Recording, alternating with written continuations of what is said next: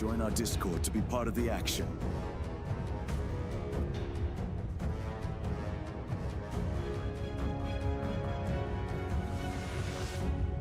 See you in game, Commanders.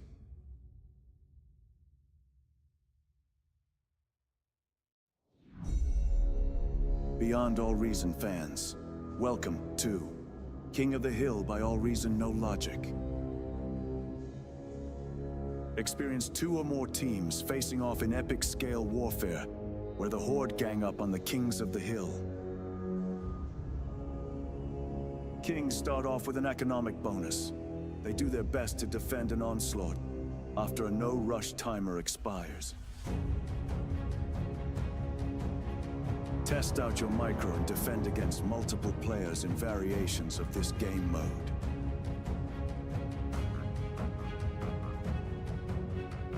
Be part of the masses.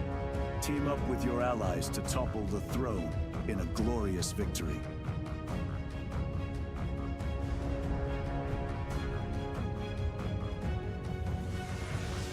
AllReasonNoLogic, hosting King of the Hill lobbies, most Sundays.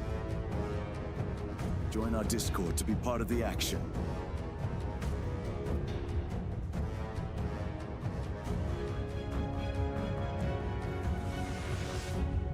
See you in game, Commanders.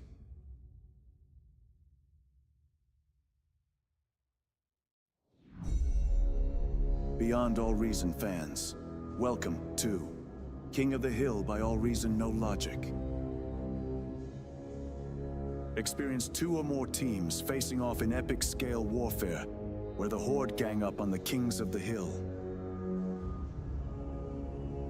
Kings start off with an economic bonus.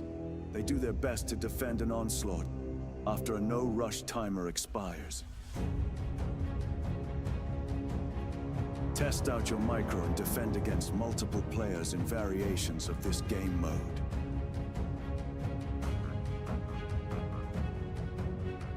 Or be part of the masses. Team up with your allies to topple the throne in a glorious victory.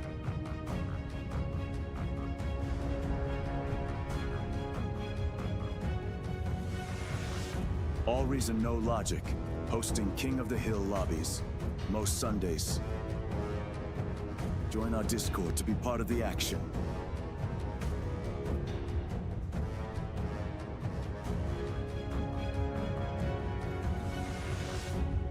See you in game, Commanders.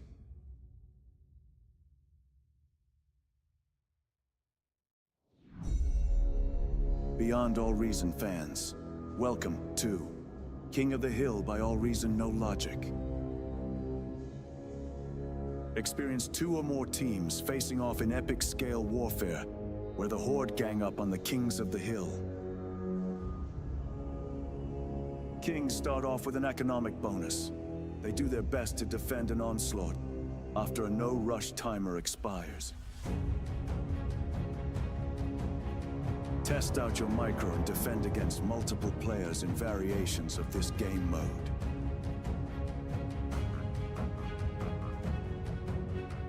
Or be part of the masses. Team up with your allies to topple the throne in a glorious victory.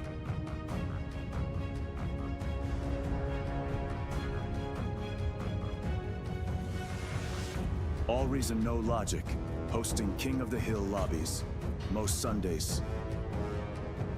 Join our Discord to be part of the action.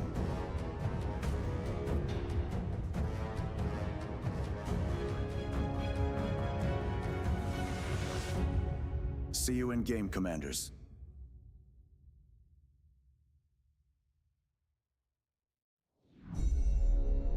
Beyond All Reason fans, welcome to King of the Hill by AllReasonNoLogic.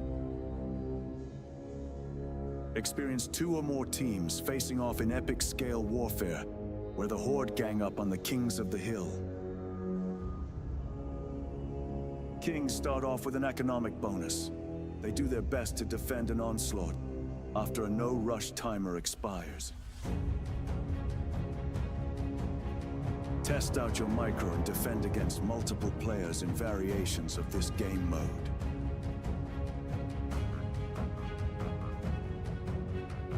be part of the masses. Team up with your allies to topple the throne in a glorious victory.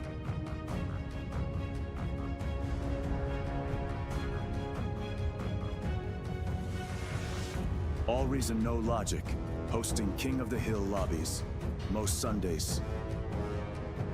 Join our Discord to be part of the action.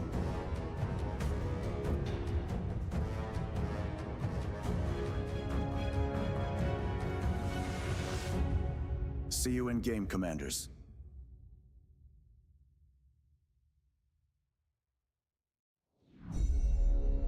Beyond All Reason fans, welcome to King of the Hill by AllReasonNoLogic. Experience 2 or more teams facing off in epic scale warfare, where the Horde gang up on the Kings of the Hill. Kings start off with an economic bonus. They do their best to defend an onslaught after a no-rush timer expires. Test out your micro and defend against multiple players in variations of this game mode.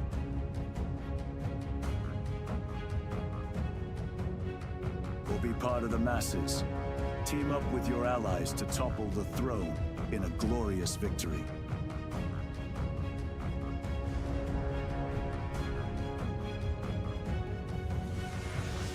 AllReasonNoLogic, hosting King of the Hill lobbies, most Sundays. Join our Discord to be part of the action.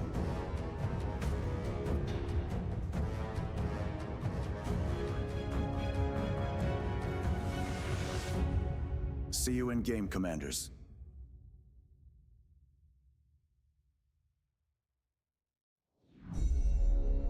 Beyond All Reason fans, welcome to King of the Hill by AllReasonNoLogic.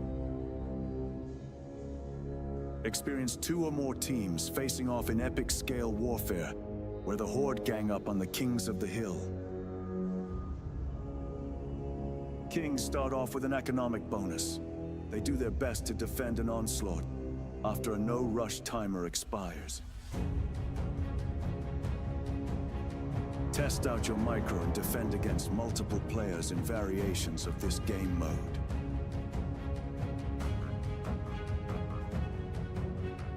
Or be part of the masses. Team up with your allies to topple the throne in a glorious victory.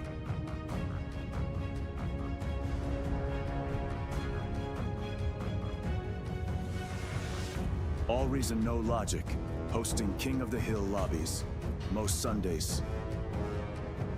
Join our Discord to be part of the action.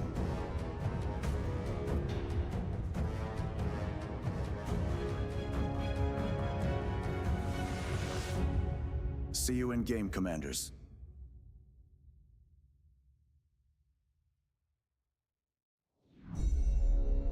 Beyond All Reason fans, welcome to King of the Hill by AllReasonNoLogic. Experience 2 or more teams facing off in epic scale warfare, where the Horde gang up on the Kings of the Hill. Kings start off with an economic bonus. They do their best to defend an onslaught after a no-rush timer expires. Test out your micro and defend against multiple players in variations of this game mode.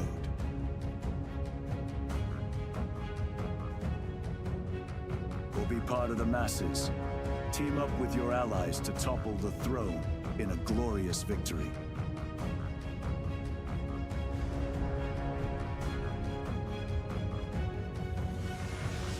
AllReasonNoLogic, hosting King of the Hill lobbies, most Sundays.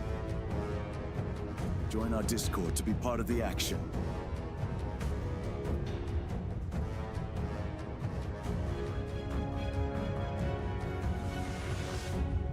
See you in game, Commanders.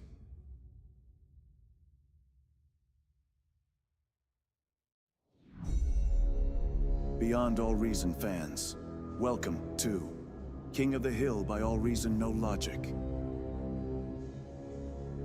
Experience 2 or more teams facing off in epic scale warfare, where the Horde gang up on the Kings of the Hill. Kings start off with an economic bonus.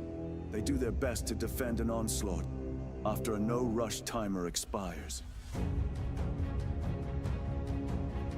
Test out your micro and defend against multiple players in variations of this game mode.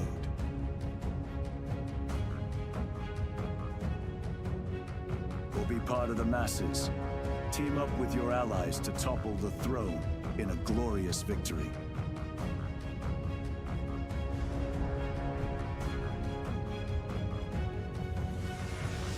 AllReasonNoLogic, hosting King of the Hill lobbies, most Sundays.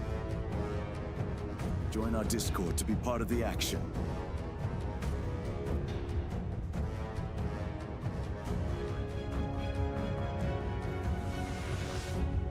See you in game, Commanders.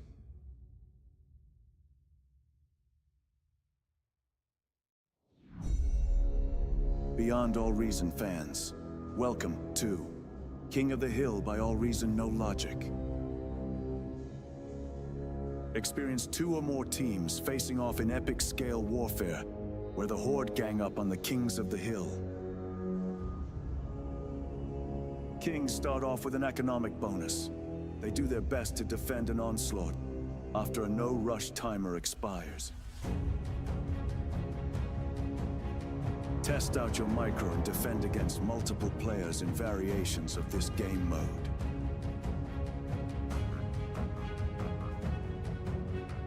Or be part of the masses. Team up with your allies to topple the throne in a glorious victory.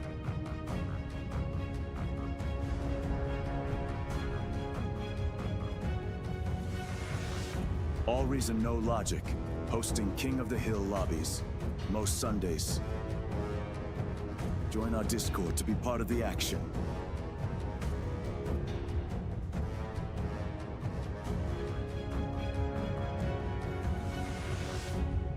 See you in game, Commanders.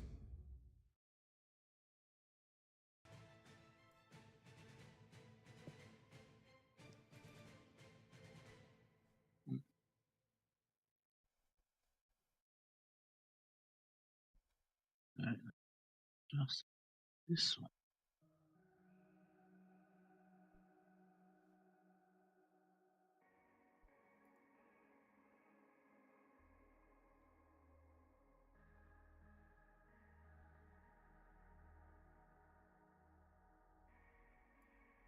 There we go. Action. No, we'll go lab as well. Yeah. All right. There we I go. will switch to live as well. Audio is turning on. And we are on the lobby screen. All right, we are live. Beautiful, beautiful.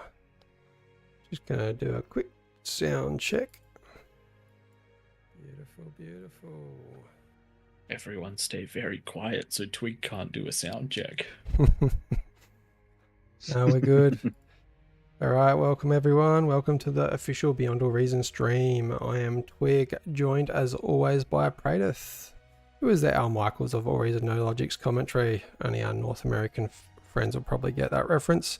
And we've got Tank Tom lurking in the wings for some very special comments throughout the matches. Think of him as our sideline reporter who may forget the mic is hot time to time. Now, it's Easter Sunday, so before we dive into this total mayhem, I'm legally obligated through marriage to say Christos Anesti. I'm married into a Greek family, and apparently if I don't say that, I'll be disowned. And if you're in the know, hit me back with a Lithos Anesti in the chat to save me from being uninvited to next year's lamb roast. You may see the game also features some special Easter eggs on the ground at the moment for that tiny resource bump. If you are in the know, get those grave robbers and Lazarus out and get them reclaimed for that resource bonus at the start of the games. Today's game features our favourite installment of King of the Hill, our weekly community format where a small crew of kings bunker down on the hill with a bonus and the prime real estate, I guess, only to be swarmed by an angry, oversized mob of affectionately named peasants. There's a 10-minute no rush time period to let the kings prepare, build up and argue over where to put their towers. Then the peasants are unleashed and things get messy fast. Expect everything from clever flanks to all-out base trades and probably one guy on the hill who forgets to build all of his mexes. It's a hill, sometimes it's a hole, both fun in different ways. It's unpredictable and somehow manages to both be tactical and completely unhinged. Strap in, it's carnage, it's Easter with explosion. Grab some chocolate, get a little bit fat with me and let's enjoy the ride that is King of the Hill with AllReasonNoLogic. We are kicking things off shortly on Claymore by the looks of things. If any of you guys want to join us in game, jump on into the King of the Hill lobby. We would love to have you, and if we get the chance, the lobby will expand to accommodate more players. And if you're in chat and you do jump in and you want to jump into the Discord where the peasants and the kings can communicate and coordinate, the link is in chat and it is in the game description posted with the game chat when we post the rules there, so feel free to jump on in. While we kick this one off, I'll just give my own little happy Easter message to everyone who is watching. I believe that my brother-in-law is setting things up so that my family can tune in on this one. So appreciate you all joining in and supporting us with this. Need 3 more players to kick this one off. Yes. For those of you that want to be kings, stay in that team 2. For those that want to be peasants, go into team 1. Let's start kicking those bonuses into gear so that we're ready to go.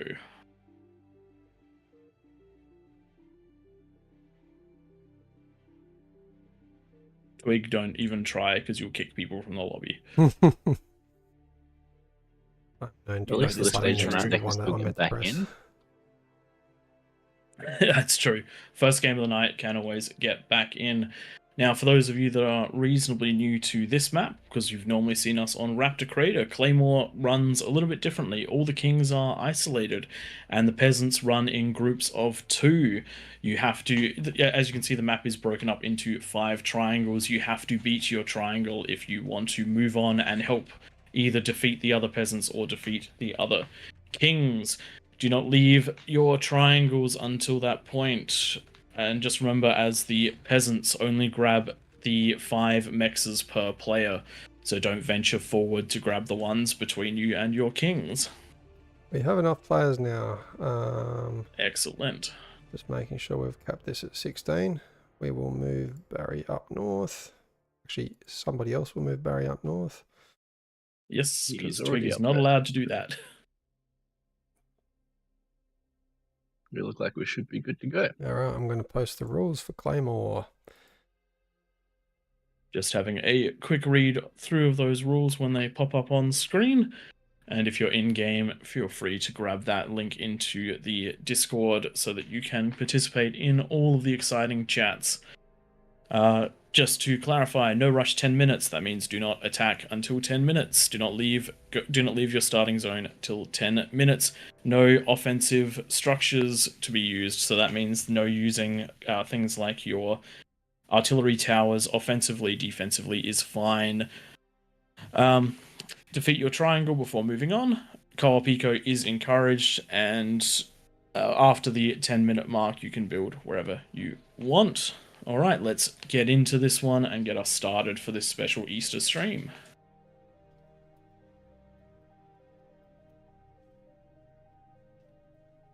Wondering if the YouTube's up and running yet. You don't want to just The do a quick check YouTube of does that. not appear to be. We might just be on Twitch tonight, but that is a-okay. There are plenty of people out to Easter, so we appreciate the ones who aren't in here helping us. Big shout out to Flo and Nightmare who have taken the time to make this happen.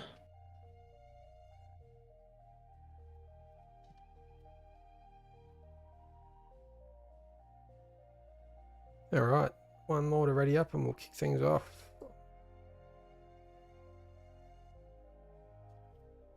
Let's just post those rules one more time so that Gravboy can give them a bit of a read. Not sure if he saw the first lot, but Just double checking that one to be sure. I see we've got 45 people joining us tonight. Thank you very much for jumping on in. Yes, and to answer your questions, yes, I do actually think this RTS is going to be part of the wave of resurgence. There's been quite a stagnation in the genre, and this is something quite special, so I'm hoping it leads the way and brings back one of my favorite ways to game.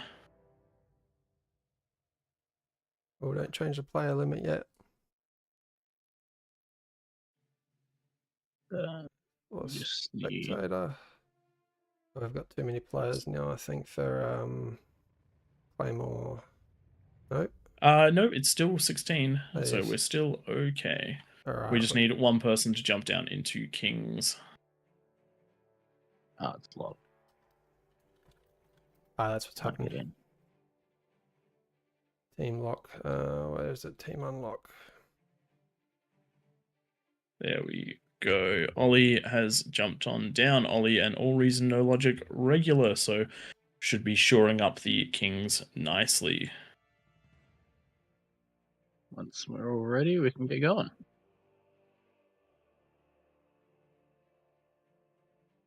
There we go. Looks like the Kings will have a couple of extra players, but that just means a little bit more co-op eco for them, and that should balance out the Twig and Duffy advantage that is down on that bottom lane.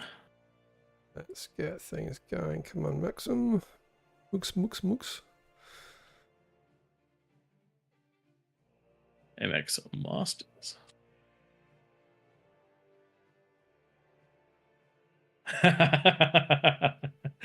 I hope you don't have to use it, Duffy.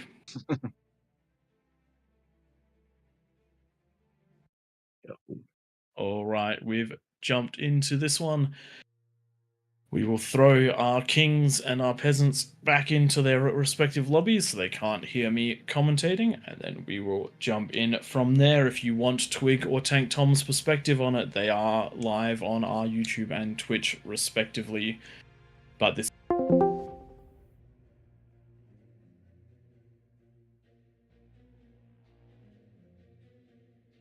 Please choose your starting location. Hey Ollie, we're going to drag Bondman down. Sorry if you were talking, Bondman, I just dragged you down. Yeah, no, thanks, Twig. I was just listening to the game plan. I have not done a Claymore in a little while. What was the build order? Yeah, good question.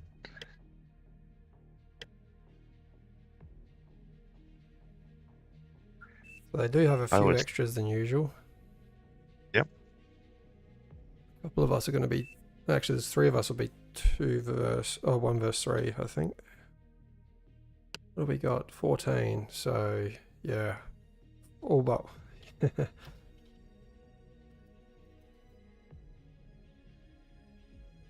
4 kings will be 3 verse 1. It depends where they've spawned and where they're going to do commo. Yeah. Hopefully down south with Duffy, anyway.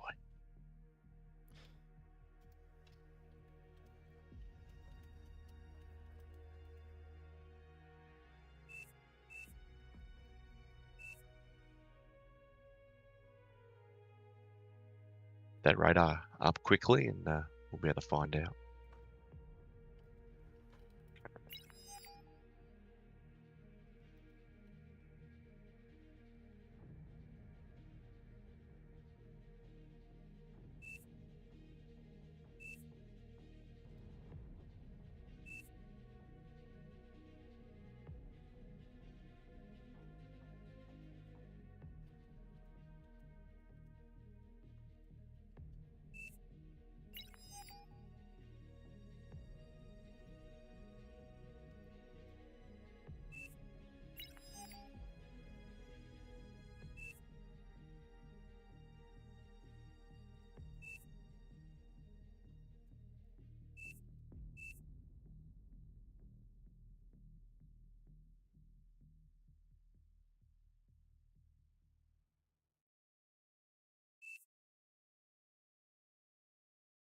We can't touch these mexes until after 10 minutes, just on the outside of our circle.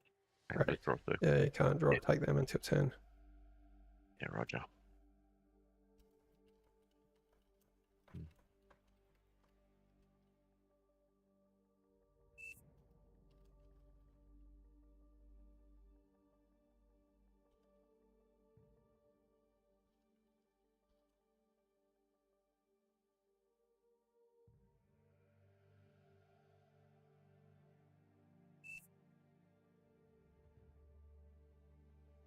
Okay.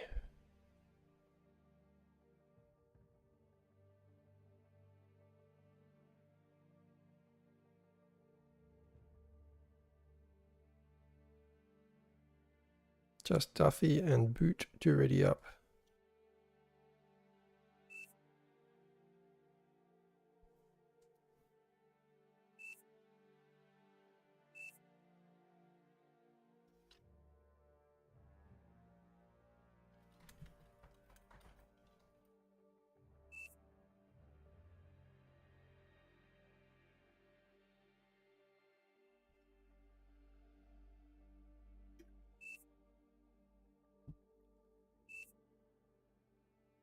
Let's do this.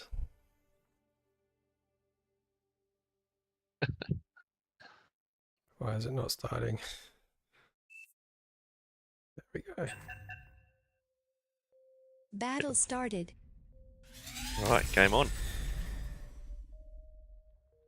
Look at all those juicy Easter eggs.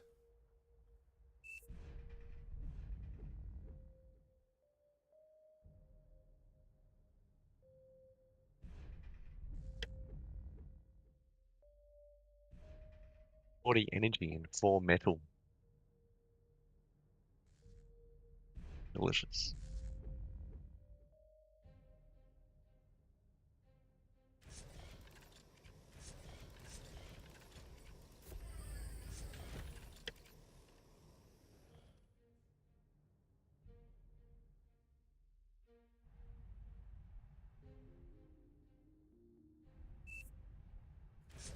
Where are the monies?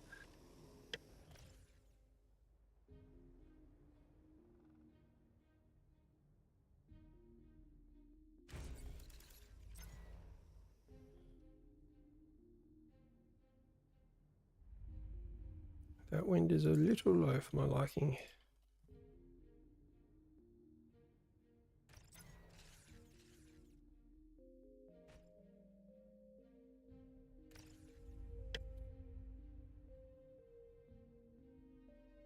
Low power. I'm going to build a solar. Yeah, I think I got it too. Very unfortunate.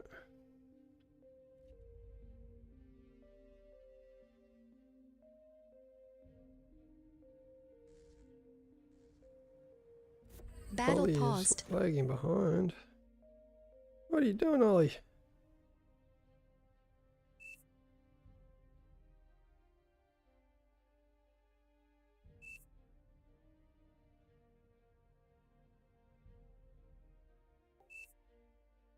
OP take, hell no.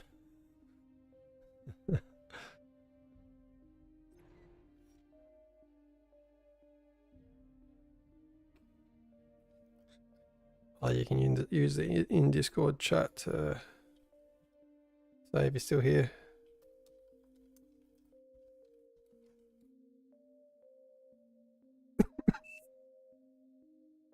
In the King's channel. Might have crashed.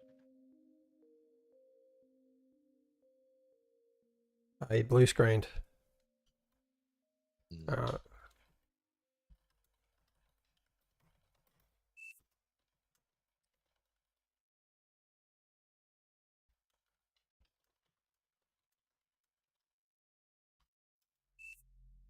Alright, Duffy can retake.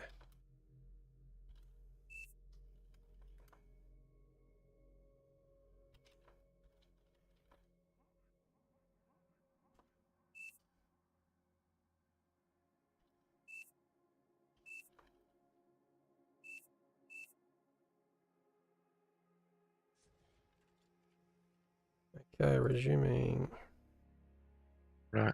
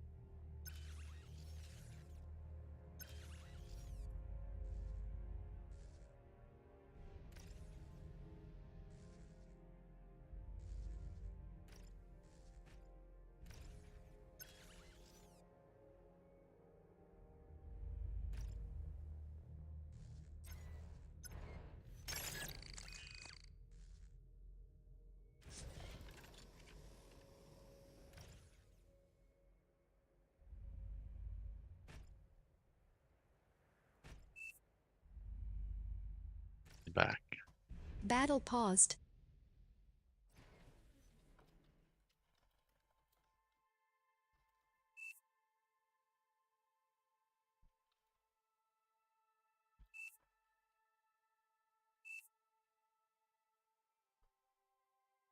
Battle started. Enemy commander destroyed.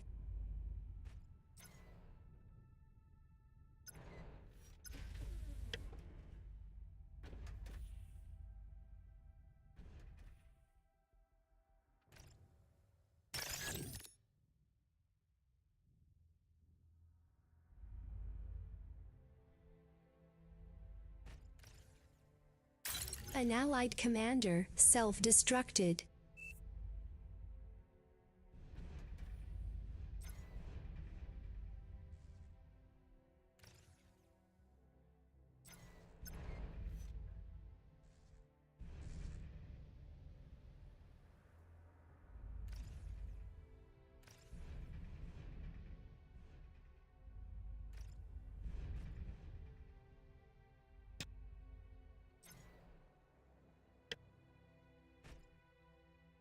An allied commander self-destructed.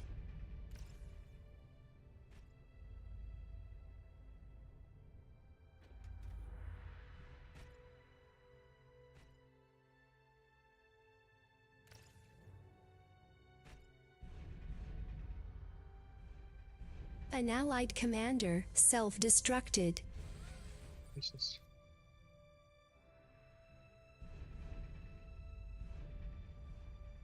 Enemy commander destroyed.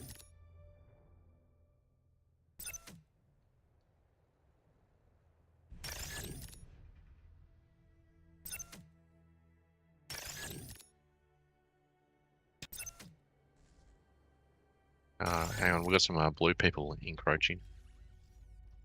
Battle Just up here, paused. north of you, Twig, to my east.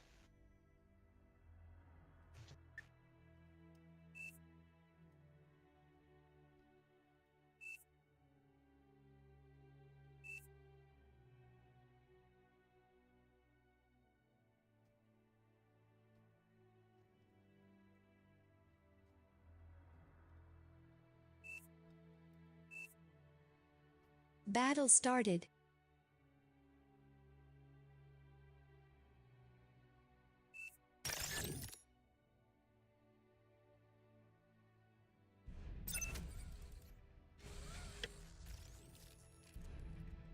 Enemy commander destroyed.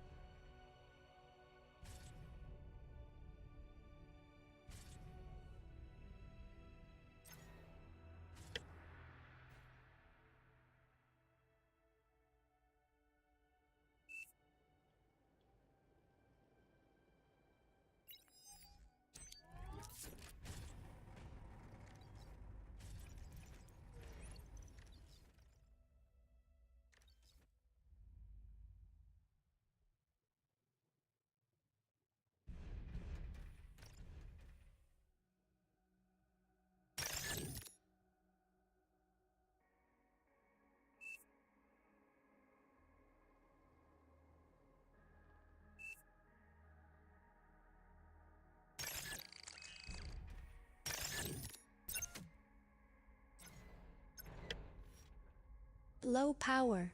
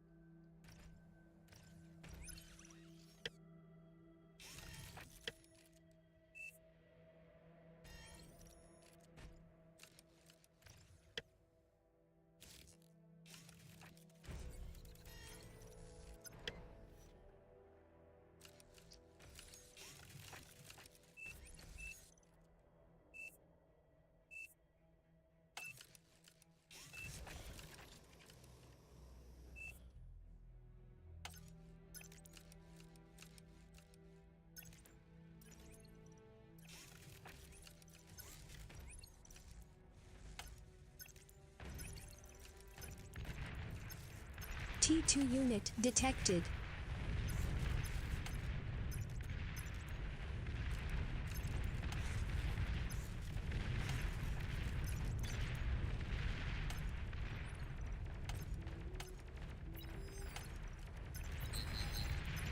Battle paused.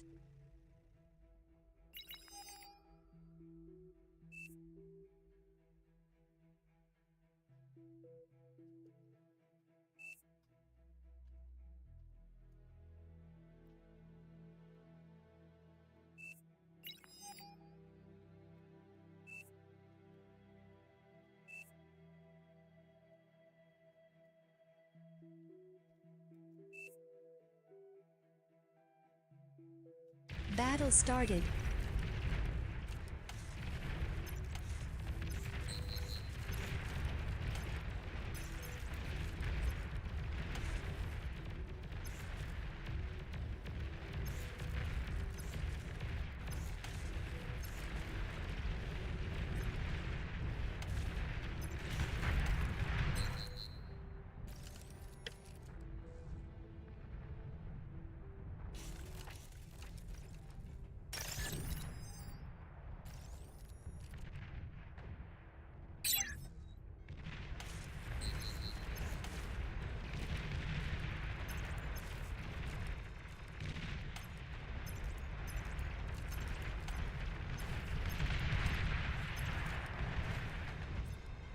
commander That was a destroyed. rule break.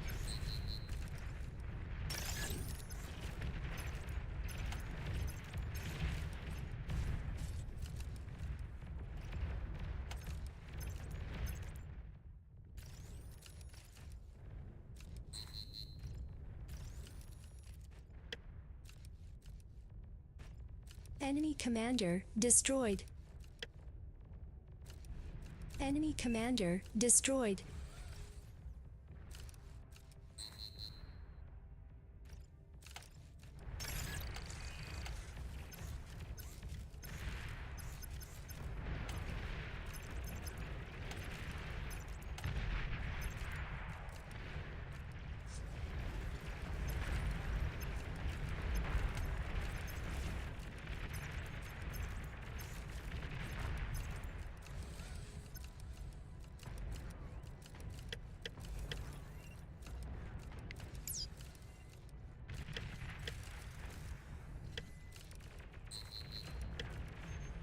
Oh. Shh, fuck up.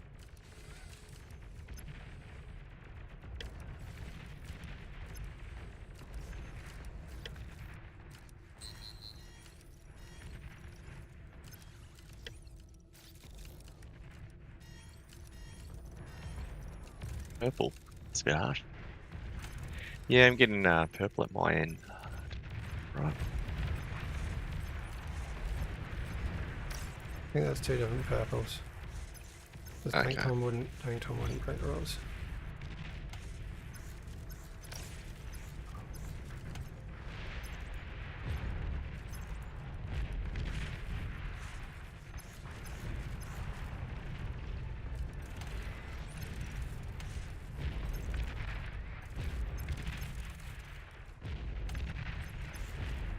Enemy commander destroyed.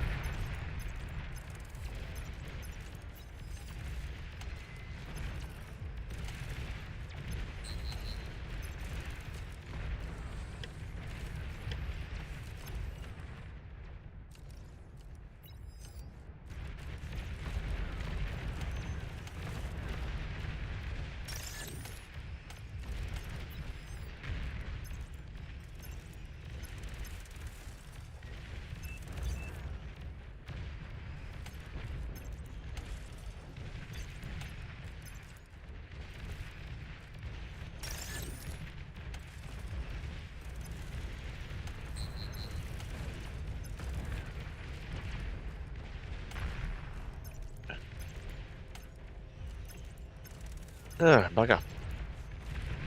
Oh no, you're losing, are you? Yeah, I better start scaling. that's right. I'm done. An allied Yep. commander has died. Oh, leave the snipers and stuff. Warning, you have the last commander. That's right. I'll get you some res bots and you can start resing shit in the space over here.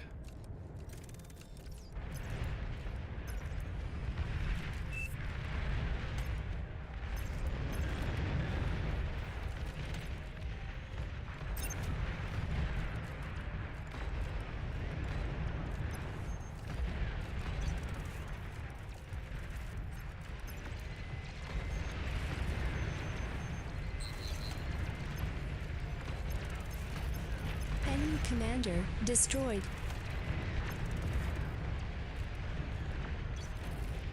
Enemy commander destroyed.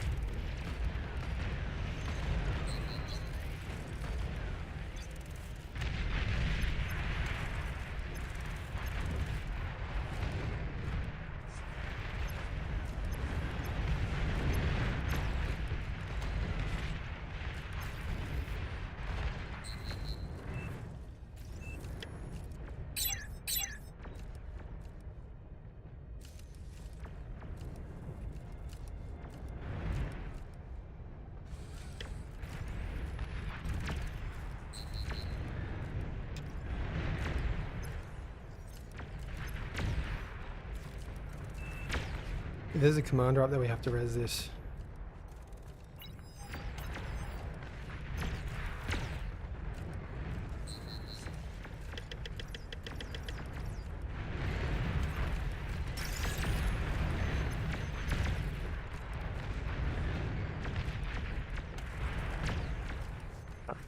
Can I have a res bot?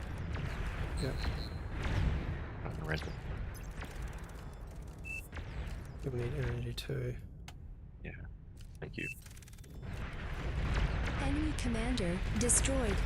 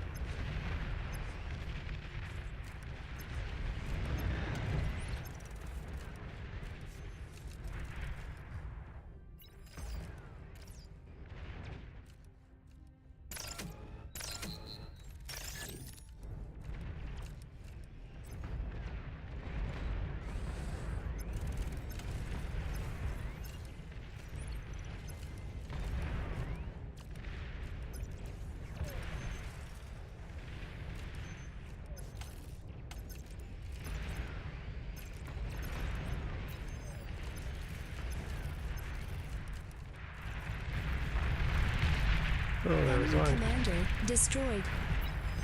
Nicely done. Enemy commander destroyed.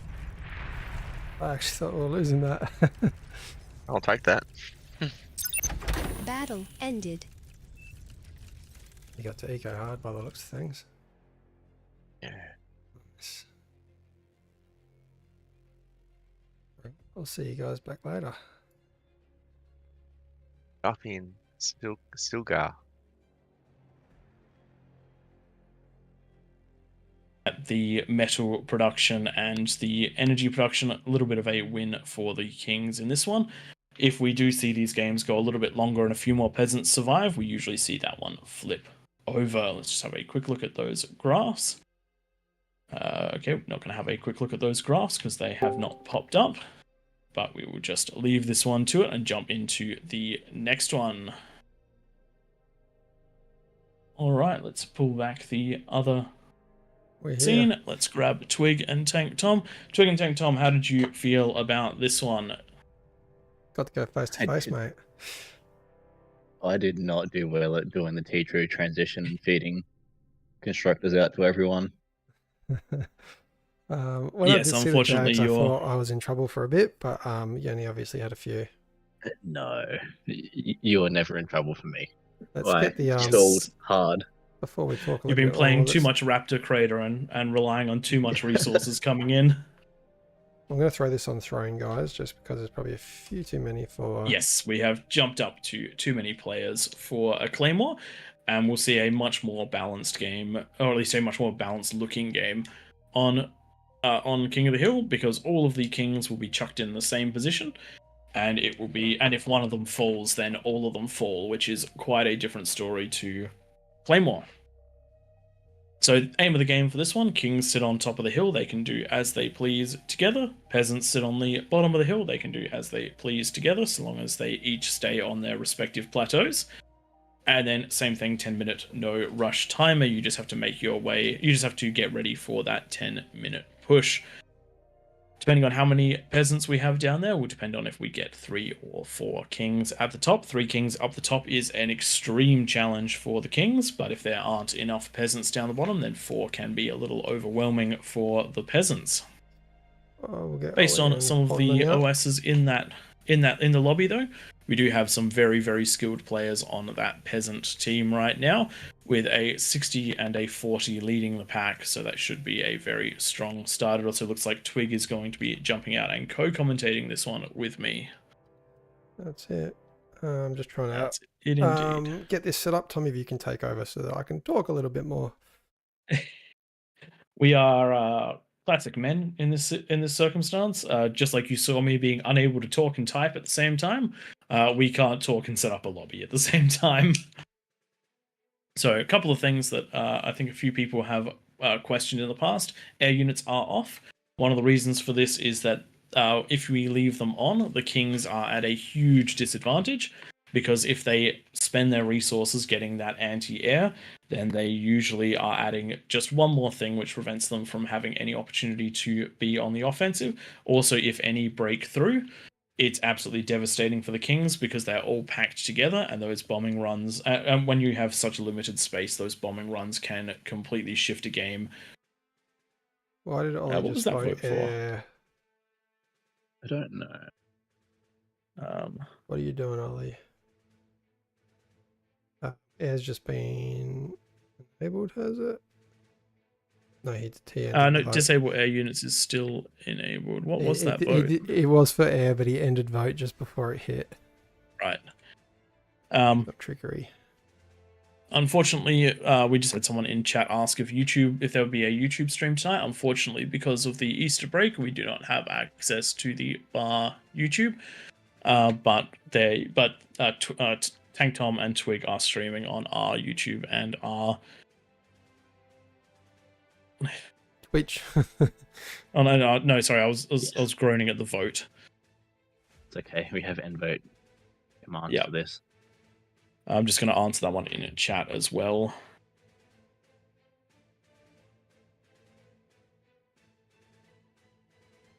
Okay. Do you want to take Bondman out of Kings and put that new guy in there with the 45 bonus? Bondman had to go. Actually, sorry, take Ollie out. He hasn't had. He's been in King a lot. One. Wrong person.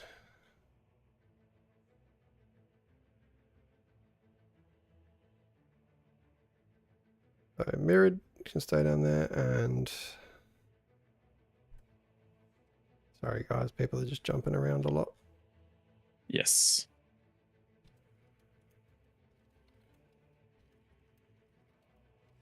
All right, we just ask that everyone stay in their team once they select it. You want one more for the top? There are 33 people. Let's jump over to Raptor Crater. No worries. Just posted a link both in the game chat and in the Twitch chat. If you are playing and you want to be part of the Peasants channel or the Kings channel, just follow that Discord link and feel free to coordinate as you please. We're jumping over to Raptor Crater, as Twig said, because this is the only map currently that can accommodate so many people. Big shout out to everyone that is joining us over this Easter break. We do really appreciate all the players coming in and joining, and we also appreciate all of you guys that are watching the stream. Let's have a quick read up while they're setting up the map. So what's up? Why is the map and the team so unbalanced? So this is King of the Hill. We put a small number of players in the middle against a large number of players. Players in the middle get a bonus, and there is a 10-minute no rush, as well as a couple of other rules. We do actually see reasonably balanced results over this. We do track it. I do track it via an Excel sheet. As far as on the live channel, when it comes to Claymore, we've only had King's victories, but on our regular one, the peasants are still leading the pack by about 5% on the victory margin. So the balance is there. It just also does come down to skill. A lot of those kings were veterans of the match compared to a lot of the peasants that are just giving it their first go. And yes, kings have gotten very, very good at Claymore. That is definitely true. I know that my build there lets me get 2 fusions out and about 25 gags by the 10-minute mark. It is definitely a specific sort of gameplay for these. There definitely is. You have to play this a little bit differently to what you would expect from a normal 8v8.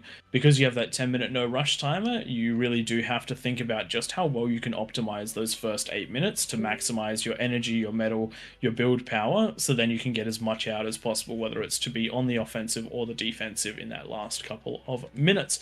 Just had a comment in the chat. This is someone who's watched one of our videos, obviously. They're asking if the commentators can jump on in and do us versus everyone. We might look at that towards the end of the stream. Let us know in chat if you want us to get our asses kicked by 40-odd players. So X Factor Live did that and did lose quite convincingly a few weeks ago. He won the first 5 minutes. He did win the first 5 minutes. A bunch of Razorbacks. He did also get given, I think, 6 commanders from the devs. They dropped some commanders in, so he had some extra build power at the start of that 10 minutes. So just us 3 though versus everyone. That'll be an interesting one. We'll see whether we can throw that in towards the end. See if you can't beat the commentators. Duffy, I'm good at talking about the game, not necessarily playing it. So Duffy making a comment in there that he'll jumping in there and helping us out. I tell you what, if we lose the first one, you can jump in with us the second one. All right. If you want to jump with us versus AllReasonNoLogic, gotta change that in-game name. Gotta go from the Grump clan to the AllReasonNoLogic clan. All right, we need one more king. Comes with a nice little logo if you win a competition with us as well. You'll degun our whole base. Very nice, very nice. So we do have a trader in our midst. Does look like we're basically set up and ready to go for this one. Just one more bonus to implement. And let's just have a look at the teams. We've got a good little mix right here. Are we happy with that mix that we've got there? Yes, we do. And it doesn't look like we have anyone that is overly new to the game, so we shouldn't have any massive holes for the king, at least on the King's team, so we shouldn't have any massive holes in the defenses, which can drastically scale the game and mean that some shenanigans are needed in order to keep it balanced. But with an 8 versus 32, this should be a good challenge for both teams. I, for one, am rooting for the King's team because I always am. Even if all my friends are on the peasant team, I'll still root for the Kings because that is the faction I like playing the most. Looks like we've just got a couple of people getting ready to ready up, and then we should jump into the action. Somebody in chat is asking what is the metal reclaim hack. If you don't know what it is, good. You don't need to know what it is. It's just something that we keep an eye out on and warn people who do know what it is not to use it, because it can break the game. Doing some testing, by 10 minutes you can get a few 100,000 metal doing it. Not okay. Anything that resembles a standard build order is good with us. Good to go. But once you start branching out of that to do some ridiculous shenanigans, then we'll start picking that one up. Not that we're mentioning any names at this point. No, there is no triangle rule for this map. So kings can all share with each other, peasants can all share with each other. You can attack in any lane, but you do have to wait for 10 minutes. And this is a really big one. Stay off the ramps for the first 10 minutes. Doesn't matter whether you're a king or a peasant. Don't go down the ramps. Don't build on the ramps. Don't pass go. Don't collect your $200. If you building on the ramps can make it almost impossible for a team to be offensive at that 10-minute mark, and it defeats the purpose of of essentially the no rush timer. All right, does look like this has gotten even bigger with 38 players on the Peasants team. So this is going to be a pretty epic night. Thanks everyone for jumping in. I know that it is Easter, so we appreciate each and every one of you's participation. Once these last couple of downloads are finished, we'll get going. Yes, and can we just chuck those rules in for everyone to read, and I'll just quickly go through them once we're in the game. We'll also try and post them when we're in the game. Just going to chuck the Kings and the Peasants chat in the 2 different chats so that if anyone wants to join, they can. When does King of the Hill always take place, or is it random? So King of the Hill is always Sunday nights, 9 p.m. Australian Central Time. If we're not live on the official channel, then we are live on our own channels, which is AllReasonNoLogic. We also do a Wednesday stream that's just some co-op. Very occasionally we do throw in some King of the Hill, but that's more so for testing. If we wanted to do things like test out other factions, test out with ARNL, that might happen on a Wednesday, but anything that is balanced as we can make it will be on a Sunday. Help me find these IDs, would you please? It's happened again. Yep. So for those wondering what is going on right now, you may have seen some Yeah, I'll do the exclamation mark S's. Though. So what is happening right now is that when you have so many players in the game, occasionally the game throws out a few identical IDs. As you can see, we have 4 ones as well as another one down the bottom. If there are any duplicate IDs, then the game does not let you start. We do have a couple of people just fixing that one up by forcing those IDs into much higher numbers. Usually one person starts in the 80s, one in the 90s, and we just force those through. So if that ever happens in your games, then just use !S to find which players need it, and then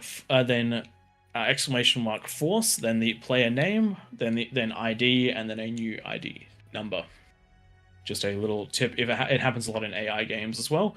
Usually for those ones, we just have it set to co-op versus AI and press balance. That tends to fix it. But if we press balance now, bad times. Bad times. We'd end up with 20 something players on each team. And sorting that out can be a nightmare. There we go. We have traction. We have all unique IDs, and we are moving on into the game. Once we've finished loading, I'll switch scenes. I've learned not to switch scenes during the loading time, because that can occasionally crash it in these big games. Can we hit that off and on a button again on YouTube? We have a little bit of traction there. Excellent. I'll get that one running as soon as the stream is loaded up. Audio, it feels a bit low. Is it low for just me, the game, or the other guys in chat? Let me know, and I'll see if I can adjust it ever so slightly. We are sitting on OBS right as the green crosses into the orange level, so more than that, we'll start getting some distortion. Alright, we might get a little blip in the stream just here as we swap on over and try to get that YouTube up and running. YouTube has just switched off. And YouTube is back in the green. I'll keep an eye out on the YouTube browser, see if that one pops up. If they have, huge thanks to the Beyond All Reason guys. I know that it is their Easter, and they must have jumped on to give us a hand despite it being a holiday. Also, a big shout out to Flo and Nightmare who are here and assisting us on Easter. That we are doubly appreciative of that one. And shout out to the whole bar team for letting us do this as well. Like, yeah. G-Tuck, Shadow, being a big player in it, etc., etc., etc. Looks like we are live on YouTube as well now, so that is great news for everyone involved. If you are having some audio issues, then feel free to try the YouTube out. I know that Twitch uses a lower bitrate codec versus YouTube, and I know that from our own streams, we tend to be a little bit louder on YouTube than Twitch. Okay, we still got Tom in here. Yes. Yes. I am about to jump on out. I've peasant or upped my audio just fractionally. and we'll see whether that can help out at all. I'm also just going to, oops, don't want to do that one. Just going to do a slight adjustment here and just bump these ones down fractionally, because I know that when those kick on, we do tend to lose a tiny bit of the rest of the players. All right, let's kick Tom out, and it's just me and Battle Twig, started. and it looks like we are starting this one right up. Welcome to Raptor Crater. Is it a crater or is it a hill? It is a hill. We did get that invert in, so we do have King of the Hill, not King of the Hole this time. Just going to clear out all of those lines so that everyone can get a nice view of this. So what have we got? We've got 8 kings in the middle, all with a plus 45 bonus. They are going to have 10 minutes to try and build up Battle as much paused. of an offense as possible. We did have a... I did think there was too many in the middle. One player has started to walk out. Just an unfortunate spot. They may not have loaded in time, so they got auto-placed in the middle. Alrighty, though. Battle started. Alright, Com has disappeared, and they may reappear based on the grace of the mods. Alright, so what are the rules in this one? So we do not want to see kings passing this line that I'm drawing in the sand.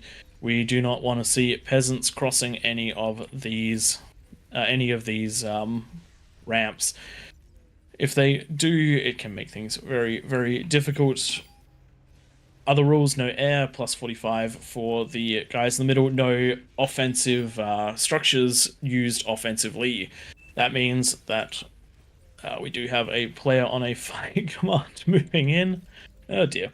Anyway, Twig, I've been flustered. Why don't you take over for a moment while I get myself back into the rhythm? Well, you've been flustered commentating on over 40 players in an RTS game where there's action on all angles. That's just rookie of you. No, very hard Yeah, to super cast these rookie. things. You can never keep up with the amount of action that happens. Even just in these first 10 minutes when people are just building their ecos, you can hardly keep up, and trying not to move our screens around while we're streaming these as well is very difficult, especially when we're so used to playing them. So kings typically will start you can see kind of these little divots in the middle. I don't know if, we pray you will be able to see the lines I am drawing. I will take an eighth each of this sector, and they get 1 mechs in the background in the middle. So this player here, Duffy, will be getting those, and they will have 7 mechs each. Scale up their economy as fast as possible. I find you can quite easily get 1 fusion by the 10 minutes. A bit of spam and T2 lab quite confidently if you just do the very standard builds that you'd be doing in your 8 versus 8 games. Building your wind up, building a couple solars, and yeah. Just a note for anyone that maybe saw that in the bottom of the screen, just where I'm pinging prey. Yep. That's what happens if you build and break the rules. This player down here built at the top of the ramp. Stay off the ramps, people. Otherwise, the moderators jump in and do their thing, and I love it when they do it. I just like it when the units disappear. That's always my favorite. People just And look there's away from the always- screen. It's like, always what one. the hell happened? Other thing Does that's look real like good to do in this, that a lot of people forget to do if I don't mention it, is build mines. Mines are great when you've got choke points.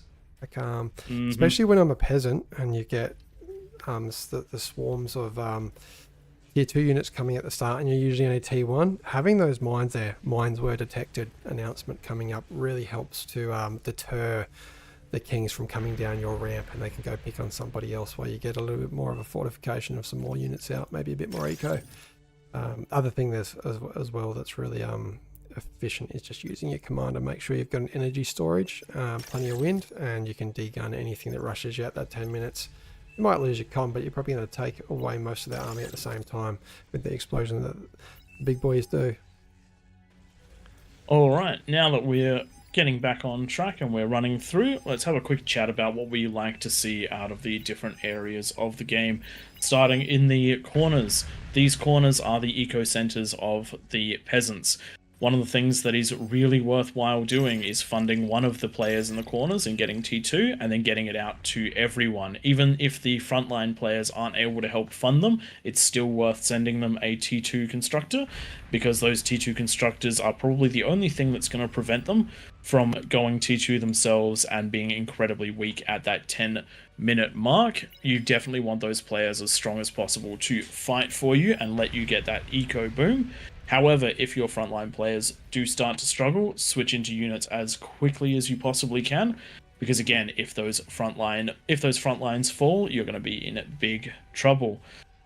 Lots of comm detonations for lots of metal. That's one thing we don't usually see quite as much of, but with so many comms on each team, it is a very good strategy to sack quite a lot of them for that early metal. Just remember though, if you down to 5, that is a riskier number. We've had a game before where we were down to 1 king left, and it was so close to getting sniped in a previous week, and that was just because so many people detonated at the start for the kings, and there was only like 1 left. I think it was a throwing game actually. So you're only starting with 4 kings, and 3 of them detonate. You're not going to get very far. It does look like just about all of the kings have their T2 up, whether they manage to do the com self-D or not. And it looks like around the outside we do have at least some T2 sharing, though not a lot. It does look like this orange player is grabbing their own T2, and it does look like we're going to have a potentially very strong right-hand side if all of those are handed out. Top right is with Tank Tom up there. It does look like they've only got the 1 T2 lab between them, but it does seem like there might be some struggle with handing all of those out to Just everyone. For you guys, and on the left that are wondering, behind Tank Tom's starting position there, you can see the little green ARNL logo. So that's a widget. Anyone can put that in game, and it will spawn an image that you upload into the UI folder instead of the explosion that the commander creates when it drops in at the start of the game. It's a bit of an FYI, little fancy feature. Only visible by you though if you have it uploaded. Yes. So you'll see a few of those on our screen for members of AllReasonNoLogic tournament winners and tournament participants. If you want to get one of those behind your screen, participate with us regularly and you'll get one. Yes, and we do see one in the center, and it does let us keep track of our regulars, and it is very nice seeing them joining us on these nights. Always makes me smile when I see one of those in. If it is a colored image, blue, green, or purple, it's one of myself, Twig, or Tank Tom. If it is yellow, it's a tournament winner, and if it is gray, then it is a community member. So if you see those in videos, then you'll know who you're seeing. It does look like we did have a comm explosion in the right, a little bit too close to that mechs. Twig, how do you tell whether your comm is going to blow something up in the base? So, looking at, have you got a commander on your screen that you can select? Select that commander and press space X, and you'll see this little flashing yellow circle outside of the range of where it can shoot. That is the detonation range that a commander has.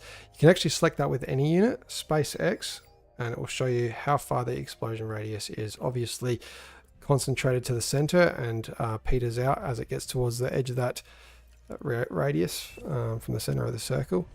And yeah, you don't want to be losing units that you don't have to when detonating your commanders. Walk them away from your eco center and do your thing, get that reclaim safely. That is actually one of the things that I learnt from this game mode. I thought it was just the red ring around the comm. We do have a Lazarus that's peaked up the ramp a little bit, but just looking at how it has been spread out, I'm not going to query that one. That one's a-okay. They've just done some quick area commands, and this is actually really smart out of this player. With all these Easter eggs on the ground, they're actually going to get quite an advantage from that one Lazarus. 8 minutes 20 and Duffy's just about to put out his third fusion. I'm going to have to watch this replay to see how he got 3 up that quickly. Duffy, very, very strong, bottom left and very experienced with this one.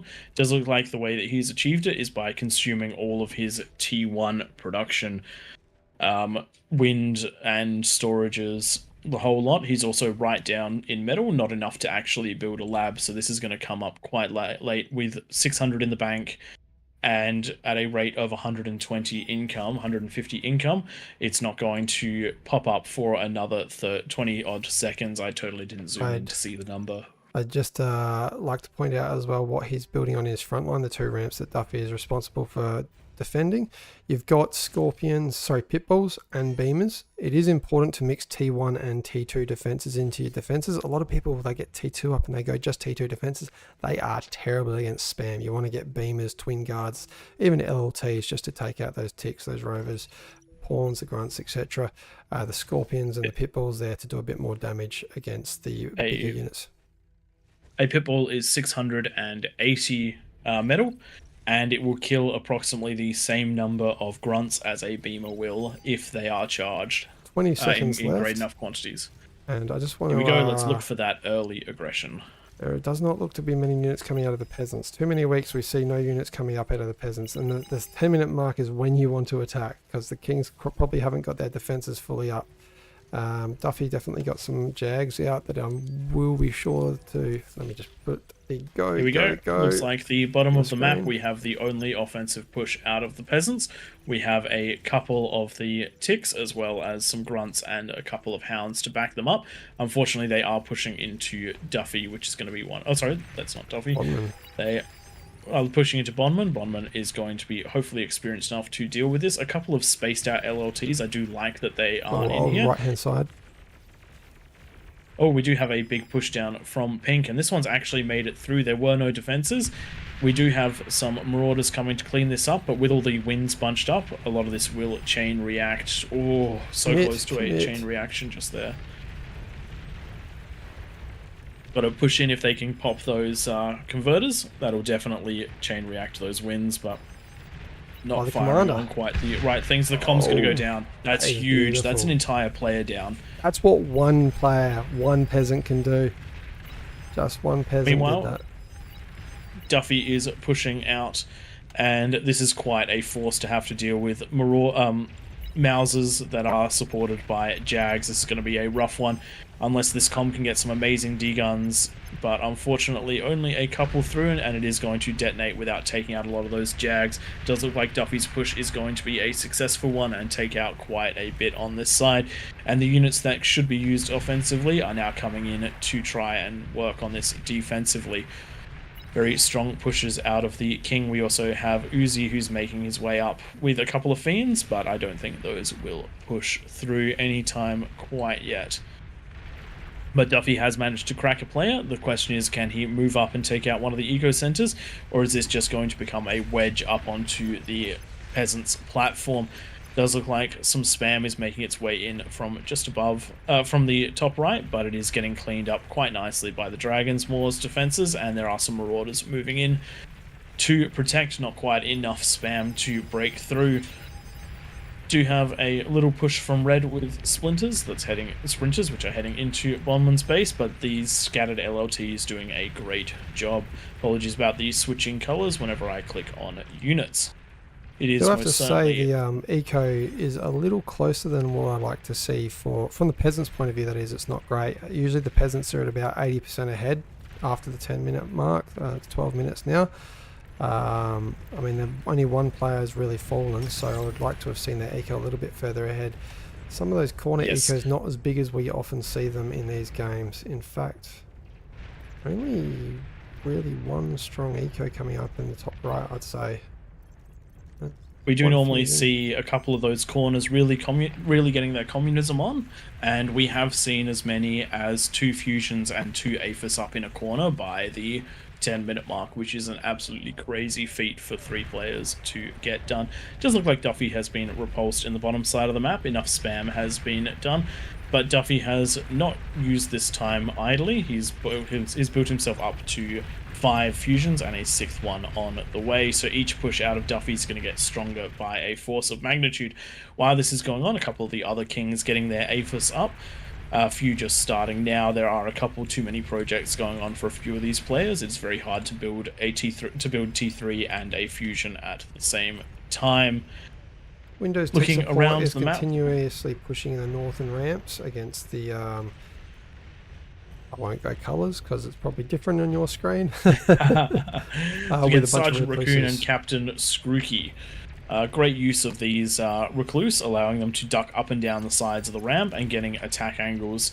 Even though these are traditionally used to attack up into high ground, they do a very good job attacking down. If they can get even just a couple of these shots onto that energy conversion core, there we go. That's going to be a mass chain react. Make sure to split up your energy conversion and your energy. Those ones will take each other out in a massive level. And it's really important to include a few of these webbers in the composition as well, because there's 1,500 metal sitting on the ground now that you can easily reclaim, which you can see he's doing right now. So nicely done by Windows Tech Support. Quite an experienced player. We do have this ball of Marauders on the right hand side going back and forth. You can't quite decide, am I going to send them down the ramp to attack, or are they needed defensively? They look like they're just going back and forth, defending from little probing attacks on the right hand side. It does look like they're in the right position. If they weren't here, there would not be very much to stop those tanks from wandering through. There is not a lot of defenses up and about in this area. I would like to see them used offensively, but defensively has worked out, and it does look like they're going to help push a lane that is already starting to fall. It does look like we're to a degree stalemating right here, and that will end up favoring whichever team can eco harder. The Kings are having to put a lot of metal into their units to maintain these pushes, but they are also getting work done with a comm falling in the top side of the map, and with Duffy's relentless push in the bottom side of the map starting to make a little bit of ground, but with all those beamers up and with the welders in front certainly slowing down, but these pulsars should start making starlights should start making short work of this. You do need to get spam up in these situations. You have to make those starlights target things that are not cost effective. Does look like Pink's managed to make it in again to the player that was reset. This time it will be cleaned up very nicely by the Marauders and by the Razorback, but Pink, absolutely phenomenal work, scaling well, getting the aggression on, and keeping the Kings inside their base and not attacking. That is where you want them to be. I like down the bottom of the map in the middle lane, that man Melvin's got his commander cloaked right in the corner of the wall, just keeping some vision there with the one beholder, and managing to de-gun any units that come near the edge there. Quite a very, very clever strategy right there. There is some hounds there that might be able to target it because he's so hugged into that Duffy cliff. Has pushed through with the starlights. There we go, the starlights breaking that defense. Very nice work, and now there is very little in the low ground to defend this, and I think that one grunt is going to get the conversion and going to keep breaking its way through. Unfortunately, the eco in the corner that he's against does not seem to have enough build They power. do not have what they need. By the 15-minute mark, the corners should definitely be on multiple APHIS. Yeah, well, at least a couple of them. You want to keep pushing from at least a couple. I reckon Duffy's going to quite easily clear this out. I don't see any of these players with the just looking to the right hand side, we do have a red team comm that has just managed to de-gun half of that Marauder push, as well as all of the frontline units from the blue team, but not quite enough as it was too widely spread. And now we do have a Sheldon ball backed up with arbiters and fronted by ticks and sumos that are pushing through into the bottom right side eco. Does look like another comm may be able to get some de-guns, but an unfortunate de-gun there. And this is going to leave the entire eco open. This is going to be a big problem for the bottom half of the map. If the bottom half of the map falls completely, that does give the Kings the ability to shore up the sides and then have a very secure place to expand to and take over the match. You never want to let the Kings control an entire frontier. Good choice by these Marauders heading up to the top. There is a lot of twin guards here, and they will certainly slow the Marauders down because the Marauders have split up. There is in fact enough that is going to push them out, but this wind, unfortunately the wind built in a rack of 3, which means it will chain react the entire way along. We do have a short on this one. If you want to learn how to build wind that does not continuously explode once it starts, this 2x2 section on the left is a great example of how to do that. Big losses right there when they didn't have to be quite so bad, but we do now have 2 broken lanes. Duffy pushing in up on the left, and now we have a combined arms force pushing in on the right. Really good decision by by Small, the king that got attacked very, very early on, just assisting his team by getting ticks in the front to absorb some shots and to give vision.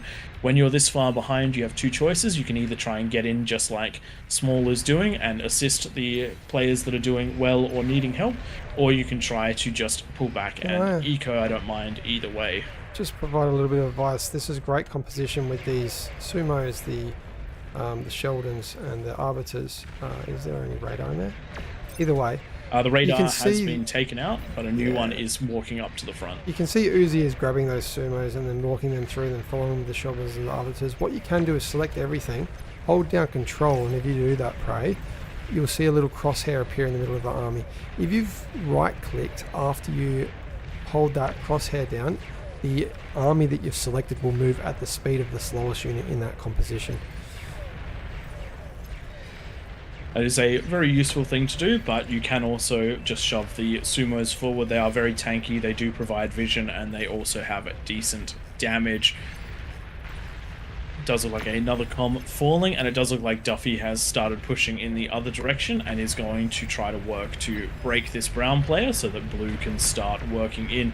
Two-pronged attack, sending all the fiends that were already up there through, and then while the defensive firepower is looking backwards, sending fiends from the front line. Really well coordinated attack as both of these are hitting at the same time, and right before that Pulsar too, though against spam the Pulsar isn't going to overly affect things unless it gets a shot that punches through just about everything. Shield generator does look like it is going to go down and does look like it has been intentionally targeted. Does allow for artillery to start hitting this position. It was a great defense, but unfortunately with the fall of the players around you, you do need to adjust your defensive lines to be able to deal with that. Another tick push in to Small. Small really has been taking the brunt of everyone's fury in this match. There are Titans and there are Razorbacks here to clean it up, but still losing some mexes and still losing some progress to this. Also love this. A whole series of gremlins, which are invisible tanks. If you look really closely, this orange line, that is what you have to be inside of to see them. So these units could potentially sneak in. We have seen gremlins change the face of an entire game. If you look inside the base, the kings in the bottom half are still reasonably spread out, but in that top half, if you're able to take out, say, one of these APHIS, it's going to chain react through the build power, the conversion. It may leave the other APHIS standing, but it will just absolutely destroy their ability to manufacture units, which sometimes is enough to swing the balance of the game. It does look like Duffy has managed to finish breaking this corner and is now heading in to try and deal with the other players in the middle. There is some potential room for expansion, but it's still not overly safe for the Kings. Does look like the top left-hand corner's got a few APHISs up now. Same with the bottom right, so maybe we'll get a bit of a push, but I feel like it's going to be almost too late. If more than one corner on this map falls to the Kings, it generally goes in the Kings' favour. But like we've seen so many times, all it takes is one massive chain reaction in the middle eco to take that all out. I mean, I'd be targeting Duffy's massive eco, just finishing off his 6 APHIS after he's already got 6 fusions up. Has managed to eco really nicely in the background, but we're getting some very, very powerful ecos online for the middle. We do have Ollie just getting his looks like we got these gremlins actually further in this time. They're gonna get enough. No, they're not. They have been spotted by a counter intrusion, and many of them have been seen. Unfortunately, they're all moving through the same path, which is where a Razorback is, and so unfortunately getting picked up there. So no win for these units, unfortunately. Great attempt though. We do love seeing these unorthodox tactics. Every week there seems to be one thing that people try. Sometimes it is that sneaky tick, other times it's invisible units, and yet other times it is mine layers or something along those lines. Every night seems to have a theme. Looking at the big push on the left side, we're seeing a combined fiends and demons trying to push their way through this most heavily defended position, and with the firepower of these demons absolutely pushing through those defenses, and it looks like they're going to break through potentially onto that second layer. Those 3 APHIS very, very useful, but if they go down right now, then they won't have paid themselves off and made themselves What you want to do in this powerhouse for situation the is game. grab your commander and put him on invisible, and then go send him onto those demons to get degun as many as possible. Unfortunately, not degunning, putting them in invisible straight away then meant that they were already taking damage before the demons could be taken out. Big thing to note here, if you put conversion on both sides of your APHIS and both sides of the conversion pop, it will pop your APHIS. If you build them all on one side, it usually leaves your APHIS alive, provided it's not completely surrounded. Does look like this is turning into quite the struggle for the peasants. We do still have a very strong right side, but they are starting to be picked apart from the bottom of the map where the other lanes have fallen. We still have a bastion in the bottom, very nicely defended, but I'm not seeing anywhere that this is going to go offensive. And with these pawns moving through this wind in the back line, their eco is going to be terminated. These units, if they just swap to a fight command at this point, they should actually survive and push through all of this wind. But remember, when they are close to the wind, they do take a little bit of damage from each one of them blowing up. Just noting how well this has survived despite the attack through it. This is because the wind was built in a way that it won't chain react.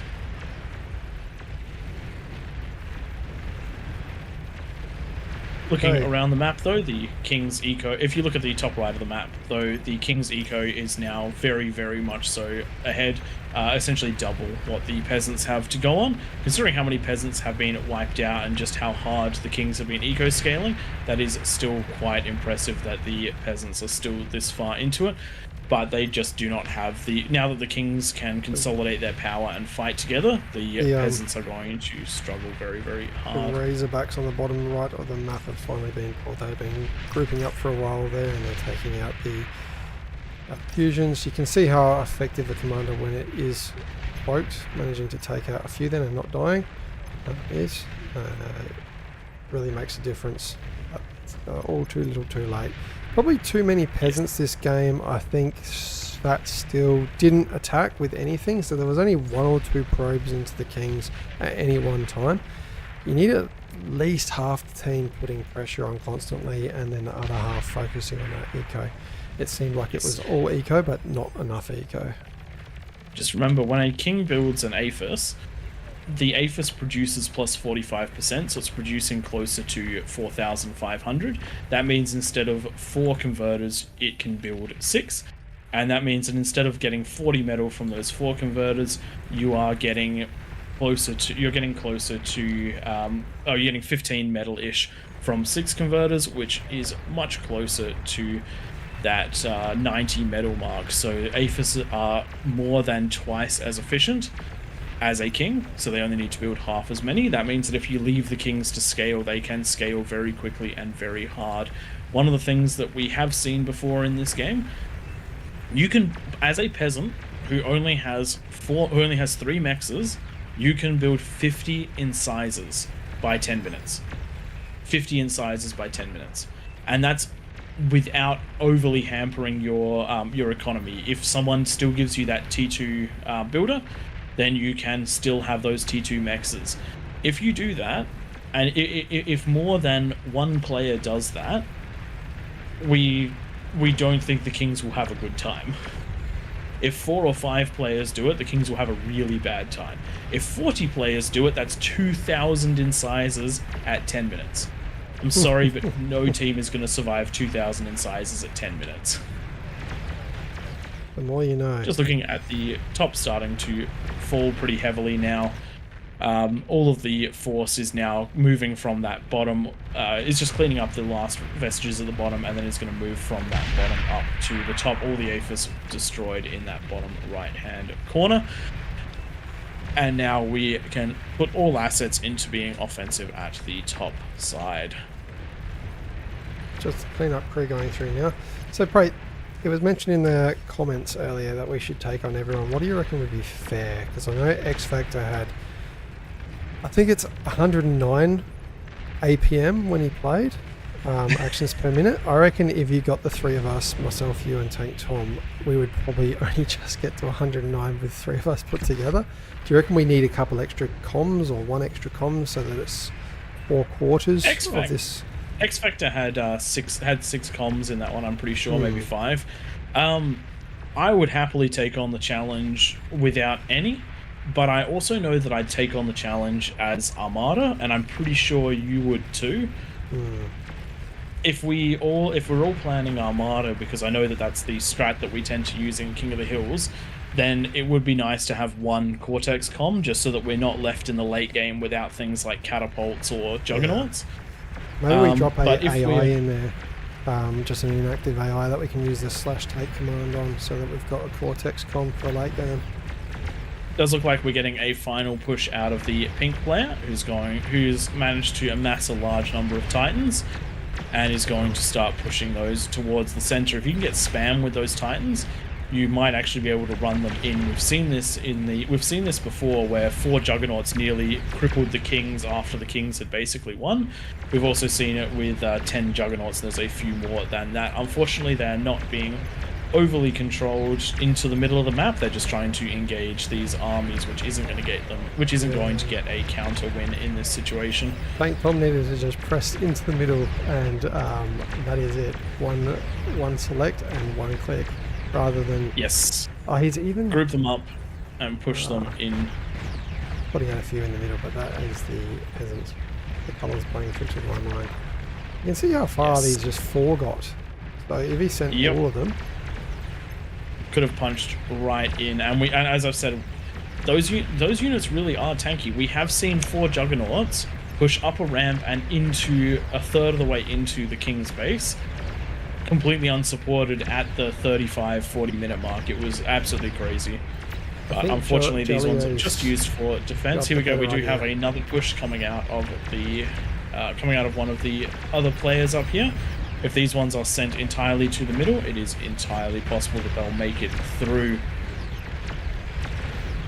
In case you haven't picked up, this is obviously cheeky shenanigans for a little bit of fun at the end of the match. What? No.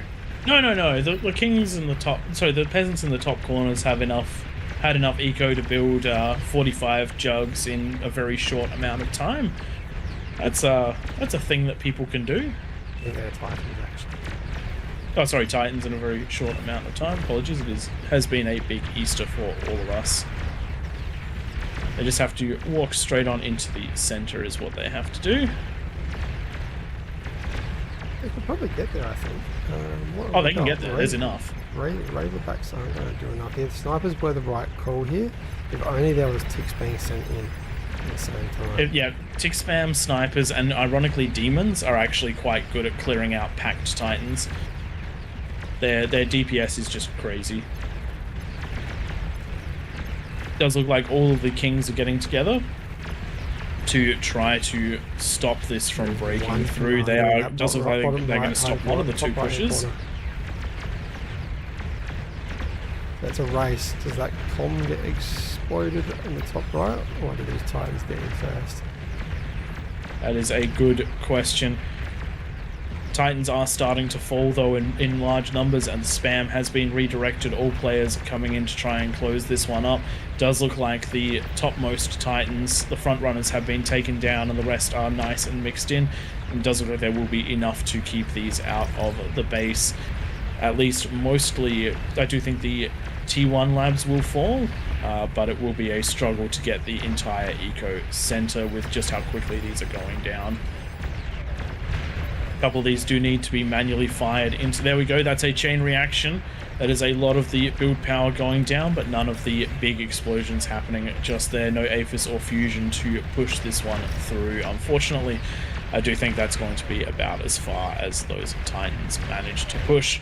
Good effort, but not quite enough. All the Kings coming together nicely to stop the rest of these units from making their way in. I think that's about it. Maybe it's about time that last commander dies. Yes. Do you think that is all she wrote for the team? And ready to start a new one, I would say. Tank Tom did try indeed. It's gone quiet for a second. Everything's out of range of everything. I'll be back in about a minute.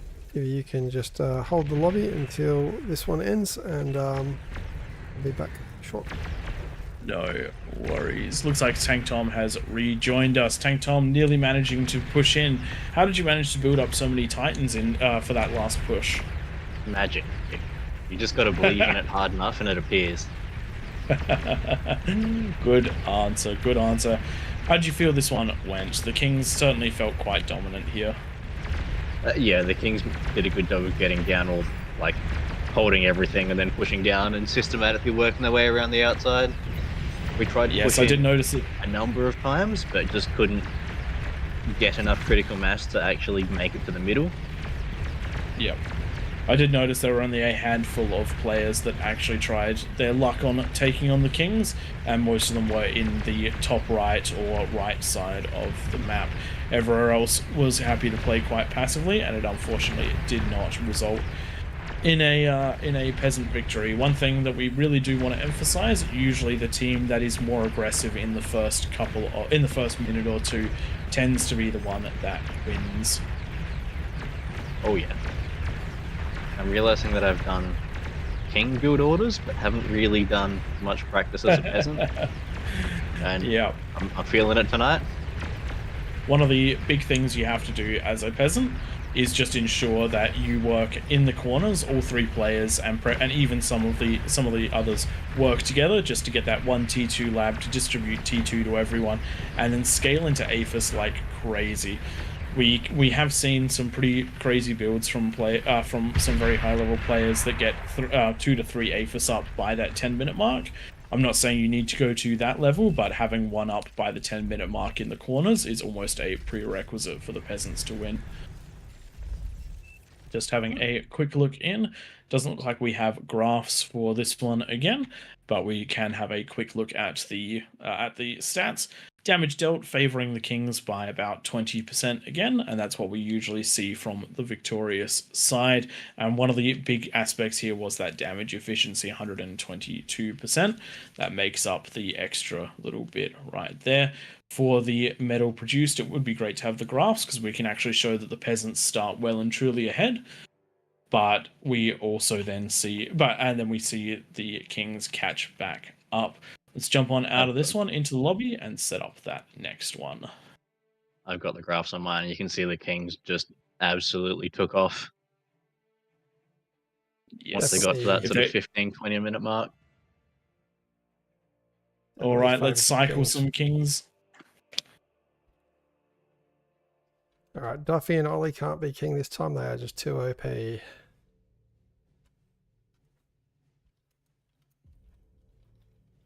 Can we get 8 new kings? Preferably some that haven't been up there before. Yes, unfortunately, we are going to limit the minimum, a minimum OS and a minimum chevs. We would love to bring in, we would love new players to try kings, but unfortunately, in the matches with this many people, we have found that if a very new player does jump in as a king, it is essentially a guaranteed win for the peasants, because holding an entire 8th against 4 to 5 players is something that takes a little bit of experience in the game. So I reckon we'll call it a minimum 3 chev and minimum 5 OS for a king. I would say that is a very, very good way of doing it, because three chevs is not too hard to get, is it? No, I think 3 chevs is either 10 hours or 50 or something like that. 50 maybe? We might consider some high OS 2 chevs, but 3 chevs and 5 OS is the cutoff for kings.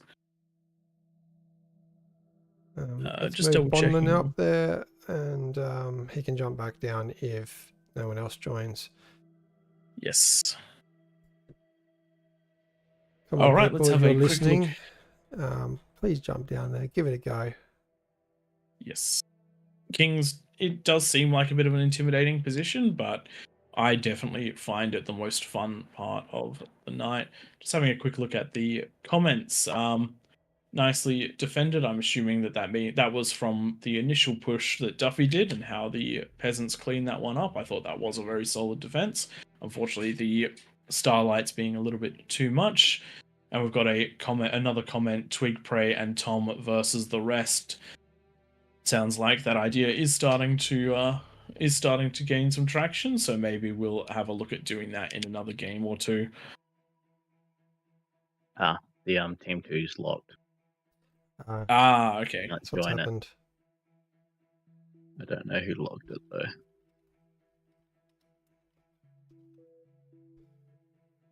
That'd be why they couldn't leave it as well, I'm guessing.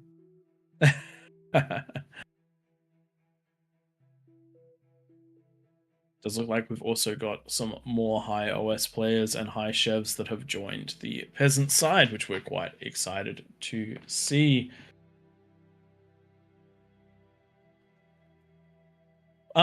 Just to answer the question in chat, winning in peasants is if you let the kings sit, the kings will probably win because they can scale pretty hard with that plus 45 bonus. However, if you don't let the kings have free time just to sit on all their mexes and to sit on building eco instead of units, then they do have to produce a lot to try and match what you can throw at them. Let's just take a single player on 2 fusions building Jags. 4 players on the outside building units that counter Jags will easily keep them in check.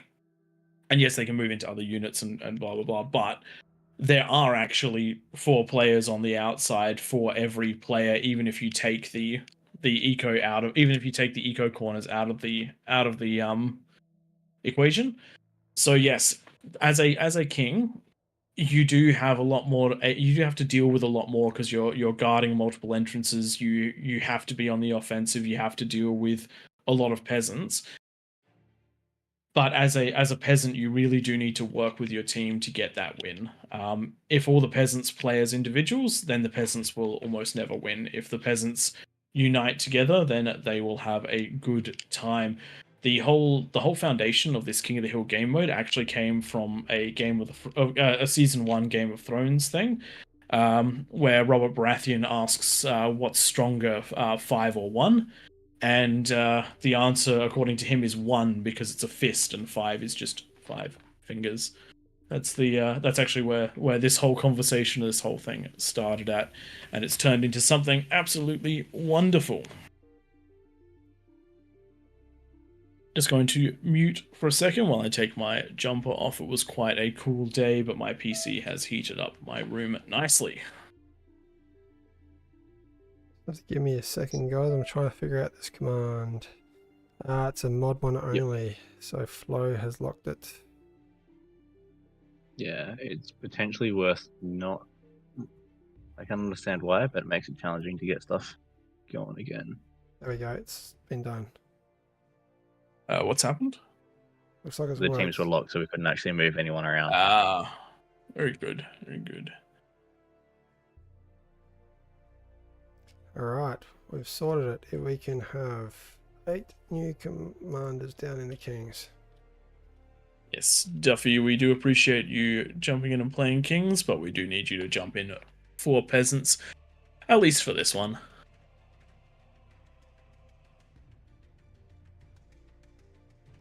We need Duffy to show them how it's done with that commie eco. Yes. I want a power corner, Duffy. I want you to absolutely crush the Kings from the outside. No, I don't. I want the Kings to win. All right, we do need. Looking for 2, or actually 3 more Kings. 3 more. Preferably Tom, I think we're 20s, 10s. Yeah, maybe Tom can jump down there. So we've got. Yeah, I can jump in there. No, I can't. It's still not unlocked.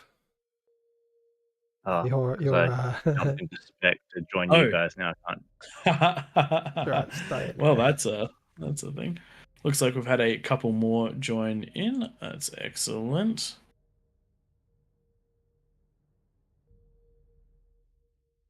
Also, just one of the other parts about being a king, because you have all that eco, the way balancing your metal production, your energy production, and your build power in particular is a different challenge to what you normally have to do in a regular 8 versus 8. There is a lot more to it, and that can definitely throw you off if you've never tried with a plus 45 bonus before. So you can definitely see kings that massively stall on build power, metal, and energy, and that can be a big problem for them. Looks like we've got a few too many kings jumping on down. Just going to move those. Keep the lower OS ones down there, and keep maybe XTA put back up into peasants. He is very good at this game. I think Apex one of the higher OSs for the free-for-all game mode. Nope, somebody else has been moved. Radith, wrong player. Yeah, that's. I was just moving the people without bonuses. Yeah, that's 8 with bonuses, so we're good to go. Apex is down there for me, without the bonus. Is it different on your screens? Bonus. Oh, there's just a lot of people. Oh, looks like he's getting lucky.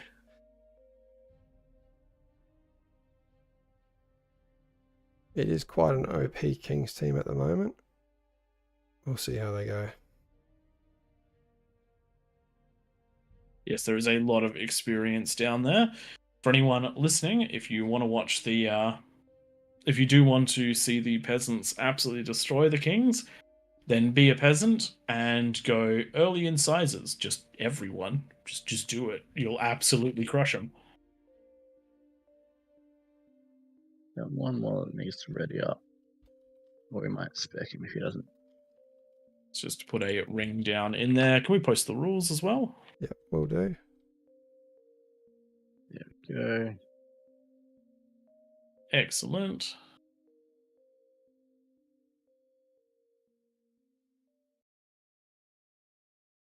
Nice. There we go. Righty then.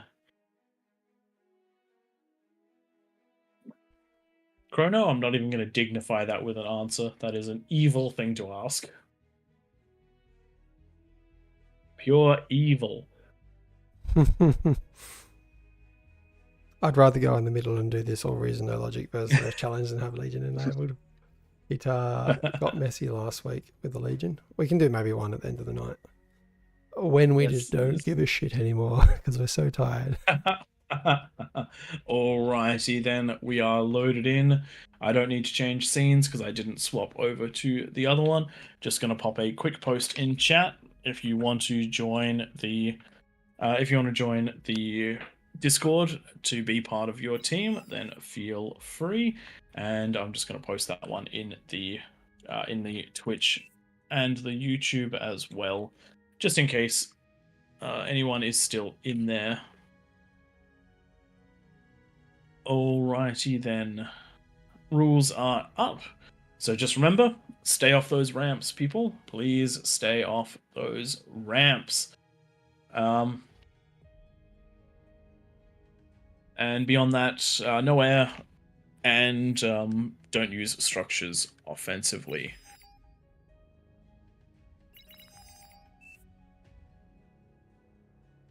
Looks like red team is going to be in the middle this time. And blue around the outside.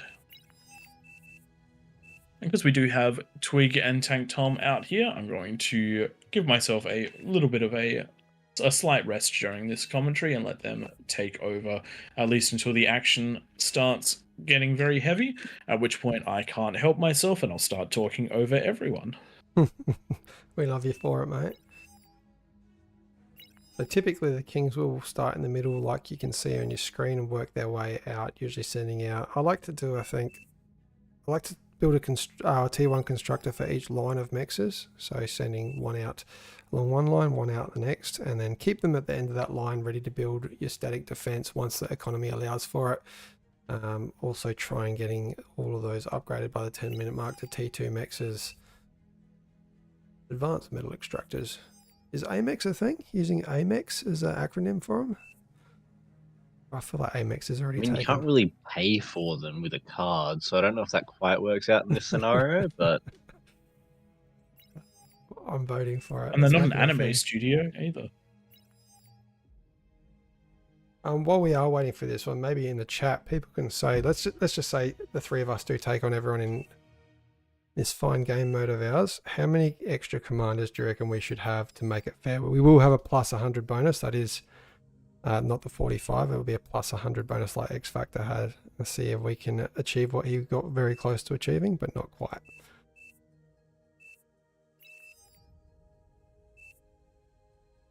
I'm thinking one Cortex commander, and we'll give it a red hot crack.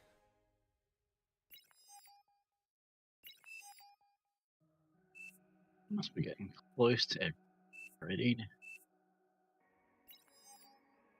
We got is that you, Praetor, saying give them no bonus comms? Oops, wrong account. Yeah, I use the rock account.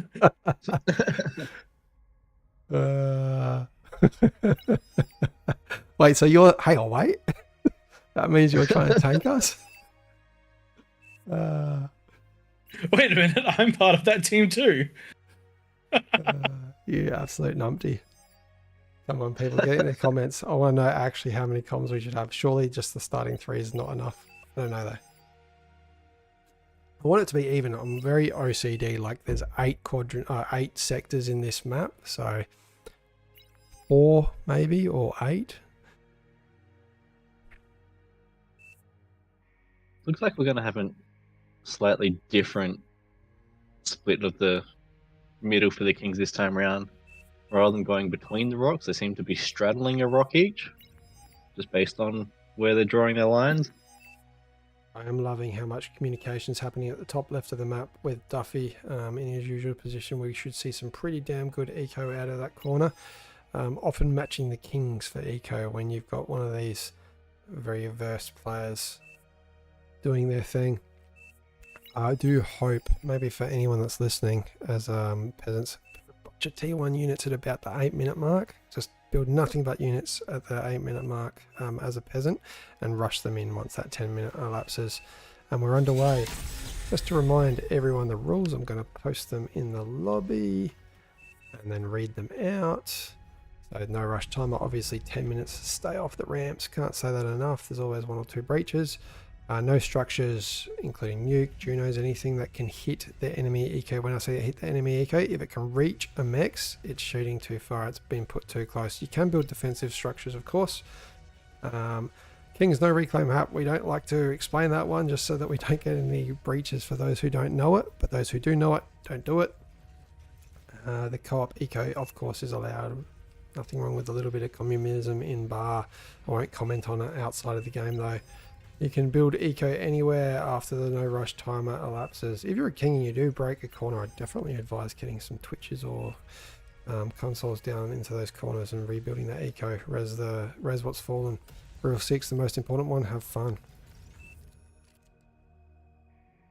What is We've just had happening somebody here? in chat ask if Stinkby is in a good position.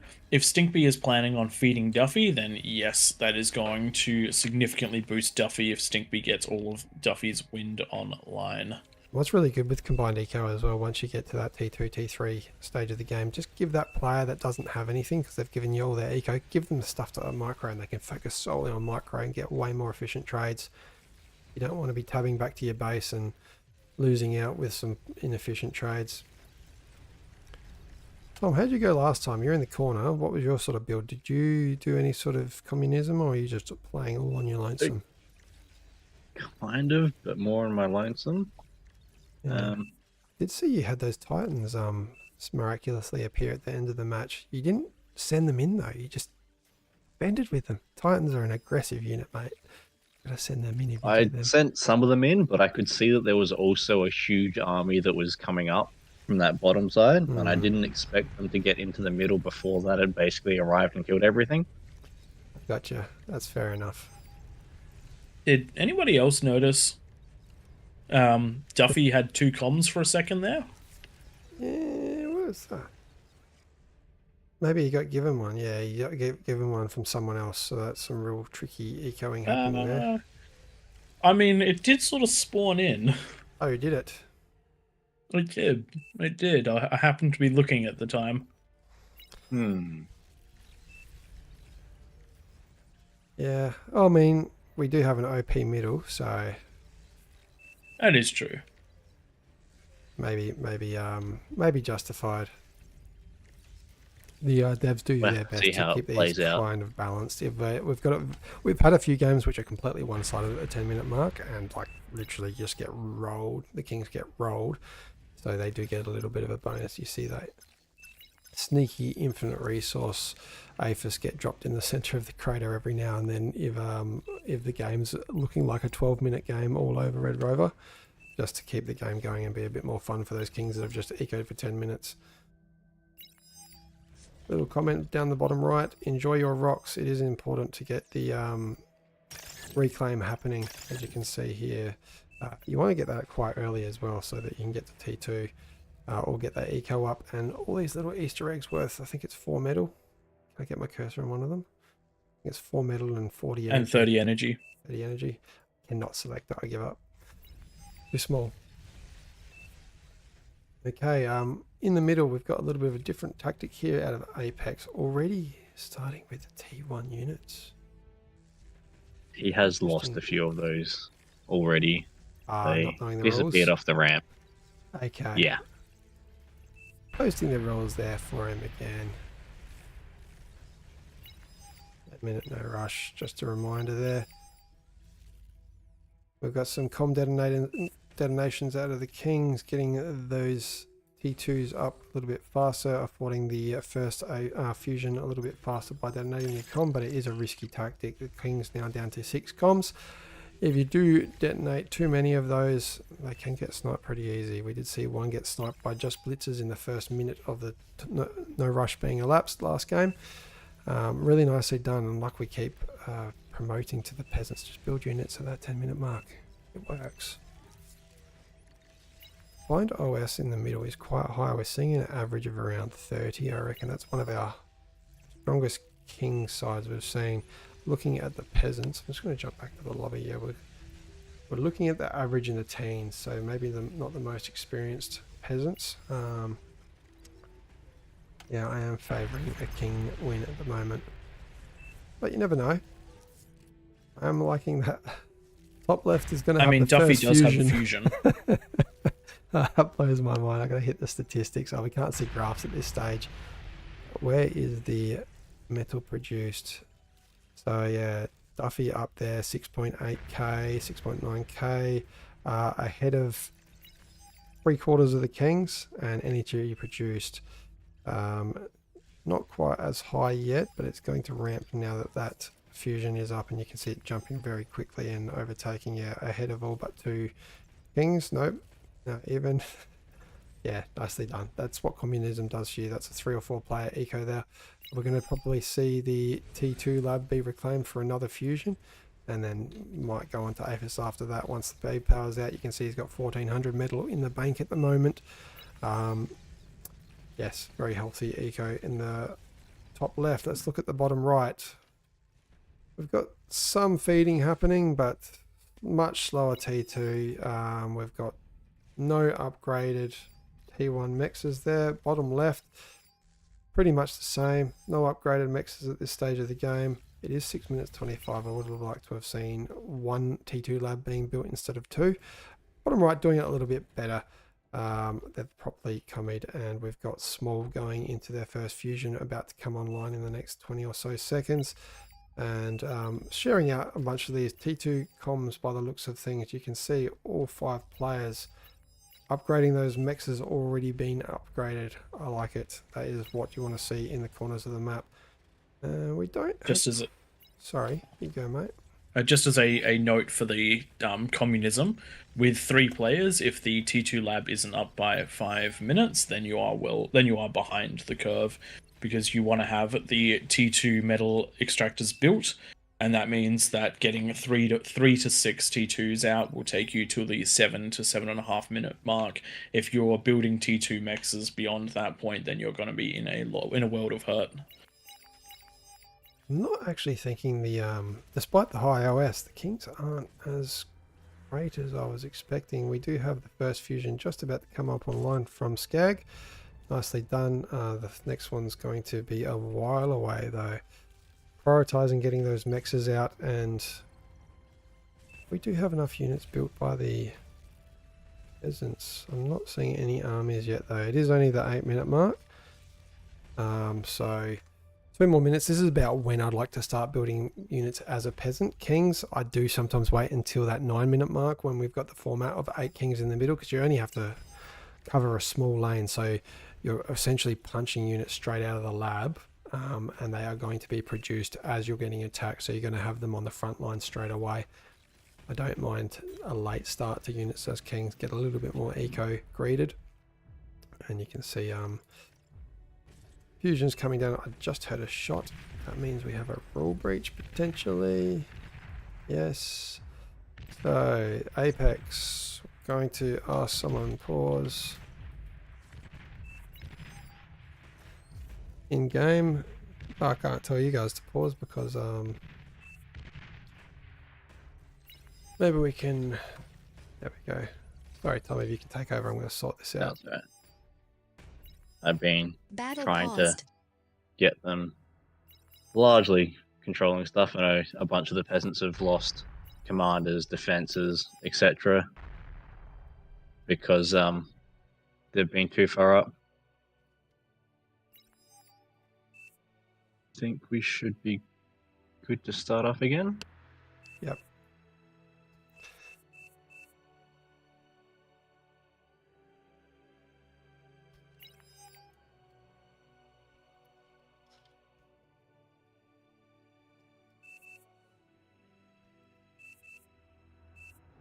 Okay. Battle started. Thank you, Duffy.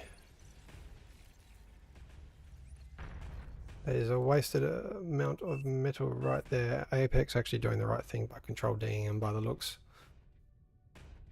Thank you. But does take out 3 mexes in that time. So beamers, twin guards, scorpions, pop-up turrets, anything like that, they won't reach those mexes in that position. That's what you want to be building. And those static defenses are fine to use. You just have to place them a little bit further inboard on that top hill. So if they can hit the top of the ramps, that's fine. But they can't shoot down into where the peasants are building. Okay, just a reminder, we do have a few breaches of the rules. Stay off the ramps. I mean, they're mostly just walls. On the right-hand side, we've got a few mines out from our player there. It is a bit of a no-no. We are going to just let it go for the sake of continuing the game, but please do remember to keep off the ramps, people, until that 10-minute mark. And 8 seconds left. We've got more shots happening. Where is that happening? I think it's just things hitting ramps, but not necessarily fighting down. Nothing that I'm concerned about at this stage. That is the 10-minute mark. We are off to the races, and it does look like we have an offense of blitzers on the left side. Unfortunately, the blitzers are running into probably the most heavily defended, but thankfully they can go right around. And it doesn't look like these Overwatchers are on hold fire, which means they're going to punch through quite nicely. We do have an incisor run going through. These Kings are going to take a lot of damage from this. They've already passed the defenses. So long as this comm doesn't get amazing D-guns, which he... Oh, nope, they've been spread Good just spread in of the time. units there. And that's going to be units in at the 10-minute mark. This is why we talk about that early aggression. We now have 2 lots of units that are getting right into the middle, try to keep away from these big groups of... Green coming in as well.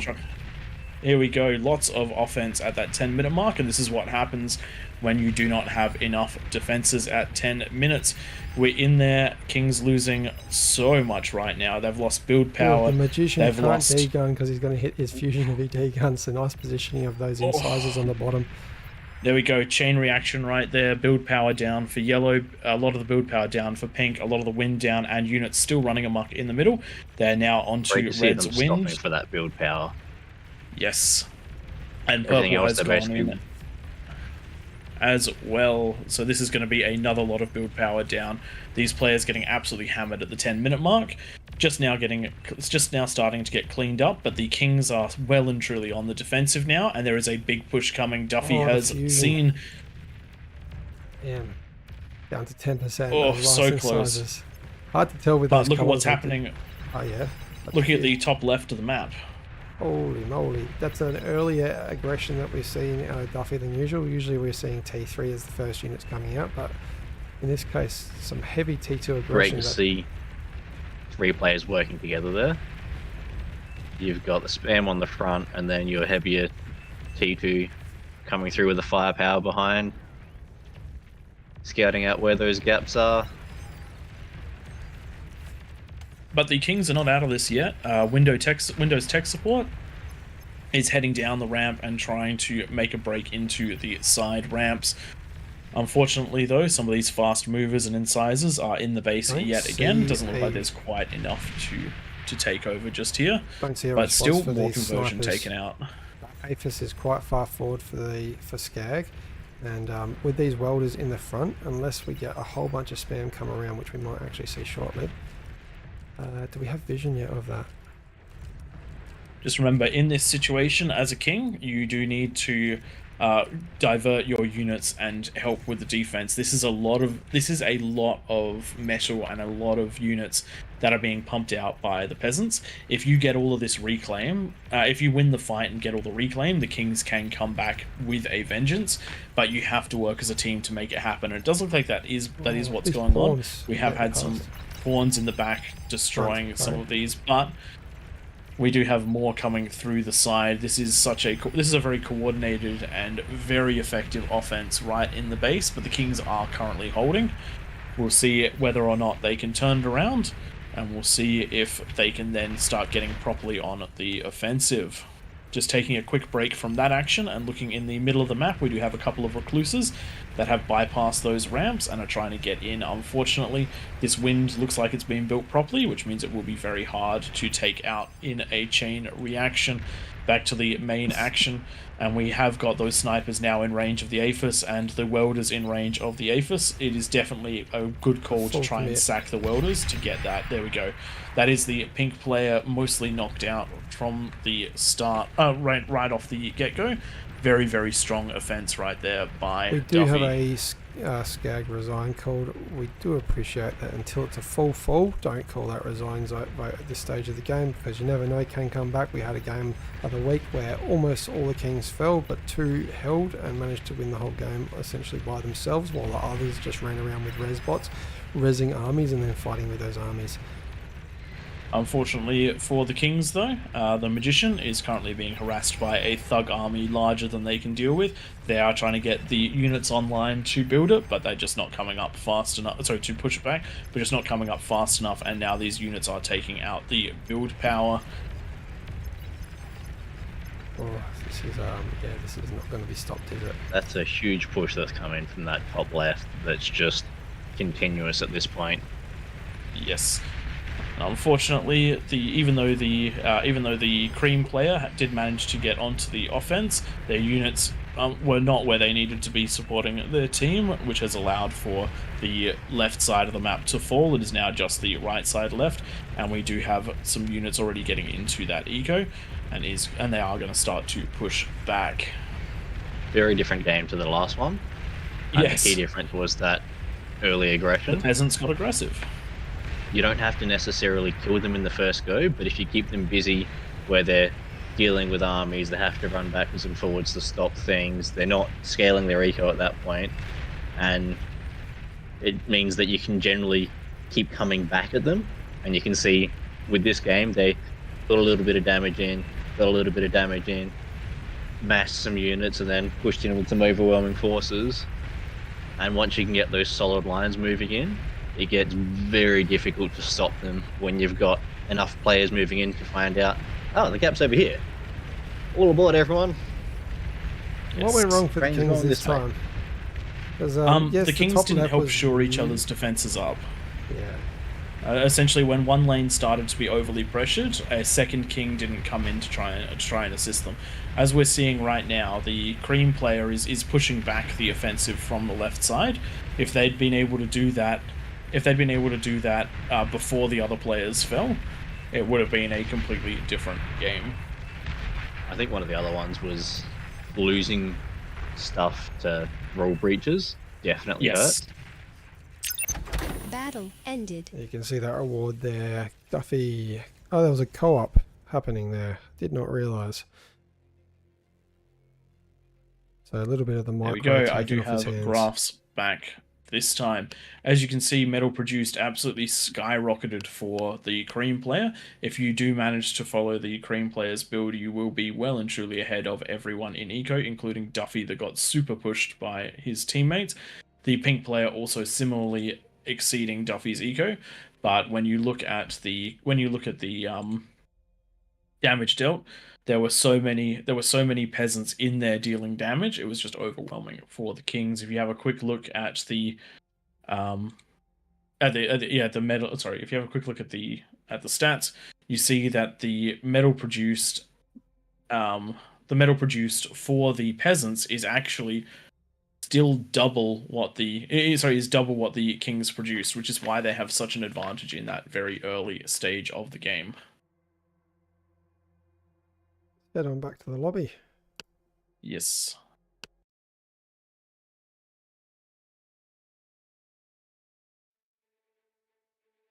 Yes, they definitely did have a very strong eco. We didn't see very strong eco out of the kings this game. Usually we see significantly more eco than we did from the kings that time round.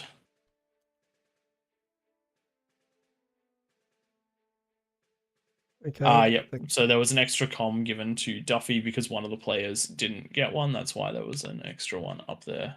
Got it. Got it. Probably the one that got taken out of the middle of the map. Yeah, that makes sense. And then they left the game. Does make sense. All right. So I'm jumping into the Kings this time. So got one win for the Kings, one loss for the Kings. And let's see. Let's call this one the decider, and then maybe we take on this challenge that they've been talking about in chat. Yeah, I can see that going down. That'd be good fun. Problem is, if everyone's that aggressive, I think that we might lose out of the gate in an embarrassing fashion. We lose, we lose. If we lose, we lose. That's true. Okay, Tom, if you can take charge of replacing these people that were king last game, so Skag, XTA, Windows Tech Support, those three players up to peasants, and then get some more down here. Do we have anyone? Yes, the interested kings in coming down. The kings in the first game did do the crushing. In fact, in the first two games, they did do the crushing, but in this one, they got absolutely dumpstered on. Sounds like people are finally starting to take our advice and getting aggressive at that 10-minute mark. Does look like the king's strategy is going to have to shift a little bit if they want to be able to hold for that initial push. Just remember, if the peasants do get offensive and you do manage to crush the push, if you reclaim all of that metal, you will reclaim that advantage. So all the kings have to do is survive those initial pushes, and they do have an opportunity to come back. You just can't let your buddies fall. If you see the person in the lane next to you struggling, make sure to throw something their way to try to help them out. Same goes with the peasants. If one of the lanes is faltering and yours is currently safe, give them a little bit of a hand if you can. We need more people to jump down. Yeah, clear the spots, and Yes, they might. That's why I have these players can always be brought back down.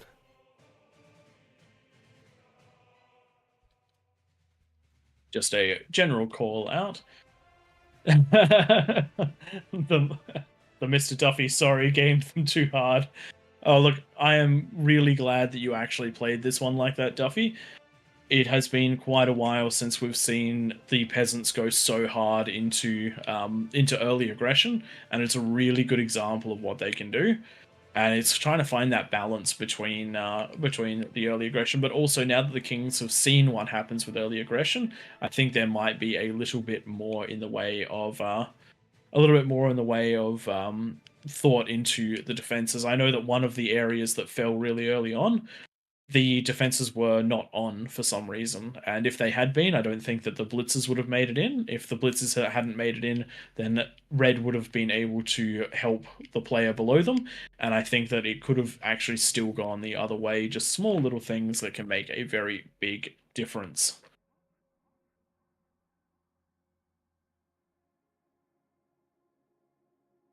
Yeah, So we got Jane down here now. Add bonus. Okay, I think that's good. Yep. All right, looks like we're going to have Tank Tom in the King's position. Fingers crossed that you can take this one away and get a win on this one. Make sure that you square up to Duffy. We know he's going to be in the top left corner, or don't, either way.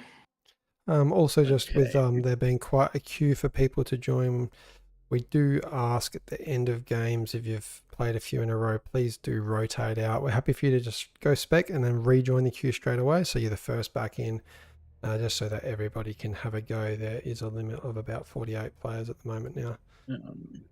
49. I might just go through and spec those couple of sleeping ones. Yeah, go. Or do you want to leave it and start up? We do currently have a few too many kings at the moment, but once we don't, Yeah, we'll we've get got back one in. too many. One of the things that we have talked about balance-wise, if the peasants do start getting very, very aggressive, and if this does start swinging towards the peasants too far, one of the potential balance solutions is to add a 9th king, and that 9th king grabs the center ring of mexes, and is essentially the tech player, and then the other 8, they all lose 1 mex, but they can then focus a fraction more on defending and on being ready at 10 minutes, because they know that they'll have someone who is focusing almost solely on eco to back them up. We did have Flo just put these extra 2 comms down here. I think we might keep them there just because we do have quite a powerful peasants team. Question is, if the extra 2 down the bottom will an extra 2 kings help? That's the question, because it does reduce everyone's mexes and it takes away the clear positioning. Well, really, Tom, Yeah. if you're in there, I'd suggest you try and captain the team and get some commie going between 2 of those extra players, and then pair them up with somebody else. Maybe you can be one of them. I can try. I feel like it's going to be a struggle to manage a full build and other Yeah. people all at once. Either that, or we can move Yes. them out and just give a higher bonus. Your call.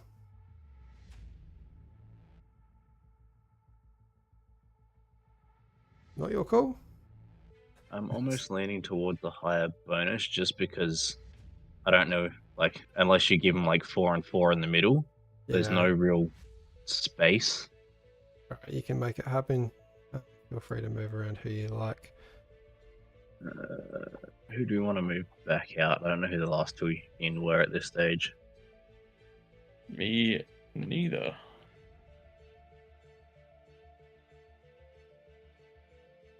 Maybe just jump out yourself.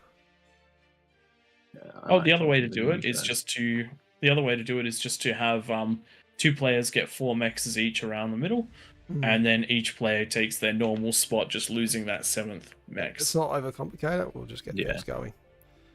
Yep. Yeah. Oh, there we go. That is us started. One problem with there with only 9 kings. I wonder if a king jumped out and has a plus 45 as a peasant. That makes it easy, Tom. You can just partner up with one person. Yeah, I don't know what the result of that ended up being. We will let you find out. Yes. Alright, Tom's left us now, so we can not give him any hints on how he's going. Exactly. It'd be interesting to see how this one forms up with a 9 king. The way that I would do it is don't quite have the right to draw just yet.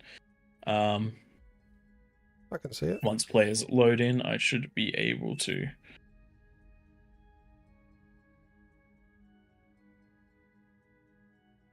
Also, that previous game, just something to mention, the players went either side of they split it up around the rocks instead of going in between them. That also would have slowed them down quite a lot. Yeah, Anyway, let's draw on this map. Twig, I don't know if you can see what I draw. I think you can. That's a nice circle I would be giving one player these mexes, and then everyone else gets their usual corridors. That's a really good idea. Actually, you know what? If we do this take on, maybe we should use that tactic. Actually, we'll keep our tactics to ourselves. Shh. Sounds like you really want that to happen. I kind of do as well. I want to test my mettle against all these players. I don't think that I could solo it like X Factor did, but I do think that I could have a decent run. He actually had it. 109 APM, and for the first 10 minutes of that, he's ecoing. So 109 APM while ecoing. It's insane.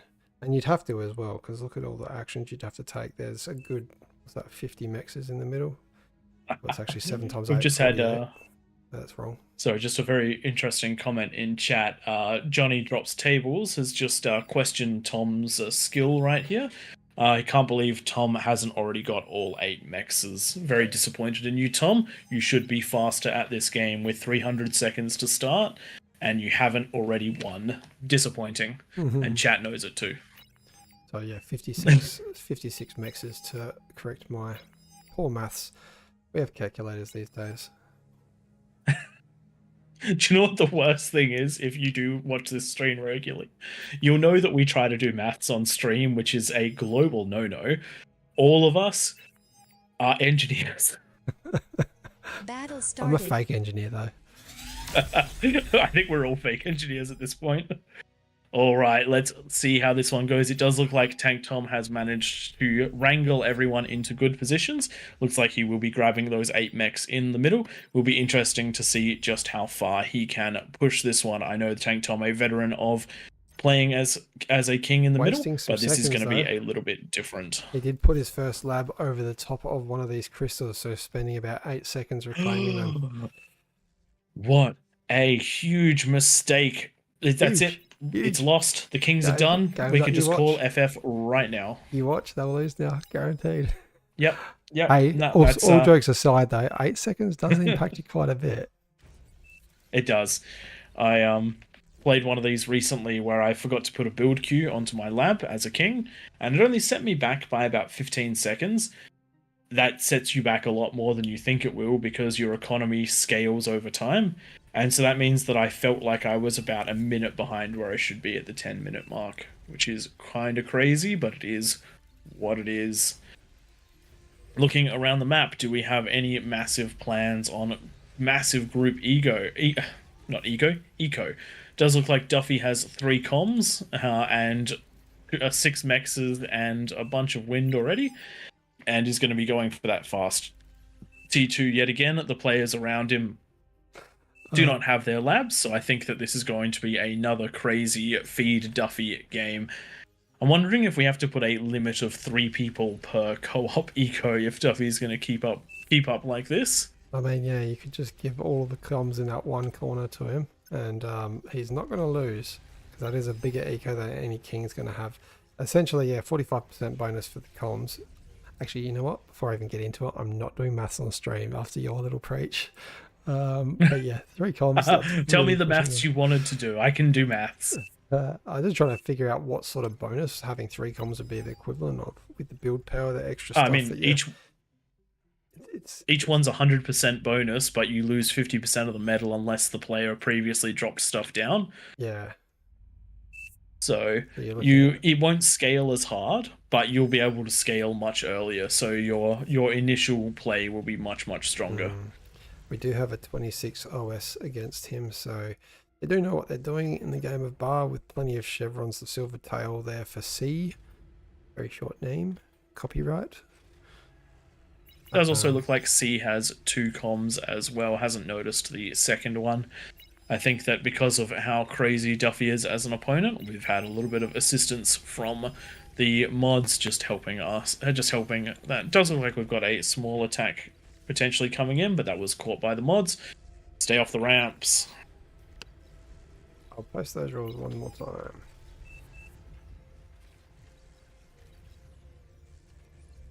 Just a... Everyone saying to stay off the ramps until that 10-minute mark. Just spam the shit out of it. I mean, about a third of the ramps had at least some defenses on them last game. Yeah, if we can do Yes, our best does to, look like pull it back. XU has also...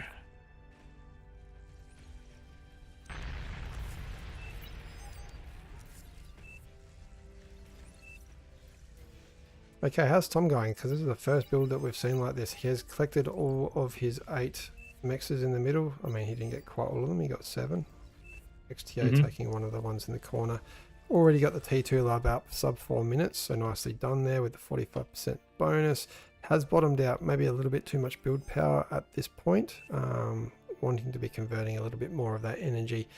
I think what he's missed, and it looks like every king has missed it. No one's got a res bot. There is a very good amount of energy here through these crystals that can be converted. There's also plenty of metal in those crystals and the eggs that are around the map. I know that I rely on a lot of that energy reclaim for the first parts of my build in this one. A little bit different because we have all the players a little bit more well, because of having an extra king, it is a little bit different, but yes, we do want to see at least someone reclaiming everything in the middle. If you combine all of those eggs, there's probably 1,000 metal, if not more, down there. It does look like Duffy's got those T2 T2 constructors heading out. There are 6 T2 bots by the 5-minute mark, which is crazy for this top left corner. As I was saying in the previous game, you want to have, if you are co-op ecoing, you want to have that lab down at the latest by 5 minutes, so that you can have those comms to everyone and have those T2 mexes building within another minute or two of that. But Duffy getting those T2 mexes already starting and his own completed by that 5-minute mark, which is just crazy. And one of the things that you do need to keep an eye on, but he was fed a lot, so his front will be quite weak at that 5-minute mark. Sorry, that 10-minute mark. Just a reminder again, stay off those ramps. We do have Pump and Dump that sent a Lazarus to its doom down the ramp. Those are pretty easy to misclick though. I mean, yeah. Do like XTA is going mass walls, so it's going to essentially block off T1 from getting through. The question is it going to be expenditure? Already it's a spending big 800. metal. Yeah, 800 metal at 6 minutes is a lot of metal to shove into this, because right now going to run out of metal for that T2 lab. Another 800 wouldn't quite have it complete, but it certainly would be a fair bit closer. Thank Tom going into a very early APHIS. Not very early actually, but like the build power going into that instead of upgrading. Even this mex right here to the right of his base has not been upgraded yet, and it's within the range of the build power. I would have definitely put that down before going. And this is a very APHIS. greedy APHIS. You want to have at least 20 construction turrets to build the APHIS as well. I'd be going a fusion for doing that, Mr. Tom. Yes, that is a super greedy APHIS. I know that if you're... I know that there are King's builds that do go straight into the APHIS, but they also require you to have a heck of a lot more than 500 power. With 500 power, you can power 12 build turrets. And 12 build turrets will build an APHIS in 2 minutes, provided you have the metal, but with an income of 28 metal and 4,000 in the bank, you're going to need more than 2 minutes to get that remaining 4,500 metal. Not to mention Tank Tom is bottoming out on energy, so is using that metal to create advanced solars. Definitely a fusion would have been the right call, in my opinion, for this particular mode. You can see how much more the advanced solar does. So it does say plus 75, but what would it be? An extra 45% on that per advanced solar going down. That will give him quite a boost, building 5 of those, but he wants to put all the build power on those, I think, before going into the APHIS. I'd almost cancel the APHIS. It's just draining.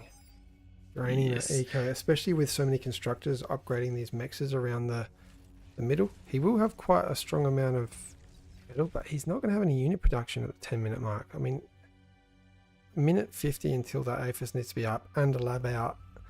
Yeah. Looking around the map, does look like C is going into a very interesting strategy. I wonder if this is going to be enough to break through with another 2 minutes of production. That's going to be quite a volume of ticks. But they are hurting their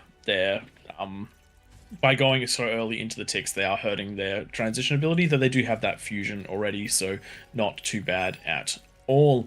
Looking around the rest of the map, we do have a decent number of units coming up for that 8-minute mark in front of Duffy, but only on the one ramp. Duffy, though, is going 3 fusion into units, so this is going to be a pretty rough push right at that 10-minute mark. We'll have to see how that one goes. Looking around the map, it does look like we're getting more and more aggression after the success of that previous game. We do have large volumes of blitzers, decent amounts of pawns, some grunts thrown in for good measure, as well as some T2 getting ready for that push. 1 minute to go, and let's have a quick check in. That APHIS is going to be up in 3 minutes currently. We'll see whether that manifests all of its way through. Does look like these ticks are going to be used defensively, not offensively. I think that that's actually a pretty big mistake, because when they're spread out this much, that is very, very few ticks to make a difference. But also pushing down the ramp probably wouldn't be super successful at this point. We do have a player that is making their way up the ramp. They have pushed a little bit further than we would like them to. Time is up now. It's probably a little bit late. Yeah, just for if you are watching this one, please do not push up early onto the ramps. We have actually factored in the time it takes to go up the ramps in order to be on the offensive. Does look like these are scouting ticks to find which ramps everyone can go through. Sorry, a bunch of D guns happening to take out the incisors at the bottom left. Really nicely done out of Kamikaze, so that just halted a big push. Very nice, using the walls to their advantage. And then it does look like Pink is starting to get ready to move their way down into the green players. Much more successful defenses this time, but we do have a very big push coming from that top right. This is 3 players worth of grunts, and 90 grunts have made it onto the top level. Not enough defenses. Players do need to help Pink, but the pings are not coming out, so most of the players will be unaware that Pink is going to fall. Pink is actually, I reckon. Pardon? I'd almost detonating the comm is about the best thing you exactly can do. What they're doing. Yeah, look at that. Takes out most of those, but a couple are still in the base. And again, because of no early pings to let players know that this was coming, it does look like that fusion is going to fall to those handful of grunts. If they just heal the fusion though, while it's actually eating them has worked pretty well. Yeah, yep. So nice and held. Does look like a big attack on the left side has come through. Yellow is going to clean them up, but has lost a couple of mexes, has lost their defensive position, and I think this is, and the T2 is now powering up through that side. The ticks were a great scouting thing, but unfortunately without the players there to back it up and push down the ramps that were unsecured, this is now going to be quite the struggle. Thankfully, WASD is building defenses to try to help close off these lanes, but the T2 is now up here, and yellow does not have an answer to T2 at this time. Does need XTA to come up and assist.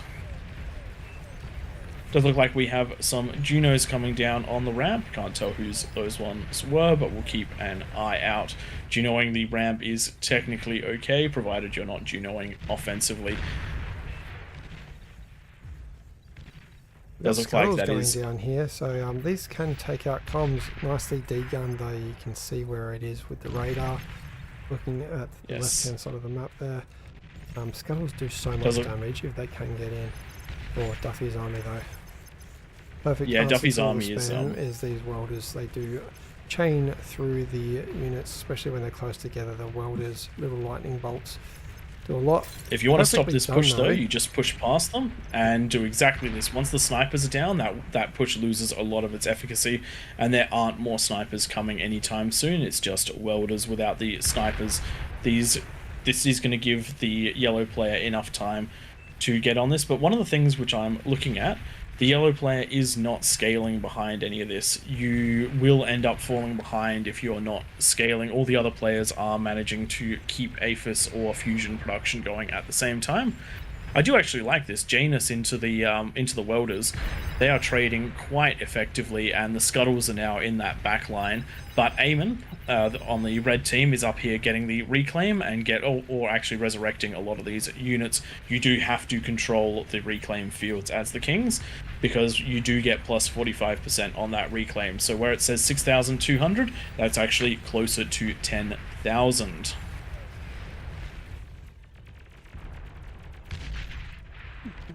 I'm loving watching the scuttles try and make their way down the ramp. Unsuccessful so far. Actually, as I say Yes. that, small eco gets taken out there, and we might see the There fusion. we go. Oh, there's a fusion. Has he seen it? XTA. Yes, picking the fusion. There it goes. Sees the bigger fusion. Gonna plant himself between them, and that is Bang. 2 That's fusions down. Huge damage right there. The Kings are certainly on the defensive back foot. Duffy's production is pretty crazy with those 3 fusions.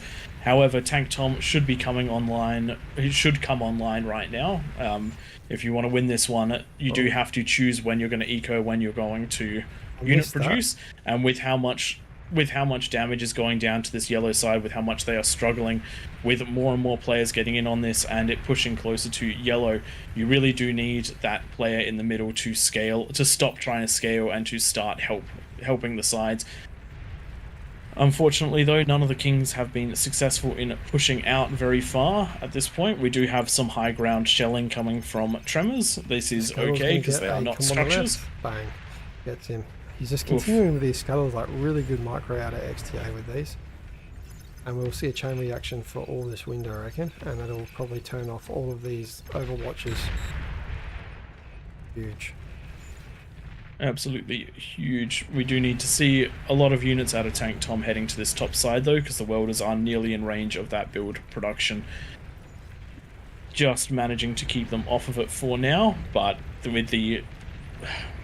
Actually, as long as Duffy isn't scaling more, I think the Kings will actually successfully hold this, and if they can get some reclaim on this, that's so much metal to pump into the Kings. Tank Tom really needs a bot lab out, and really needs to be reclaiming in this battlefield, using that metal to produce units, because right now he is not build power capped, he is metal capped, and he is conversion capped. He's finished building all the turrets next to his T2 lab, so we are going to see an endless supply of Jags now to that side, which should be enough to sort of shut all this down, especially with these termites taken out of WASD's T2 lab and taken down into the bottom layer here. That is going to destruct that lane that Duffy is coming from. I'm liking the look at this for the Kings. We've got some fat boys on the south. They're keeping everything at bay. I don't see anything coming out of Peasants that is going to be too critical to the expansion. Sorry, to the victory. The Kings have held, and they do now have those res bots on the front line, and they are collecting all of the metal that was thrown up here. And Tom's units are now have now pushed everything all the way back to the ramp. Tank Tom does need to control those units, though. You don't want to just feed them, let them build up and push in. It's also time to swap away from those Jags, start building up the Pulsars, the Mausers, the Ambassadors inside of Prophets and Umbras to move in and start an actual siege, because just throwing these units in one at a time is not going to get anything done at the moment. It does look like a good push of termites have made it down the hill here. They do take out a comm, they have taken out some of the forward bases, but they are now getting cleaned up. So this is, I reckon this has equalized right now, and it could be anyone's game. Eco is fractionally ahead for the Kings, but they do have the micro disadvantage. So we will see exactly what's going on. And Duffy has started scaling again, has built a 4th fusion, has got a 5th one on the way, and just making sure he's got that conversion up. So Duffy is scaling in the background. We need to see scaling out of all of these players now that it has turned into an equal. Now that the game has equalized. And Tank Tom has now gone into the T3 Razorbacks.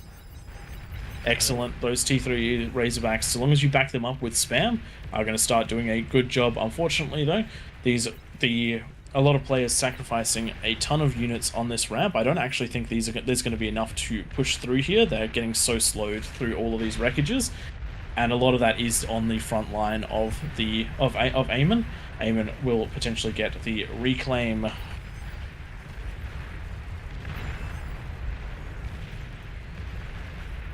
Unfortunately, somebody Junoing the top base. I'm going to try and see that and ask for it to be deleted. Yes.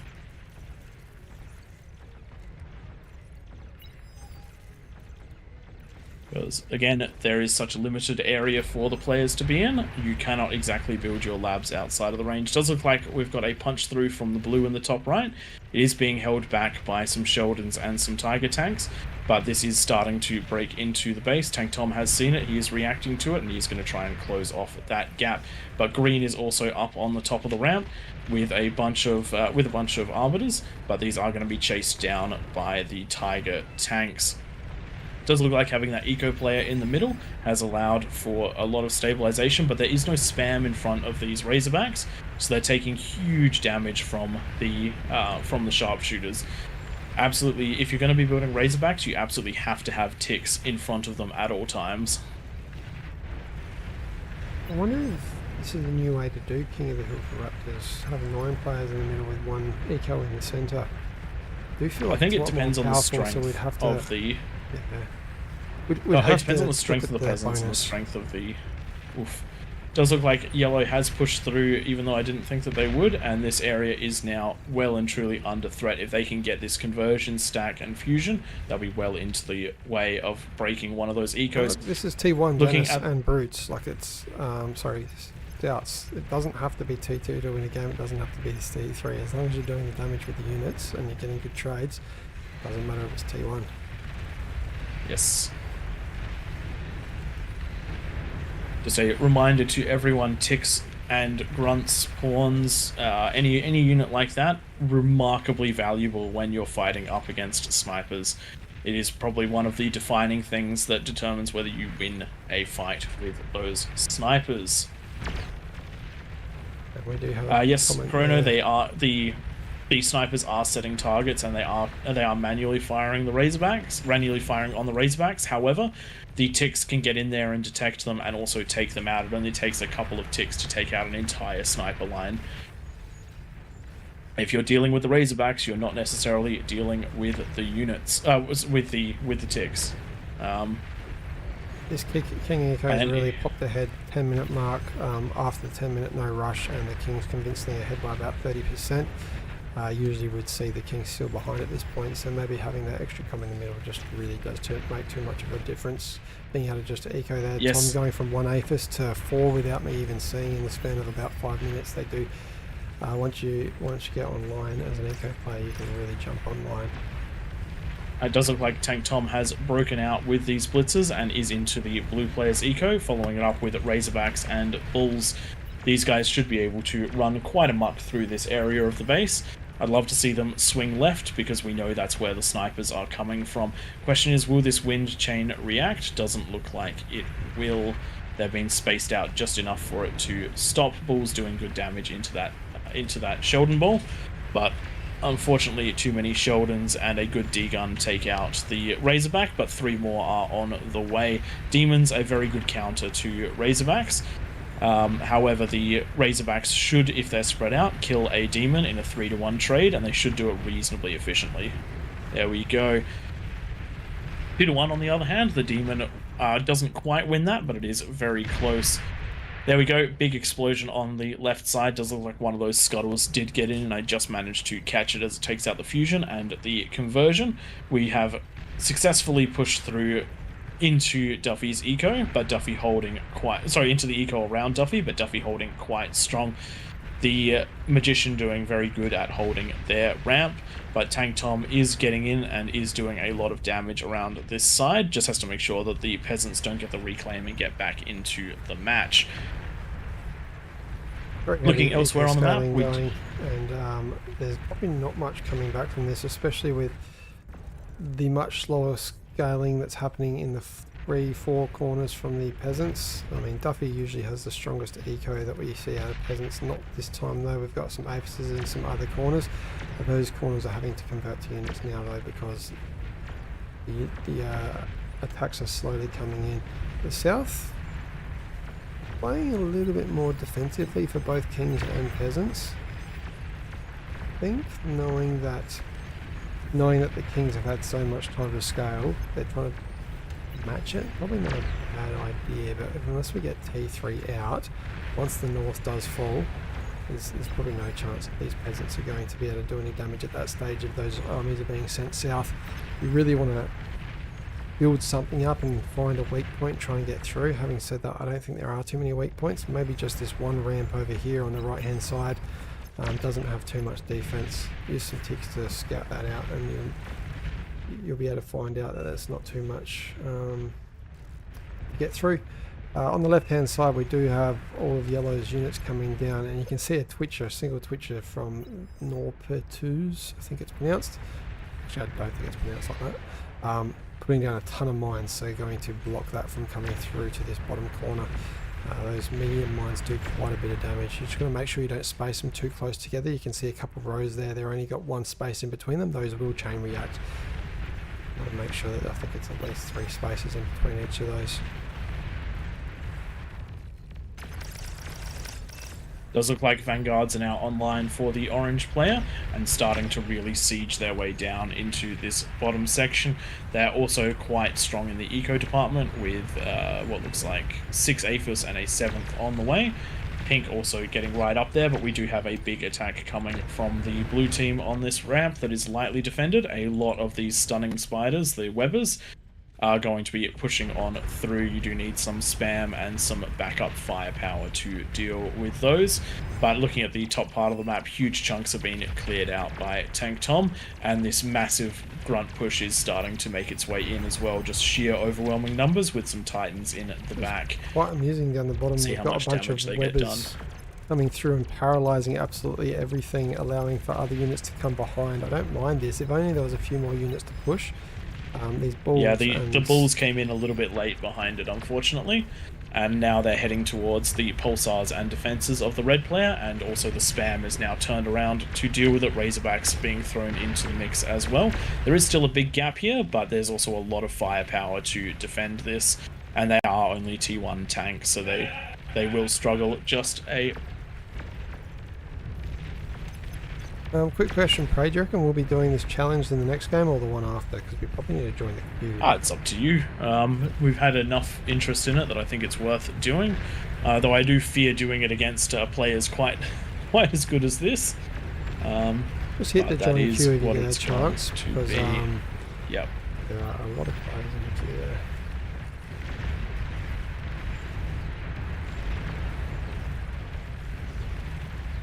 Yes, Right. I think we can give ourselves prio, potentially. Eco I mean, is very the healthy queue. for Yes, three of our the King's kings. Eco now almost double the peasants.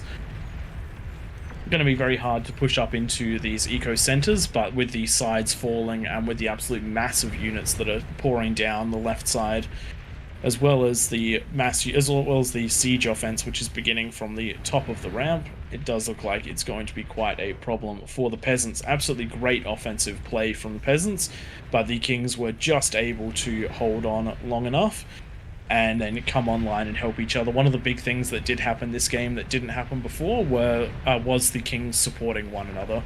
Also, the offensive power only came through in a few places. The bottom side didn't have enough of an impact to prevent players from helping one another. Just a little bit too much of a siege warfare plan in that direction. Yellow's going to have to push through this rather large minefield, but with pink starting to make its way in on this side and red coming around and maroon coming around and cleaning up from the top, it does look like there's going to be plenty of spam to make that happen. The peasants did very well to hold that for so long on the left hand side. Yellow had to hit that for a good 2 or 3 minutes before actually getting through.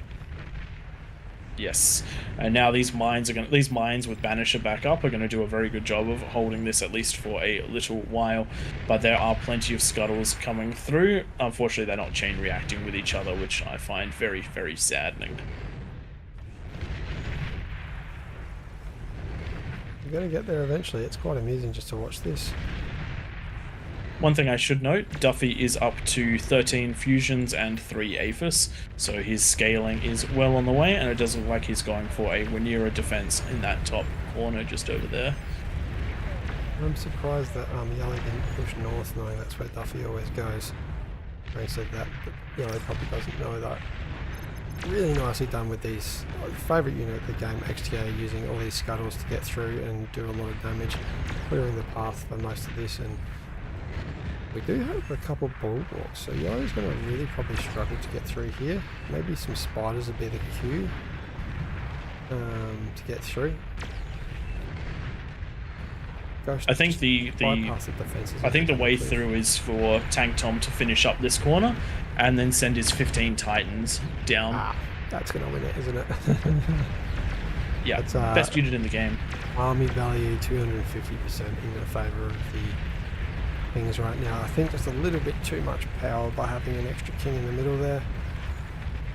It certainly did add to their power level. However, if Tank Tom hadn't come online when he did, like if we're talking one more APHIS before coming online, then we would have lost the yellow player. That got so close. The welders were in range of the labs.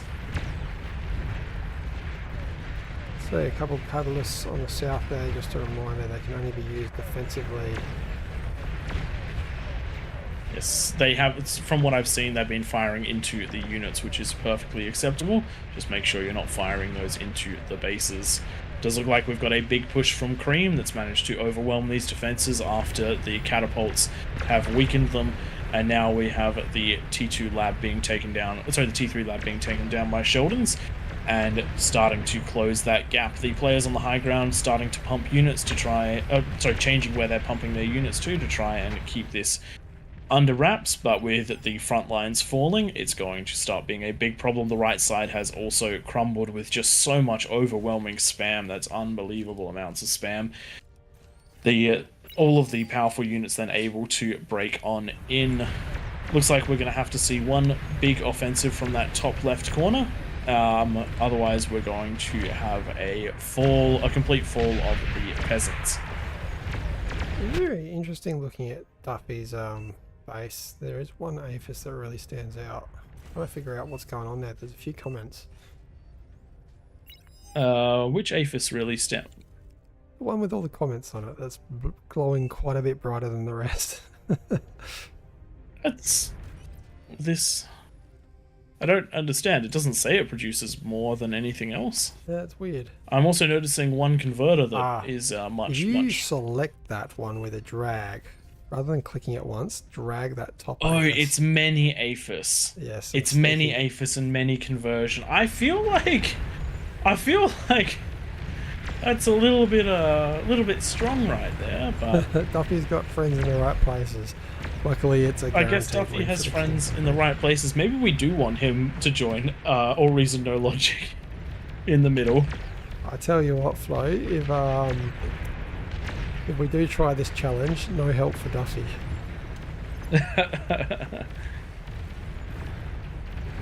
Yes, I do very much so worry that Duffy's going to completely overpower us and make us look silly. I think we're just going to struggle with the APM, and also the unit cap's going to be a problem. Because I think... That's true, we might want to raise the unit cap. Yeah, you can see that the Kings right now, they get 640 units each. If we do some ticks, that's not going to be great. No, it is not. I do remember that being a problem in the X Factor game. I do believe that he did cap out on units. Tomat's down the bottom left from XTA, doing what I suggested earlier, and really are quite beefy. Even the Shivas are taking quite some time to take them out. If this one termite can Shivas, though, don't have the greatest DPS. Great AoE, but not the greatest DPS. I feel like Duffy is just playing this one as tower defense, having some fun with that. Unfortunately, the big boys are here to try and prevent Duffy from from winning this one, and he only has so much build power that can be brought to bear. What he needs is some super build powers. Oh, he does have some super build powers. He does have 10 stacked on 10s. But this is a lot to push through. Without spam, I don't think he's going to get enough of these out. How did he just get to a bunch of Titans? That's a few too many Titans right there. In the right places. This is where we need to see Tom doing a whole bunch of vanguards, I reckon. A missile from one of the Titans getting up in there and destroying most of the, in fact, all the conversion and most of the build power. Oh, down to only 15. Just a couple of meteors there dropping on Duffy's base. Just having a quick look down the bottom, the spam is now penetrating the bottom left of the map, while stronger units are just laying waste to everything else that is left. Let's focus on this Titan push and see how far it can get in. Thankfully though, there is a lot of spam coming out, and the Titans can only kill that spam so fast. Tank Tom is producing plenty of Titans, but they're not walking in the right direction right now. When they do get the chance, they should be able to push down and back up all this spam and get their DPS online into the Titans. Hopefully the rest of the players can come back to assist against all of these. Nukes coming down. Destroy... I feel like that was a little uncalled for.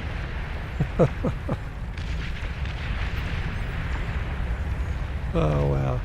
The bottom left falling, there's only one commander left for the kings, for the peasants, and it's down in the blue lane there, so it's a bit of a race. I think they're still going to win it. I mean, Bo's not going to let them lose it. Keep things fair.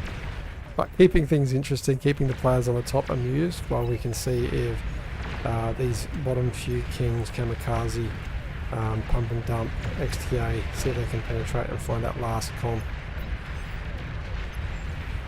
Does look like that bottom eco center finally falling should allow for all those units to get in. The Titans are mostly up the ramp. All of the spam is back online and into the fight, and Tank Tom is sending the Titans, his own Titans, to intercept.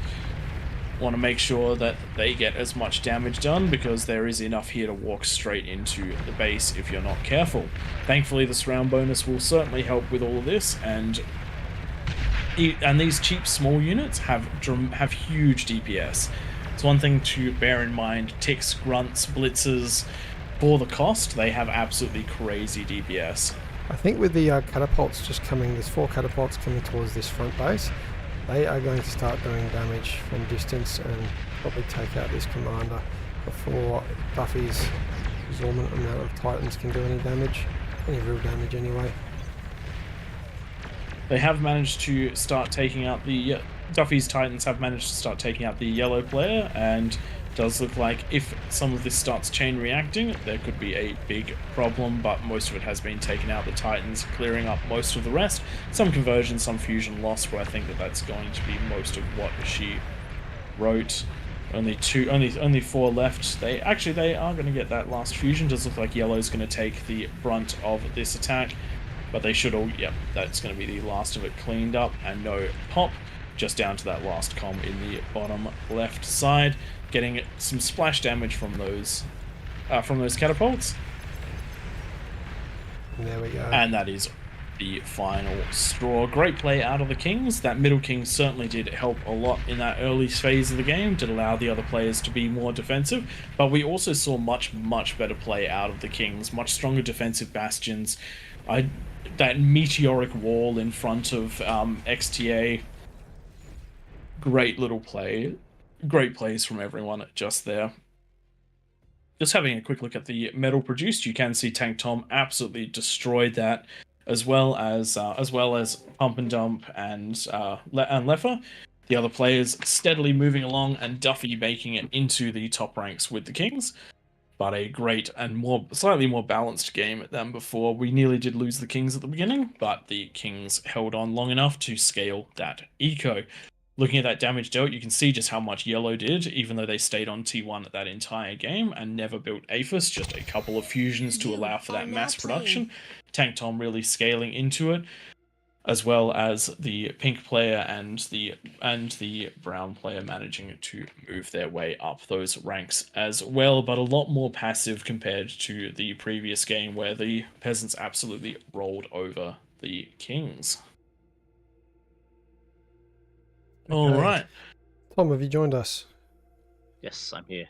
Nicely done out of you. One bad call at the start, I think, going into a very early APHIS with almost no energy income.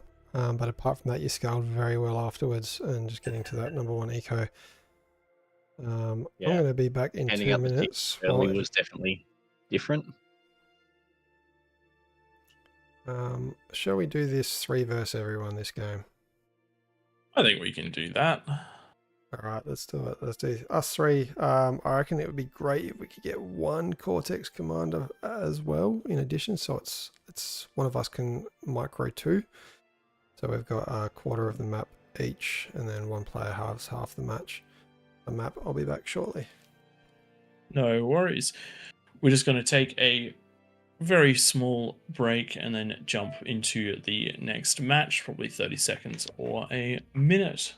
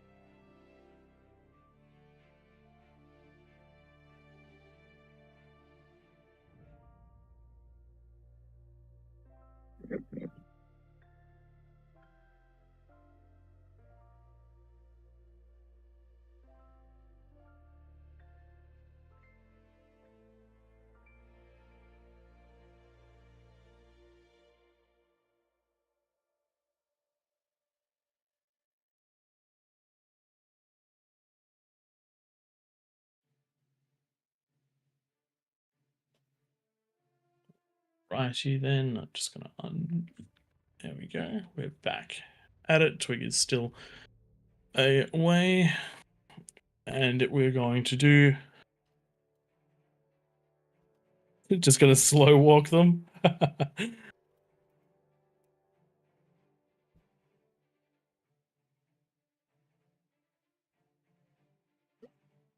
Just Wow. about everyone is ready.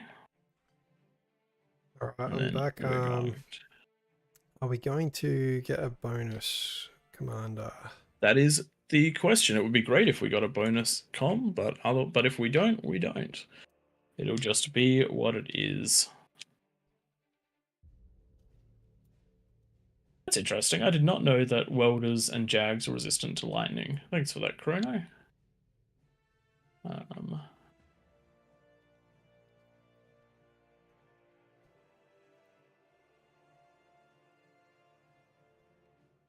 We're going to need all of the belief that you can give us. Griefonger. We're going to try and take on everyone as we go.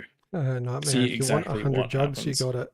We'll wait until see what happens after the 10-minute mark, and we might take you up on that offer. If we can just get dropped one Cortex commander though into the middle, that would be ideal. Okay, I'm going to post the rules and then we'll try and get going. Well, this is going to be an interesting challenge. Yes, it will. I don't think we can take on 47 players, but it's worth a try. We'll give it a shot.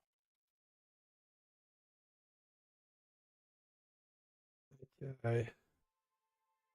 Inconsistent IDs.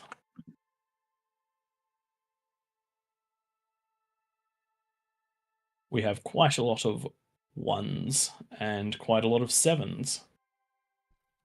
So... Okay, I'll start typing them out. Oh wow, that's a lot. Okay. Yes, it is. Just going to see if I can find any others while we're in there. Bunch of 2s as well. Now, what's the command for this?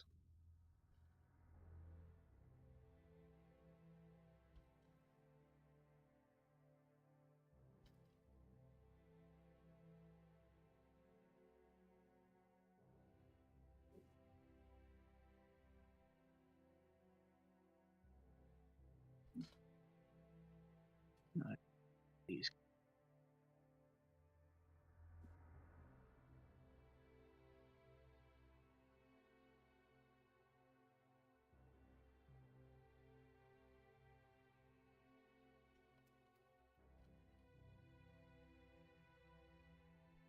Thanks for being honest. Let's get rid of that one for you.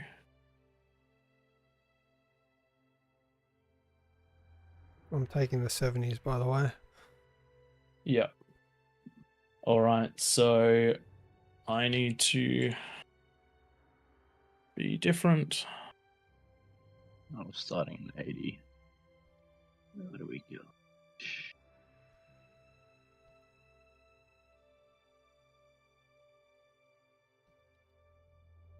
And We must two get eight. We've got close. 2 80s, Yo-Yo and STL. I've got the yo-yo one, so I can do that easily enough. Cool. It's looking a bit better now. 221s, so capital S and then lowercase UX. 220s, I'll do the 20.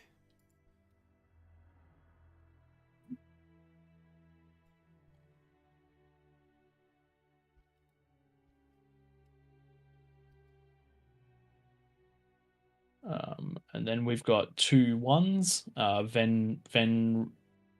Venerati. Apologies to anyone who has to listen to this on chat. I am rather severely dyslexic, and names is so much worse than words. I'll do Vens.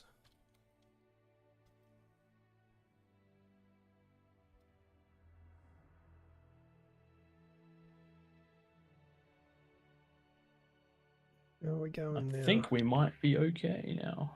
Right, I'll post the rules think we once should be more. good.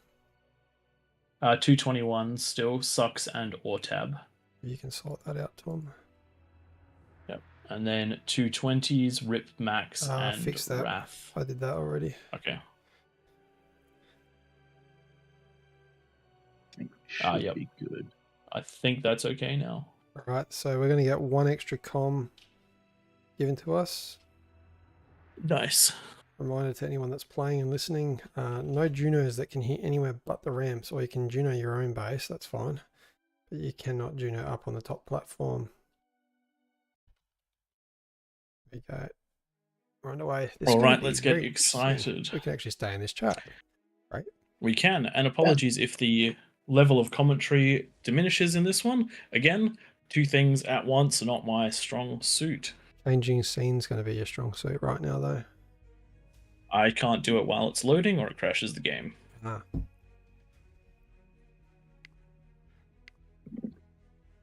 Right. I'm a bit nervous. Little quirk when you use one graphics card for your main screen and one for your other screens. I don't know how we're going to do this, but we'll give it a crack. Please choose your I starting reckon location. I'll Right. try and do what you did last game, Tom. If you guys each take a side.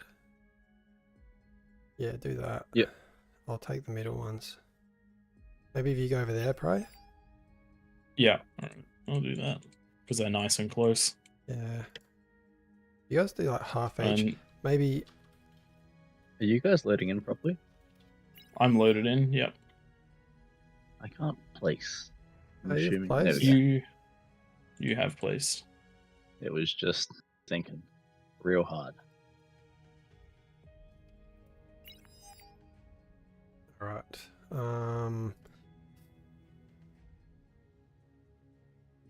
Yeah. There's going to be so much travel. If there's any night to I'll do be- this, I'm happy that it's tonight because I've married into that Greek family, and I tell you what, like there was Greek Easter, there was octopus, there was sashimi, there was oysters, there was a lamb roast, there was chicken skewers, there was beef skewers, there was I had 3 desserts, and like all this food, like a huge barbecue fire pit. It's for only 8 people, 8 freaking people, and all that food. So I've got a lot of protein in me right now. That sounds like leftovers for a few days. Ah, there's no room left in the fridges.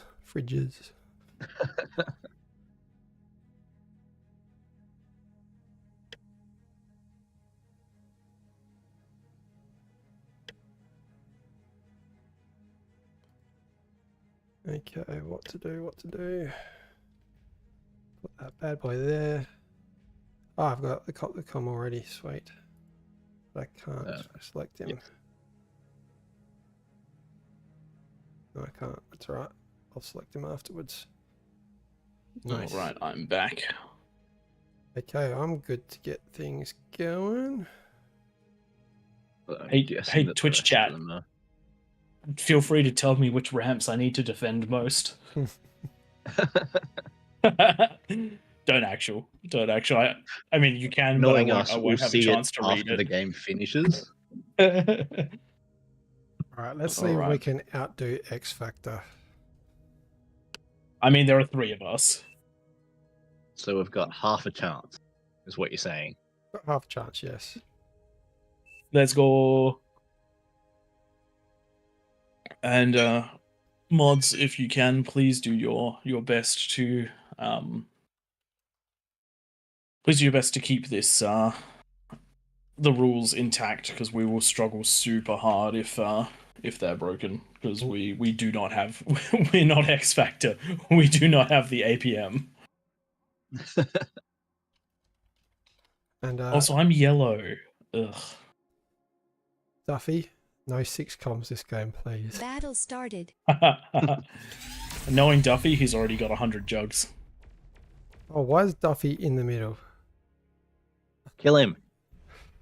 Oh my god. That's good, actually. So they've already spawned him extra comms. No, so he's taking the Or just person who left. Enemy a commander disconnection. destroyed. That's huge. That is huge. That's huge. That's an extra 1500 metal for you, Twig. How many of these do I need?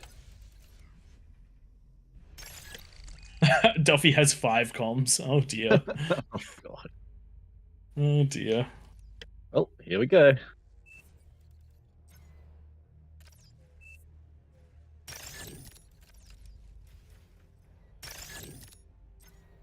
This wind is a wild start.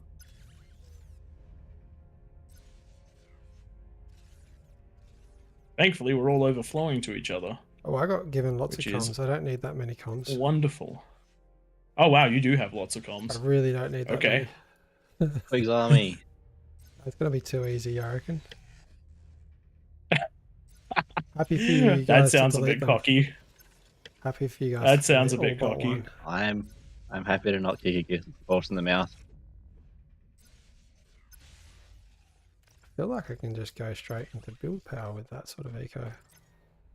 I mean, it's if you have 6 Enemy comms, that's commander 300 energy. destroyed.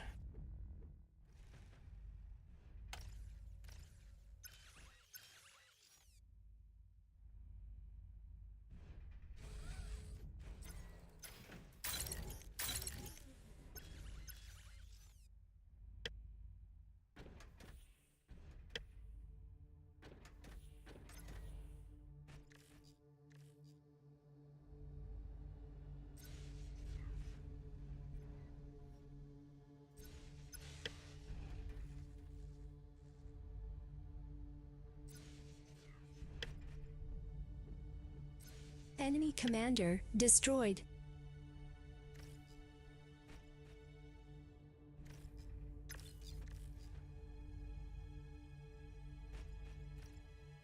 Enemy commander destroyed. Am I doing this for? Here you go, Tom.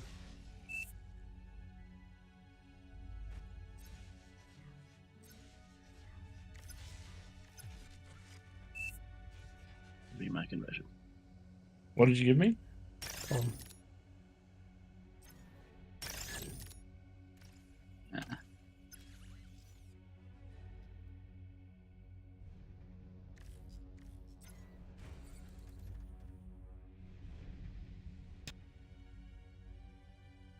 Too many bits. Enemy commander destroyed. Enemy commander destroyed. Enemy commander destroyed. Enemy commander destroyed. That is a lot. That's of so bits. many Commander enemy commanders destroyed. destroyed. Jesus. Oh my god. Maybe I did This need all the feels comms. terrifying. Enemy commander I know, destroyed. right? They are all gonna be just like mass uniting. I can feel it in my bones.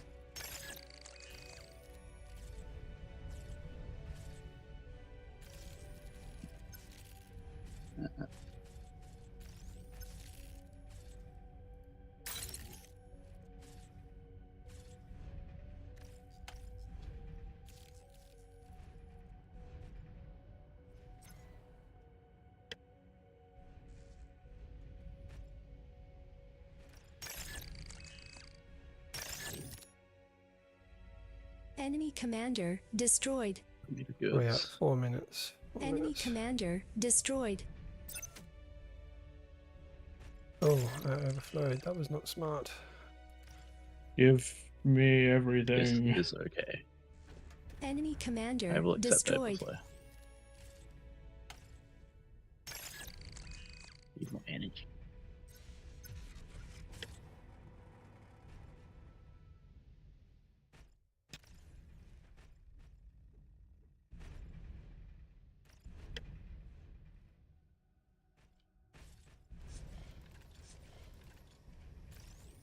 Enemy commander destroyed.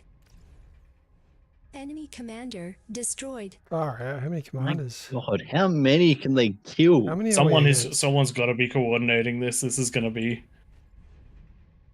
It's gonna be Terrifying. intense. Is the correct term?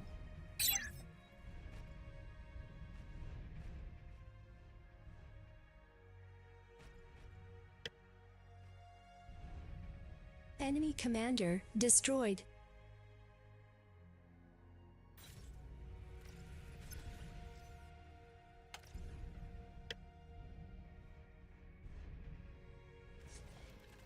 Enemy commander destroyed. I'm going to build some counter intrusions. You guys might need to do the same at some point as well.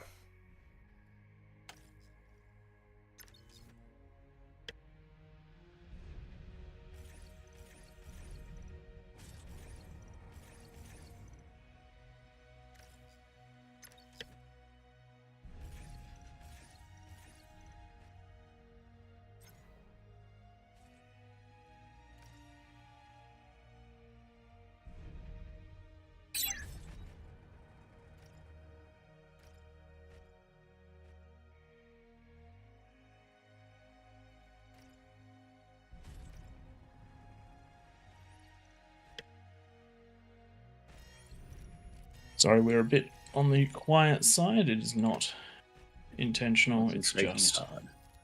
we just we don't want to Yeah, embarrass man. ourselves.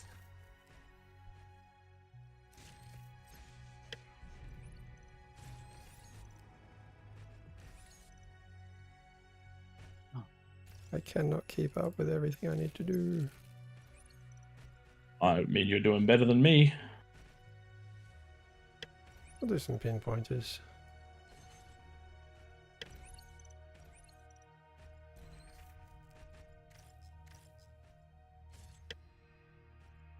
This.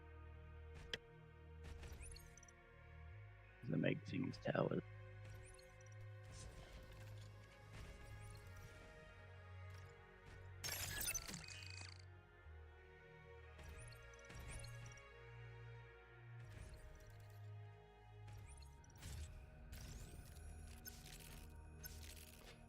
Like to lag a little. That's not a good sign. No, it is not.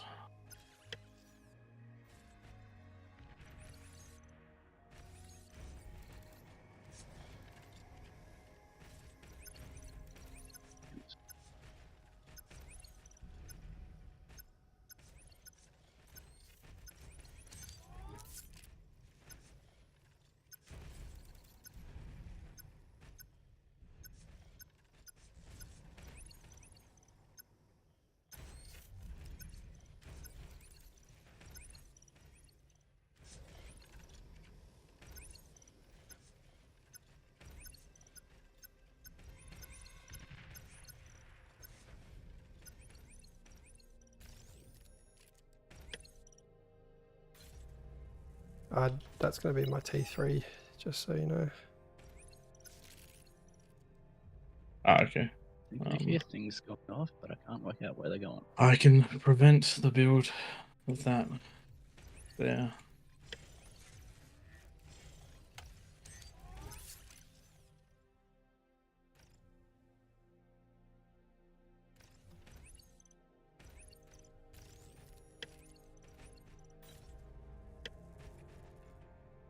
One minute left, boys.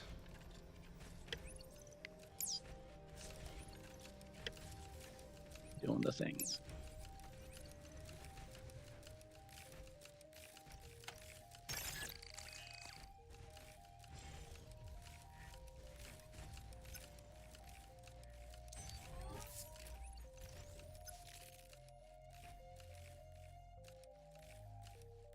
Oh, that ran out of metal quick. Yes, it did. They do that.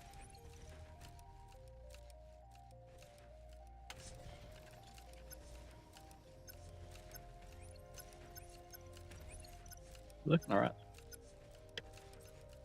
Not looking terribly. T3 unit is ready. Mild panic for the next 10 seconds, but that's okay.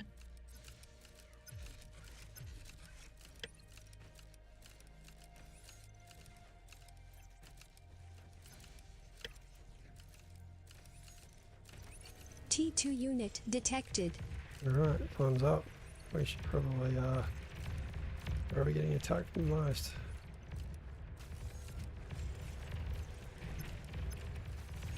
Let's get them.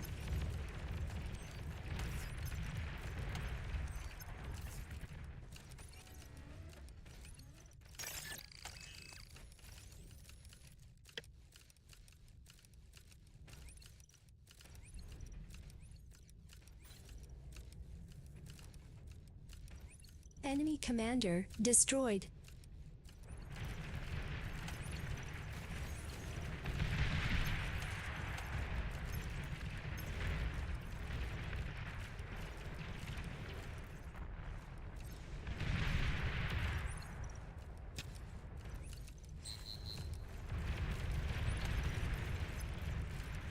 Enemy commander destroyed. Right, just got some units up here. Yep, I see those.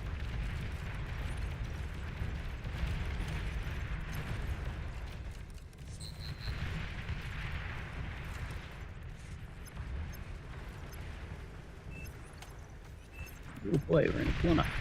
Nice. We head north here. What these? I reckon Ducky would surely be at the top. Yeah. I'm on my way over Oh. there. T3 unit I'm detected. unit capped. Oh, we forgot to Build turn bigger off. units. Yes. That's all that means. You're overflowing metal. It's a shared unit cap, is it? Between all of us? Not sure. I'm losing those. Just takes more jugs. Yeah. Enemy commander destroyed. Enemy commander destroyed. I'm building all T's.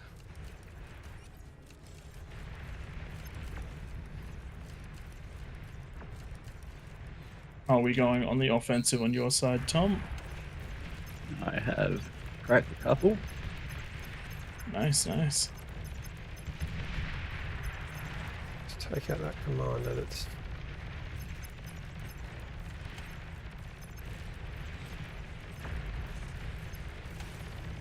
Enemy commander destroyed. Yep, I'm on my way.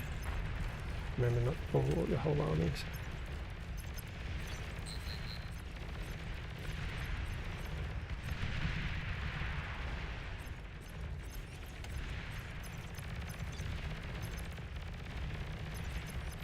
Enemy commander destroyed.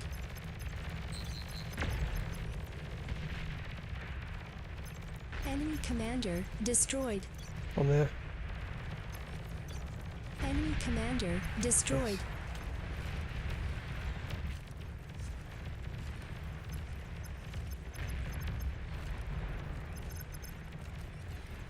Yeah, nice. They degunned my units instead of Down yours. south. Down south on your side, Prey. Yep, I'm sending. I can cover that. We need more. This does feel a bit one-sided at the moment. I didn't need those extra comms. Yeah, but they're not online yet. Yeah, they're not. I've been able to hit a bunch of them. I haven't been able to kill. Like, I'm concerned for what's going to come out of the corners in a bit. Like this. T3 in the bottom right. Yes.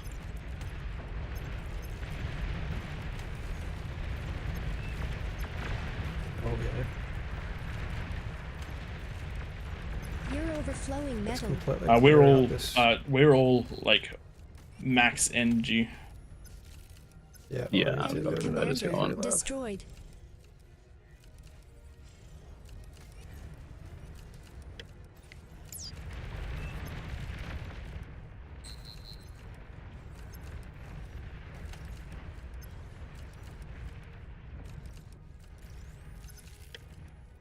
Where's Cortex? Enemy commander destroyed. I need to build T3. Cortex and not micro my ship at the same time. Enemy commander Just destroyed. units. Okay, I like to see.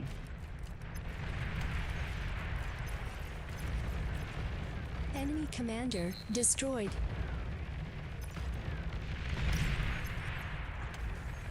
Nice, we got up. Twig micro your I'm Razorbacks trying right to. now. Trying to Yep. get them out of there. The snipers are manually firing on them. I got a push coming in from the top right. Yeah, You can just go towards the razor things. I'm doing. I'm going. I'm getting him. I'm getting him. T3 coming up from the bottom right again. Yep. Have you got it under control? Yeah. Well, nice. We've cleared Duffy. Assuming that was Duffy.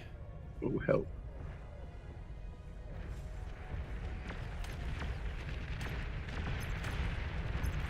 I'm gonna head south. If you head east.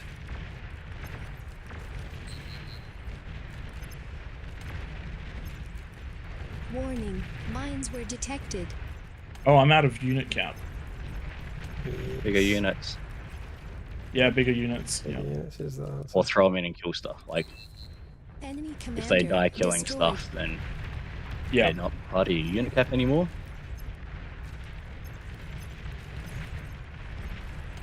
Eat your T1 conversion. Eat your T1 wind. I'm not at unit cap, so I'm good. No, it's. I think it's somewhat shared. It is shared. It's potentially shared. I'm only at half my unit cap. Okay, you're fine then. Okay. But I will need some help over this side. Yeah. I'm trying Probably to at the sweep top. in as much as I can. Bloody hell, they've got a lot of defenses over here. Yeah, I need help on this top side. Enemy commander Yep. destroyed. Enemy commander destroyed. Enemy commander destroyed.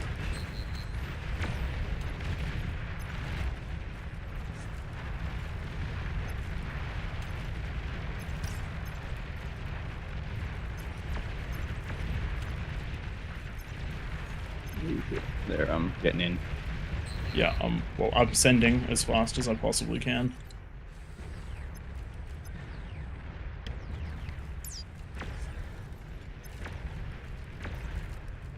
You should be able to cut them off just. Nice. But I won't be able to stop the push that's Enemy coming from up commander there. destroyed. That's fine. I'm swapping sides to attack over there. Green's so heavily defended here, we're not going to be able to push through, but that doesn't really matter. Got the bottom left. You guys just keep going.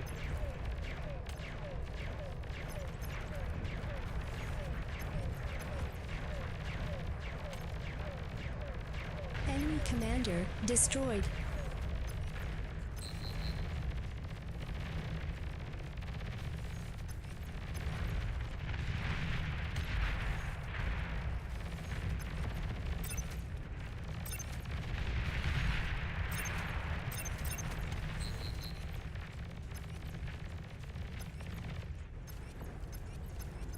Where are we weak? There's a T3 push coming below you, Tom. Your Yep. twig your Razorbacks. Yep. Yep.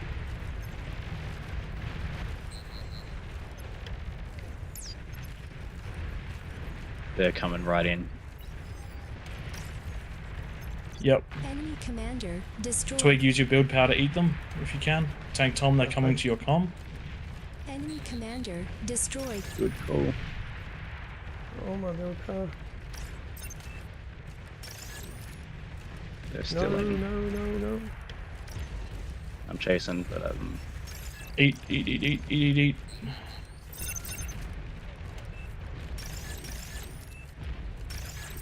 Nice. Block that gap. Leave some units there permanently. Warning, mines were detected. This is such an information. they're on my front over here. Right, you go into defense and I'll keep pushing around. Enemy commander destroyed. Yep. Actually, I might just push this over here. What I might need to probably do is get spam going again.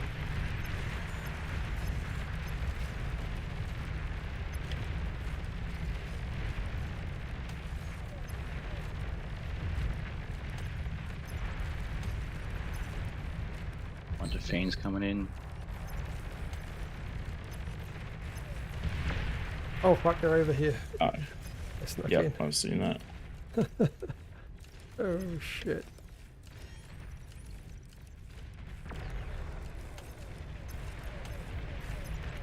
So sneaky.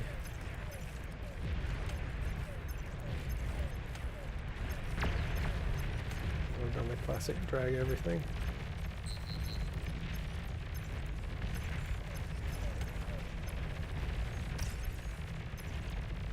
The problem is they're going to be reclaiming all this shit. Yeah, but we're metal capped. You're the only one Yeah. spending. Spend boys, spend. All good They've for just me. received units, I think.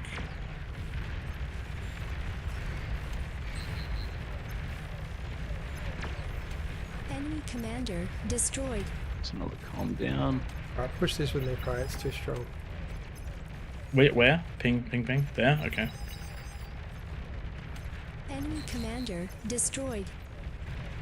Too much metal here to lose. Enemy commander destroyed.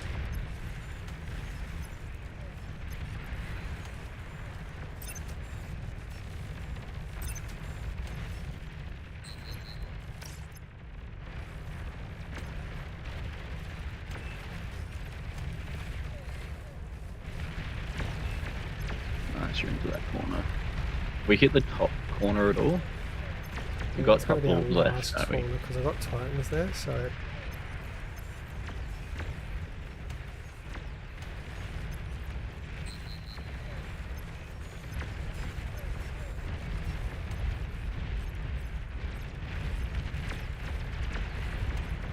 Yeah, they're losing the Razorbacks and shit like that. That's fine. We can fight Razorbacks. As long as we have more. Expand Fine. my eco more. More build power. Build power is the issue. More of everything. What's that meme? More energy. More footwork.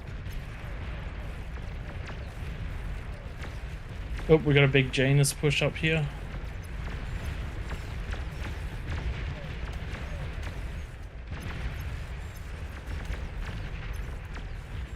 More passion. More energy. More footwork. I'm spending.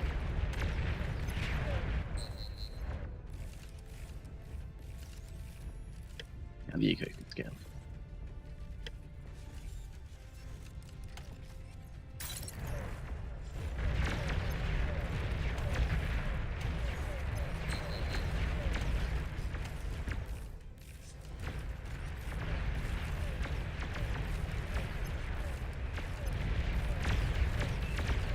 Maybe send some spam down here. This is a problem down here. Enemy commander destroyed. Enemy If you just hang up commander for a second on the destroyed. bottom right, I'll get in front of you. Yeah.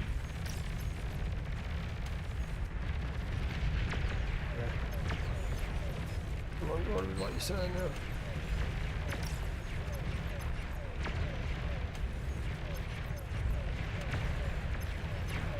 There shouldn't be too much resistance once we get past that. Go back to next in the world. I'm back up here quite, I reckon. I'm going to get all of these to go down here.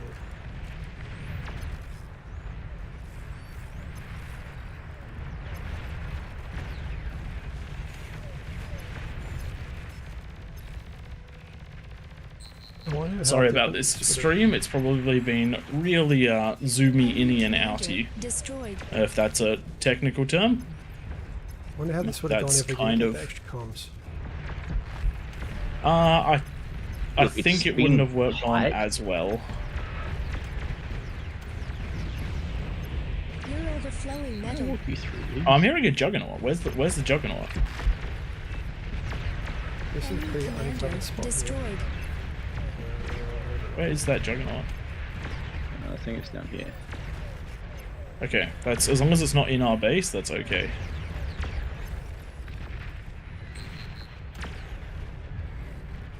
Okay, so where do we still... Okay, so that's... all this is cleared. Let's head over here.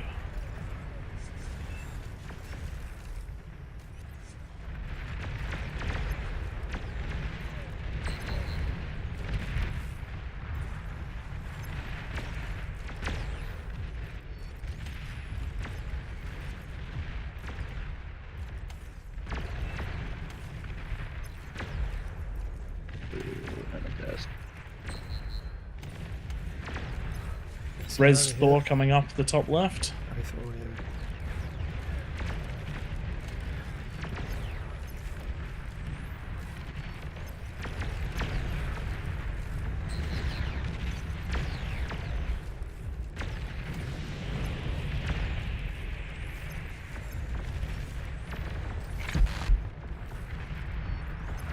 Titan detected.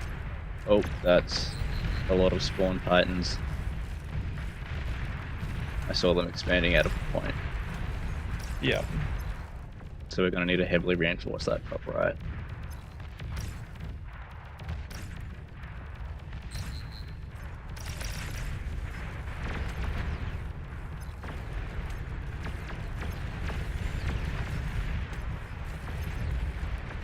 Yep, I see that. They have a lot of TP Enemy walls. commander destroyed.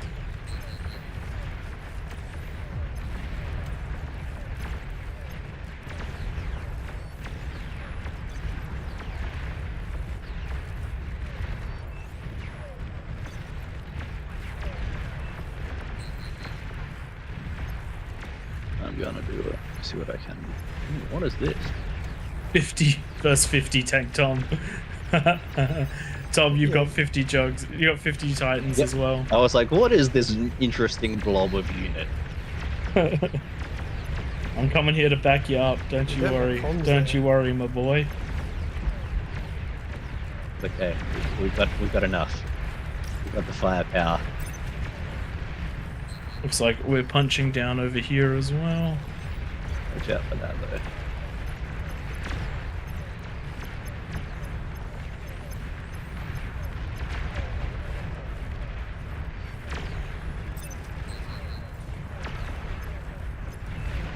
Juggernaut detected.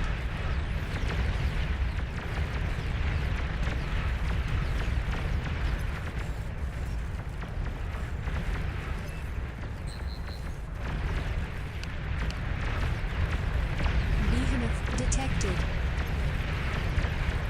Ooh, how many behes is that going to be? That's a lot of behe. Yeah.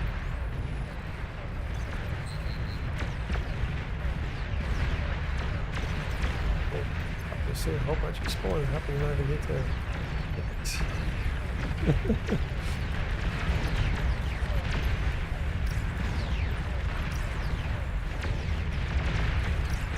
Jesus. Okay. Oh dear.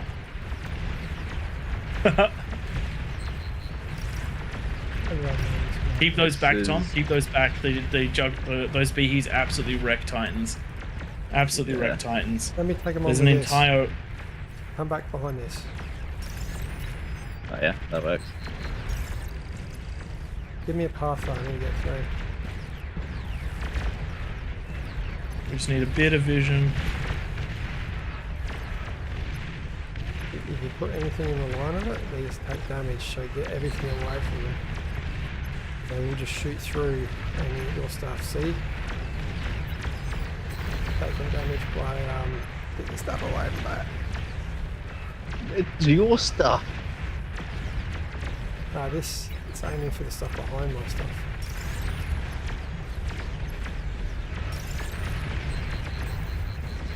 We're losing over bottom side with Tank Tom. Yeah.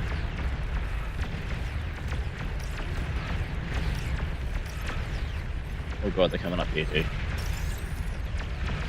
An allied This is a commander bit. This has is a bit died. unfair. It tells me that we got the moral victory. Yes, yes, we did. An allied commander has died.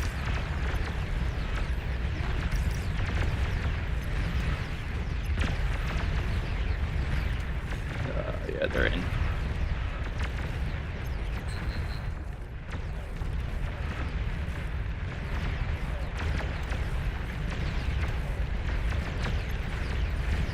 Because I can't hold like 3 ramps full of Yeah. dogs.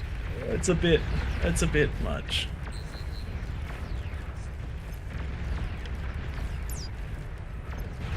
Enemy commander destroyed.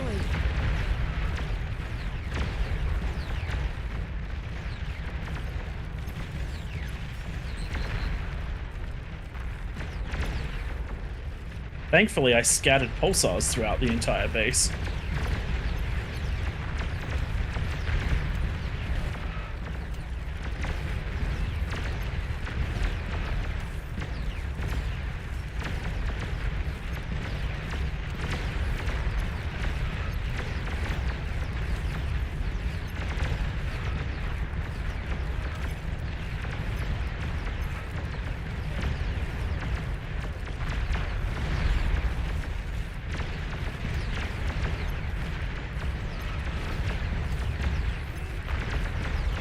Well, comms to kill. Make sure all your comms are invisible. Only got one left. Oh, that's game over. That's GG. Enemy commander destroyed. Well done. We did it. Commander destroyed. We did it. Enemy I feel like commander the 6 destroyed. comms at the start was a bit much. That was definitely a bit much. But I think we probably could have Battle handled. ended. I think we probably could have scraped out a victory, maybe. The fact that we took out Duffy early probably helped a lot. Yeah. Yes. Oh, I did terribly on the damage dealt. That's disappointing. It doesn't really count when we were given all those titans. Oh, you were given Titans too? Only, Okay. only to combat the titans that they were given. Yeah. That's why we didn't fall immediately when a ramp full of titans arrived. I think Flo's the new Oprah. Titan for you and a Titan for you. Titan for you. Titan Yeah. for everybody. Everyone gets a titan.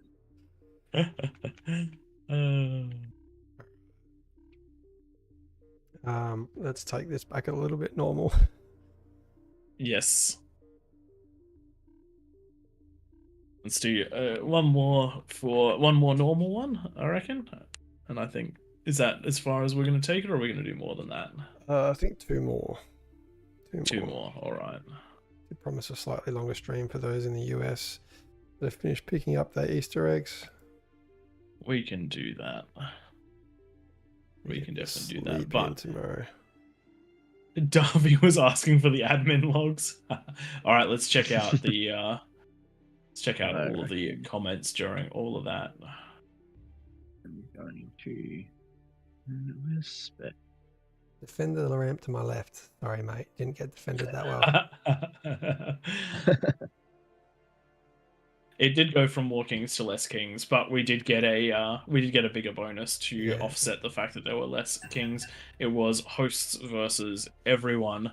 Same rules, except we got the plus 100 instead of the plus 45. There's no way we could have done that with plus 45.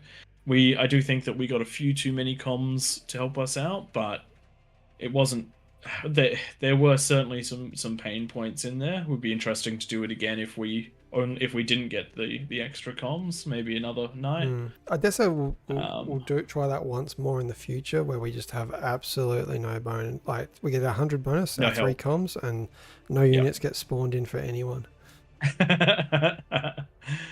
We Still, need a it was pretty moderator to tense. moderate the And moderators. apologies if I gave anyone motion sickness zooming in and out. I try not to do that as much as possible, but when there's an entire half of the map, it's pretty hard not to fall back on old habits. Yeah, having the biggest challenge be move time, in that you Yes. need a standing army basically at every quadrant, otherwise you can't get anything there. And we got real close to falling at one point, or That more than one point. actually one in chat, OP Manbar suggested that they swap our comms with Evo comms. I don't know if that would work super well, but it also might, because when we only have 3 comms, we're super vulnerable to being comm sniped. If that Evo comms, they at least can fend for themselves a little bit, and their build power would scale through the 10 minutes, which would be super nice. I think what we'll do is we might try and we might test that just on a like when it's not a live stream, and see how that one goes. But I do like the idea. Also, because I kind of want to have an Evo com. They're really fun. I'm a player that really enjoys Raptors. So I do enjoy the Nutty Raptor variant with the Evo comms. It's always a good time. I mean, whenever I play that and I've got an Evo com, I just start in the middle, and if I die, I die. It's fun though. It's like an FPS almost. Just trying to degun all Yeah. those hives. Yeah, I remember having some pretty horrendous games with you guys early on, where we tried to fight from the center from the start, and it would just be like we'd either kill a hive or we'd lose our comms. We did survive a lot of those. Oh, we did. We got really good at it. It was just funny. I'm just All going right, through looks like this setting up one's some of. balancing out quite nicely. We've got some really strong peasants. We've also got some very strong kings. Let us get this one underway, I reckon.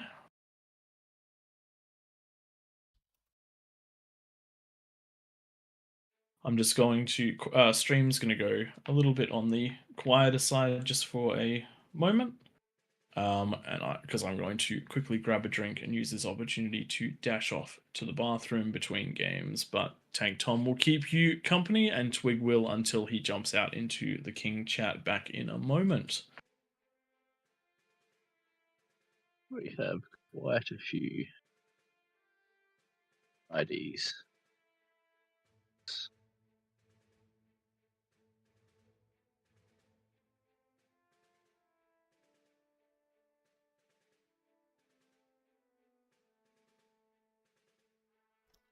One more king.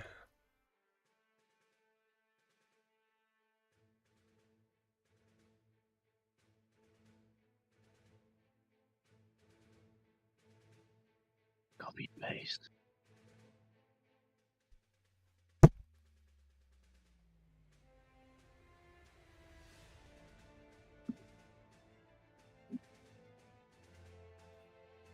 For those wondering what we're doing, this game assigns IDs, and sometimes those IDs double up. We're just going to sort through them and make sure there's no double ups. Which ones have you done? You done the ones? I was just gonna do Mo's, and I think that should be most of them.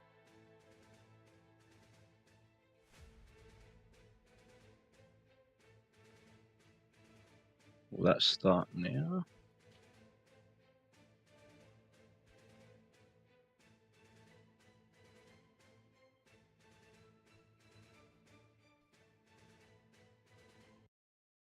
There we go. Nice. Alright, I will also be back if you can keep everyone entertained for a minute, Tom. We can do that.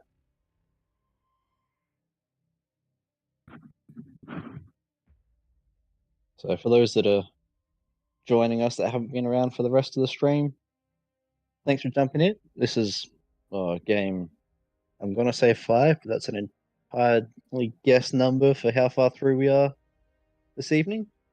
So, basic rules for this are the kings have everything that's in the middle, and the peasants are around the outside. They can defend up to the ramps. Round but the not, outside. Round the outside. Yes. So, we've had some of our community members have made some tweaks for the map to flatten that out so that there's not the severe advantage for one team or the other for running vehicles. We did notice that there was a definite advantage to whoever was fighting down the ramps. So that's largely negated now, or at least it's consistent. The peasants have a lot of people around the edges, so it's not uncommon that the 4 corners have some combined economies which generally rival the middles. So it's not uncommon to see T3 units coming out of the corners at about the same time that we've got T3 units coming out of the middle. There's definitely the advantage for everyone around the outside to be able to coordinate and run units in.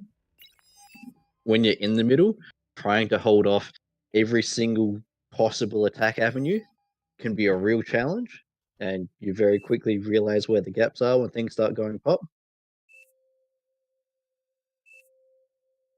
A big thanks to the admins and the devs from the game. We've got a bunch of them that are joining us this evening and helping out with removing units when they're not supposed to be places, like when you walk a column to the top of a ramp. So that's been great to see. And it helps us a lot because trying to either play and coordinate the 50 odd people that we have in here can get a little difficult, as you might expect. 42 verse 8. It's going to be fun. We do have some lower experienced players in the king's position here, so a couple 3 chefs. Don't know where Pink's starting as commander. It's an odd spot to start. That's right, Twig's in there. He'll be able to carry all of them. I do That like works, the isn't it? puppies on the other side. All it takes is one leak. One little leak. In that last game, I got real concerned when they had those units in the middle of the map. I was expecting a lot of things to go pop, but we got away relatively unscathed. We just made it through that little attack. That was scary. Just jumping in to answer some questions from chat. Yes, Johnny dropped tables. We shall do our best to entertain you. Thanks, DE Avatar. This is your first time playing the game. We hope you enjoy it. King of the Hill is a little bit different to the standard, but I hope you have fun all the same. I can't quite see the same name in game, but if you let me know your in-game name, I'll keep an eye out for you. Griefonger, why no nukes and no arrow? Could you imagine a single nuke getting through on the Kings? It would be absolutely devastating. They also, similarly for the peasants up in the corners, it could take out an entire player, which would be no fun for them if they get to, if the Kings essentially could nuke rush, and at 10 minutes take out all 4 eco spots. Yes, there is anti-nuke, but that also means that the corners aren't going to be able to We scale. don't want this to devolve into an eco race of who can build and defend more nukes. Yes. And why no air? Similar sort of reason. We have tried it once with air on, and it just turned into complete chaos, because if you have to add yet another set of defenses for the Kings, then there's very little offense, and it only takes bombers being shot down and falling on things to completely disrupt the Kings, and there's nothing you can do to stop the air from falling in. Unfortunately, lag is still in there, though I think you might be thinking LRPCs. LRPCs, same thing. It's just everything is so clustered up. It's too easy to just guess and fire at random to get those shots in, and you can still get plenty of long-range units. Inside versus outside, that is in fact the game type. We've got King of the Hill, the Kings in the middle, they get a plus 45 bonus, and they have to try and survive and win versus everybody else around the outside with no bonus. 10 minutes of no rush. There is no nuking, no air. We also have some rules about staying off of the ramps for the first 10 minutes. Please do stay completely off those ramps. And also do not use structures offensively. We And considered also, leaving... Big news, they are listening into Prater, telling him what's happening in game. So I'll jump out. Duffy, if you're Yes. listening, come and join me in the King's channel. And anyone else that's playing, there is a Discord channel that Tom can maybe post the link for anyone that wants to talk to their teammates. I'll catch you after. Just posting that one.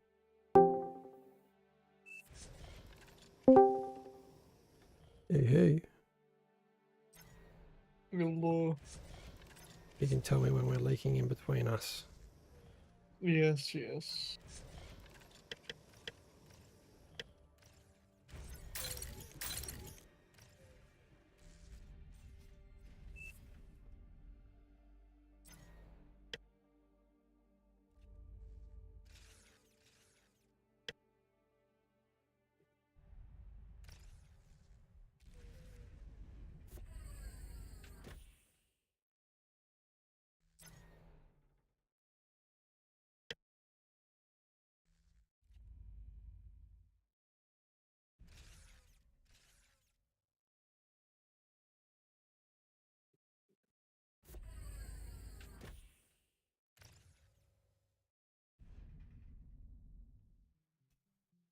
Low power.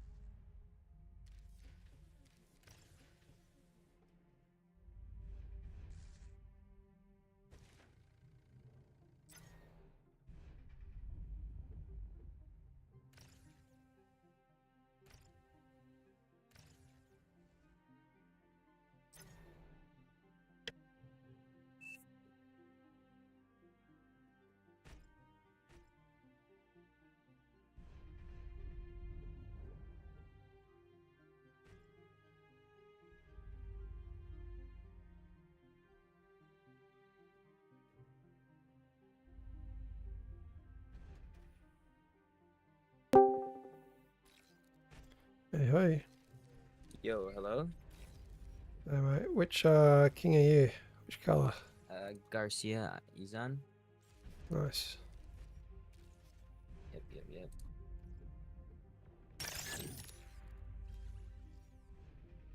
Make sure you get those mixers built as quick as possible ahead of your base there. The mixers? The mixers, metal extractors.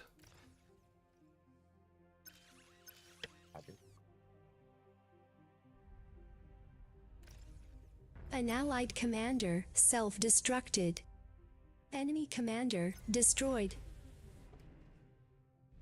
Enemy commander destroyed.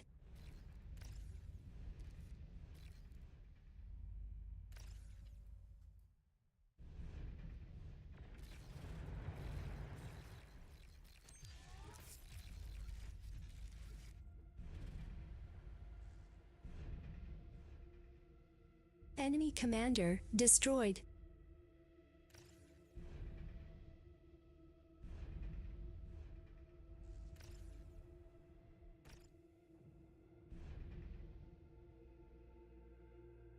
Low power.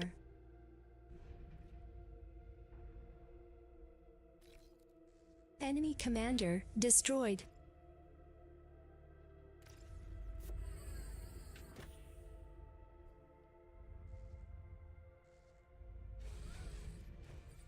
Enemy commander destroyed. Enemy commander destroyed. Enemy That's a lot of commander commanders destroyed. dying.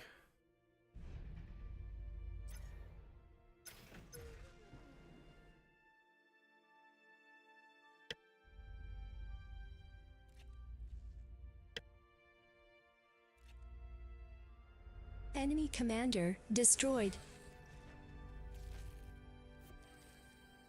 Just a tip with that there, you don't want to build wind that close because they will chain react. So build them in rows of 2 or put a space in between them. Battle paused.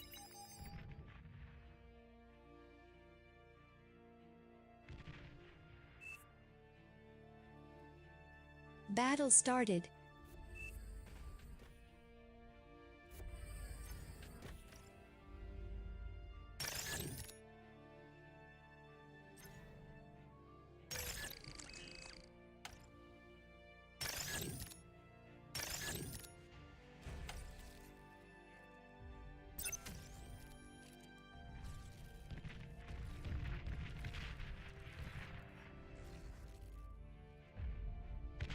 Battle paused.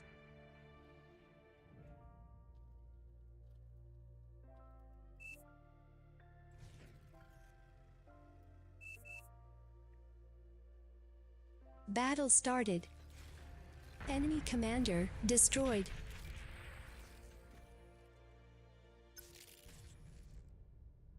I think I did it right this time.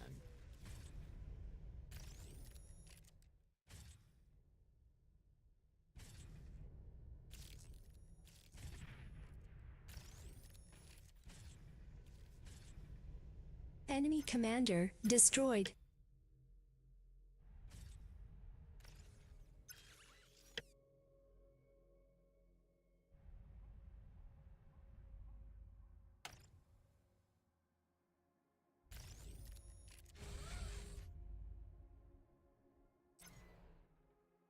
Oh, I did not build an energy storage. That's bad.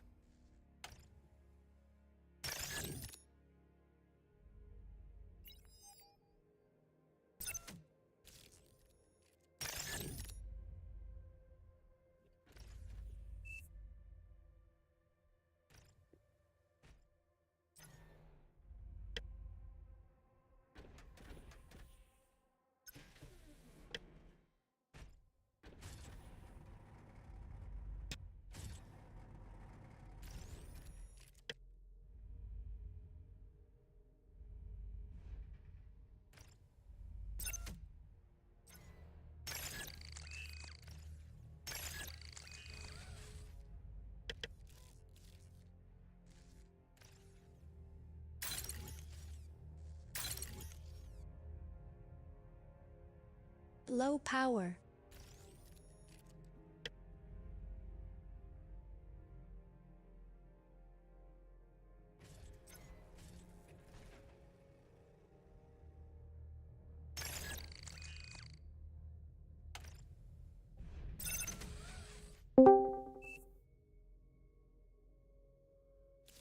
Hello.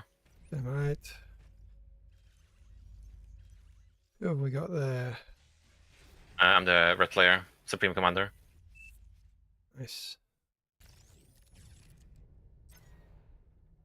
Ooh, I'm doing terribly.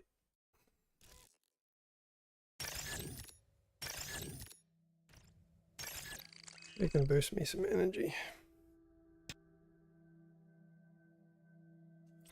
I'm about to get my fusion reactor out.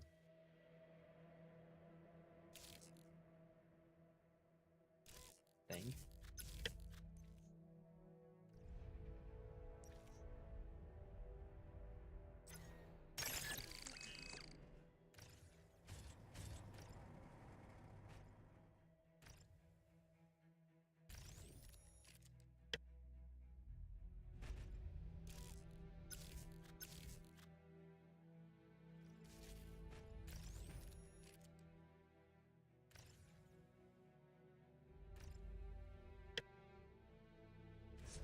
One minute left.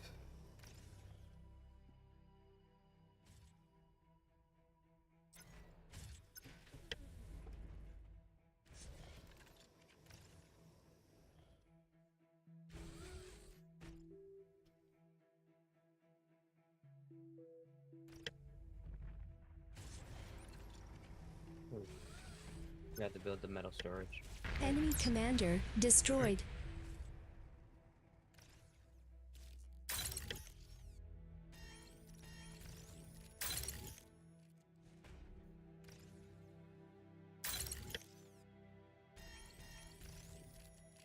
20 seconds. What am I doing? Yeah, I kind of tried. This dude needs units.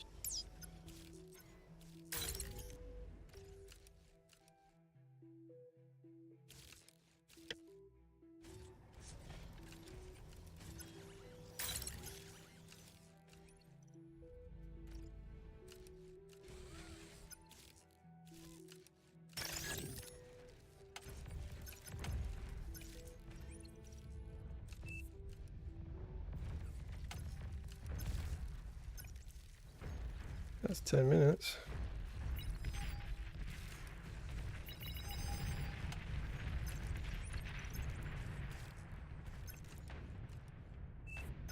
Oh, Legion's on.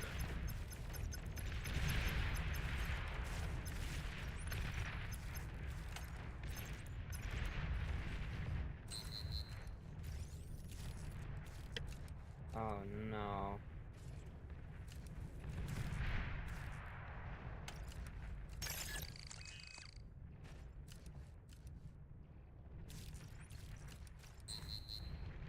No bueno.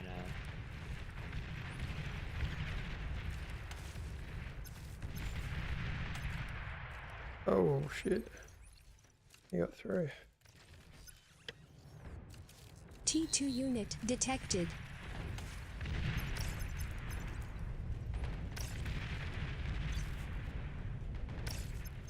I got a 2-3.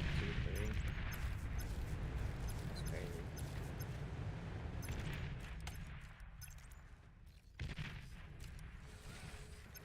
I see someone getting pushed. Oh yeah, right there to the right. Good shout. On my right. I flip my map around. First time I've seen landmines do anything.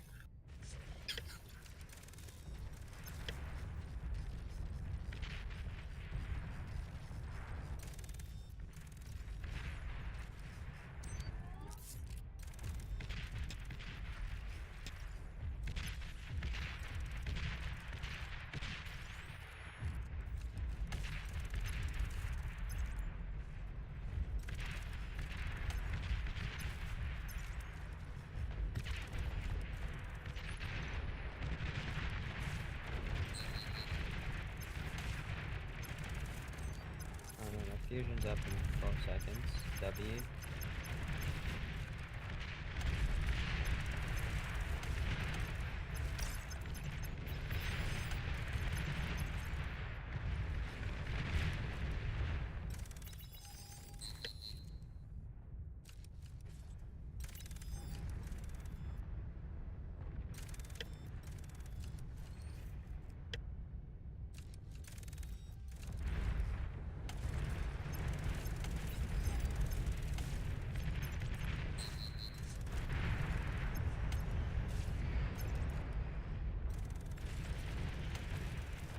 Damn. They got me. You can send some units up north there, Buffy. I'm trying to, man. Morty been covering them.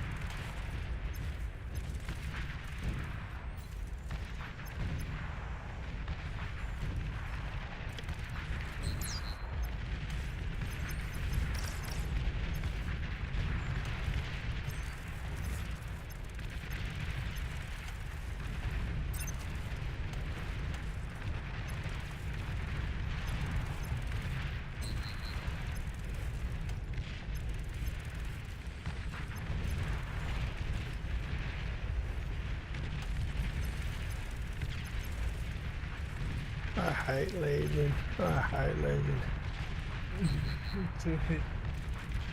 That's fucking spam everything. Well, you should eco up because half the Yeah. team doesn't know how to play. Yep.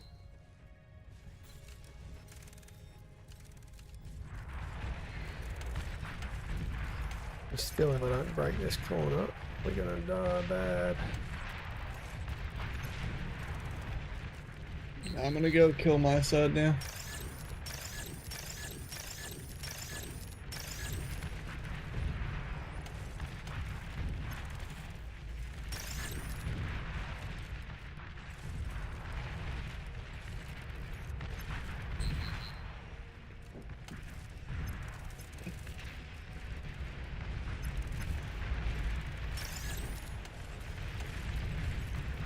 An allied commander has died.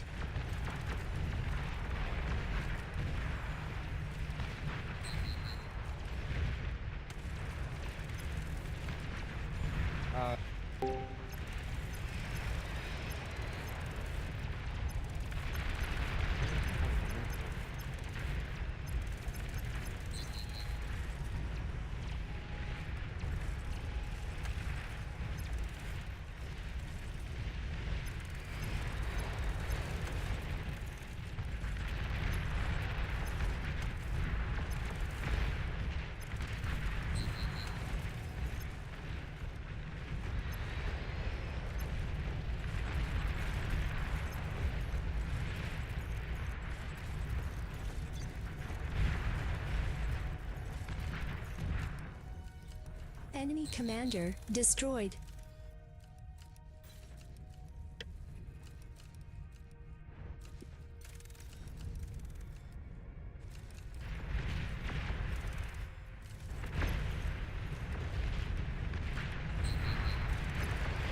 Trying to get through this, there's just too much firepower from Legion. Enemy commander destroyed.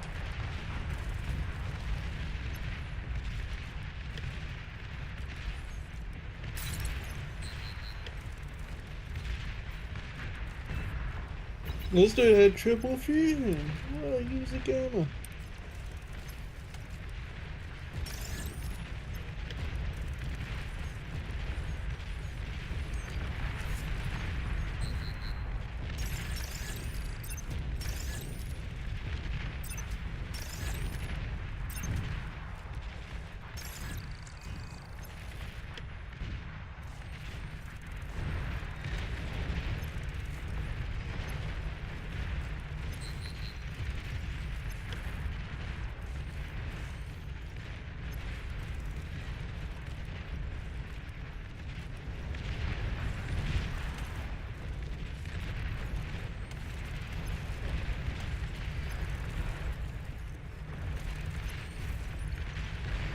Enemy commander destroyed.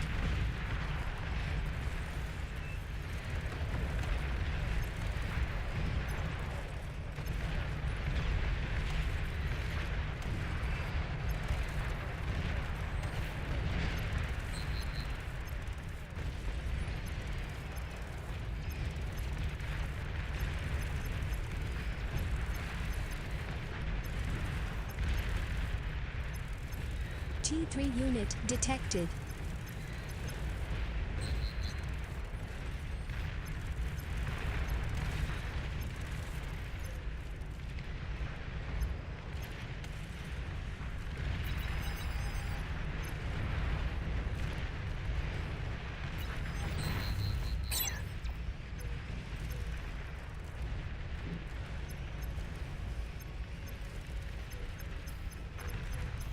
An allied commander has died.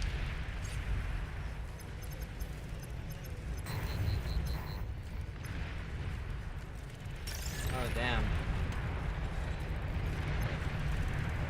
Enemy commander destroyed.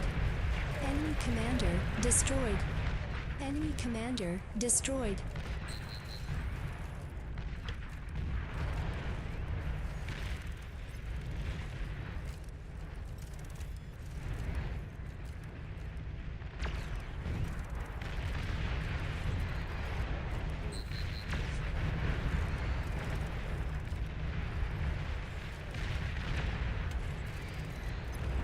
commander destroyed.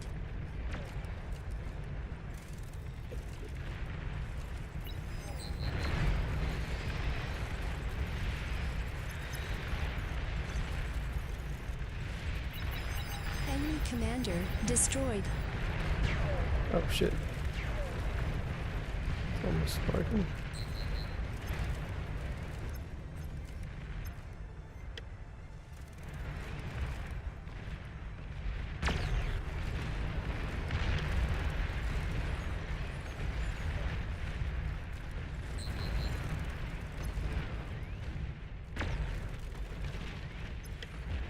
Trying to make a push, but I don't think it's happening.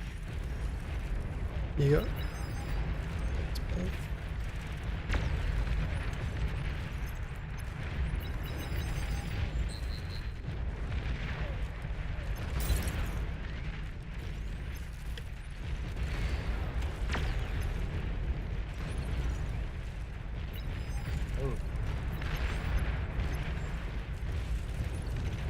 Oh, I need T3 bad.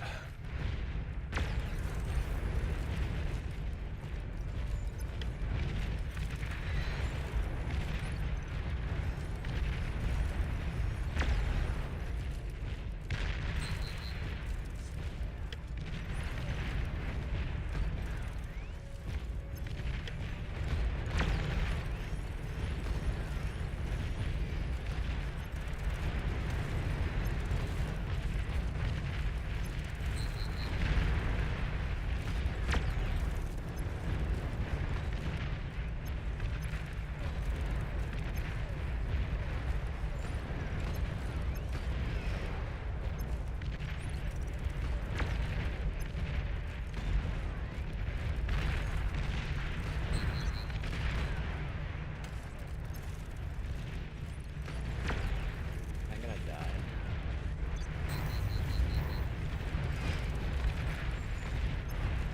An allied commander has died. I'm gonna lose.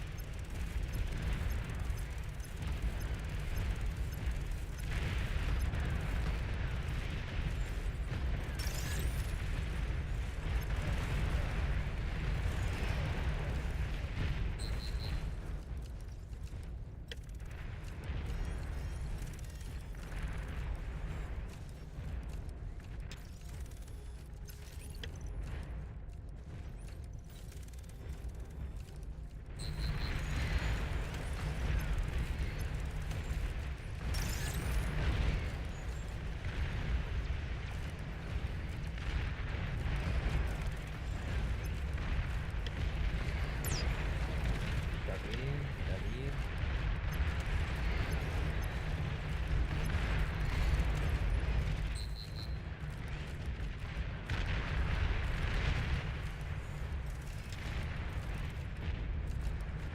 T3 unit is ready.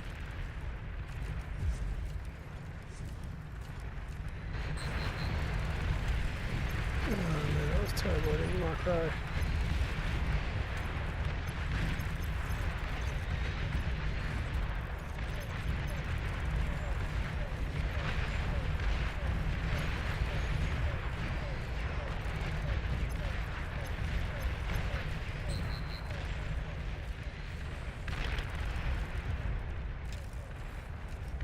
Enemy commander destroyed.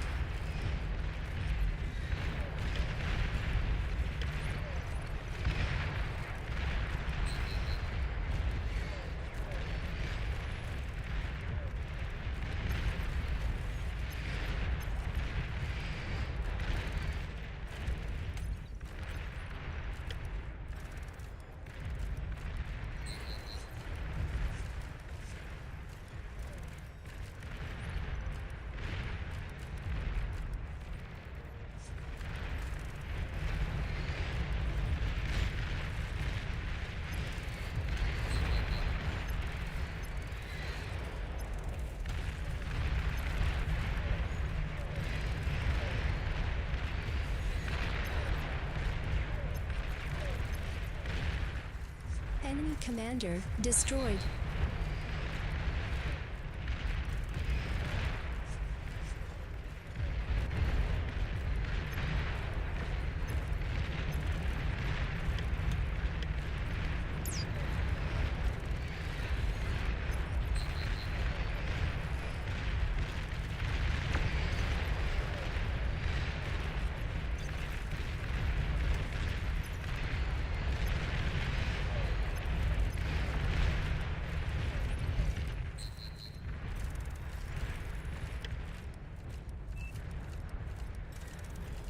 Uh-oh.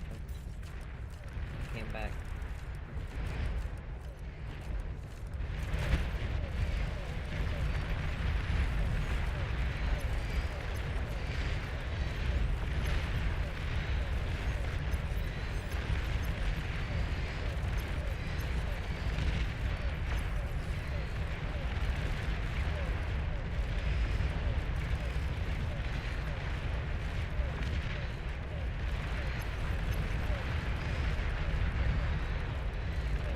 Came back to finish the job.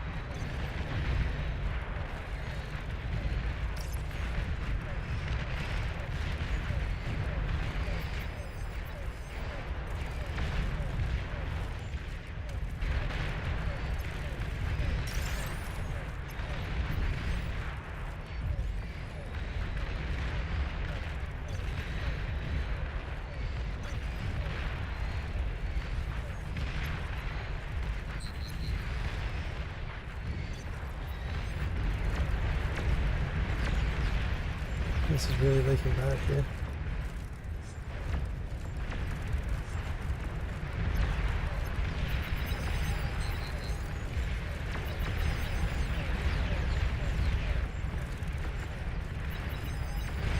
No, we're not seeing that.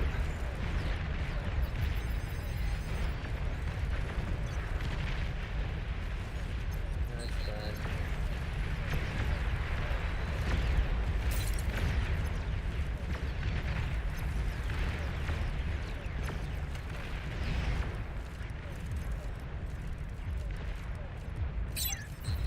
Enemy commander destroyed.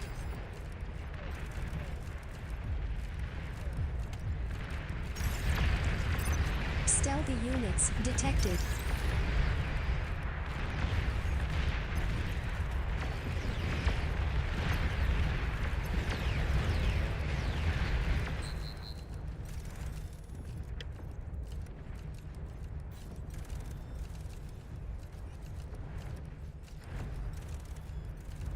Enemy commander destroyed.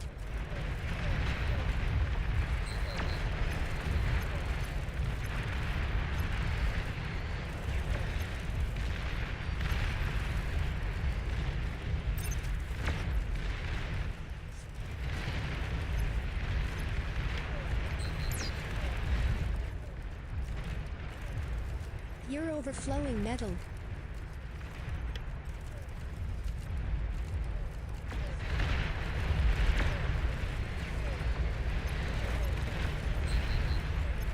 Enemy commander destroyed.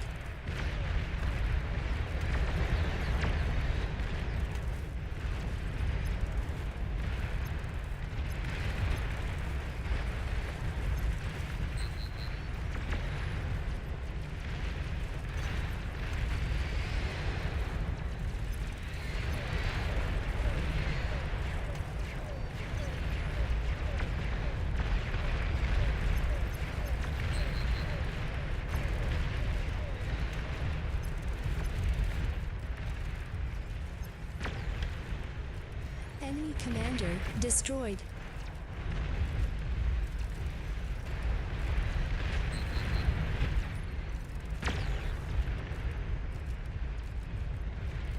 Enemy commander destroyed.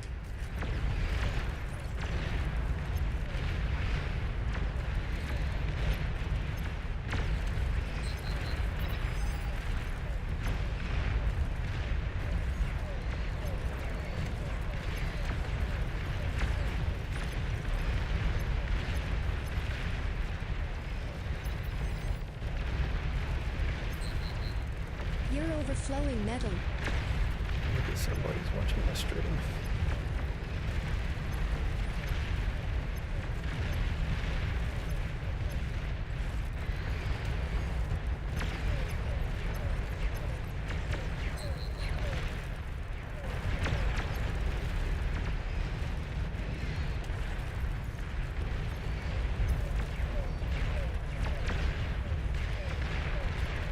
Enemy commander destroyed. Juggernaut detected.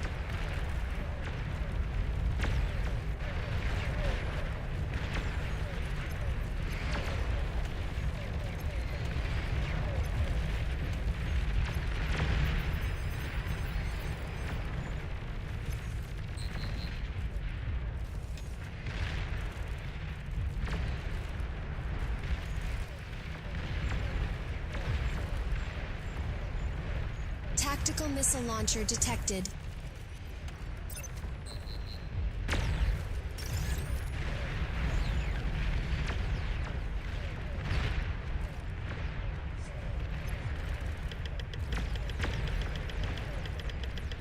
You're overflowing metal.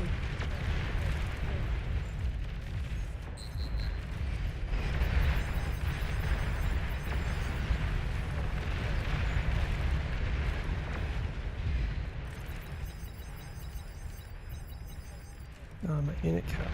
Again. That's fucking up my... Oh, that's... How am I at unit cap?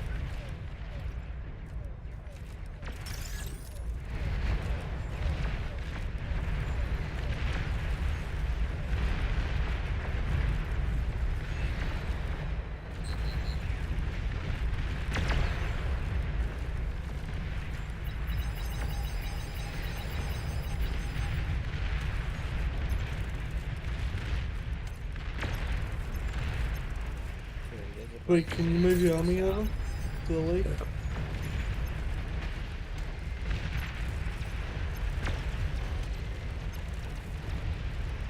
I would have solved it because seems to always know where my commanders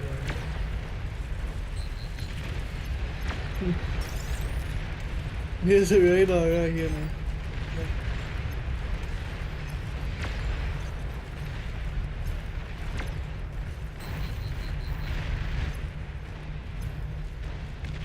You're overflowing metal.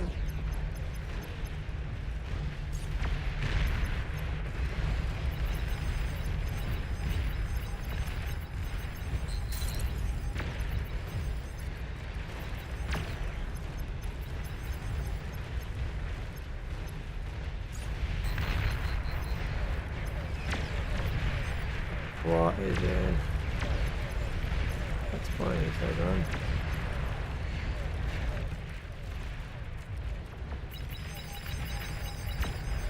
Holy.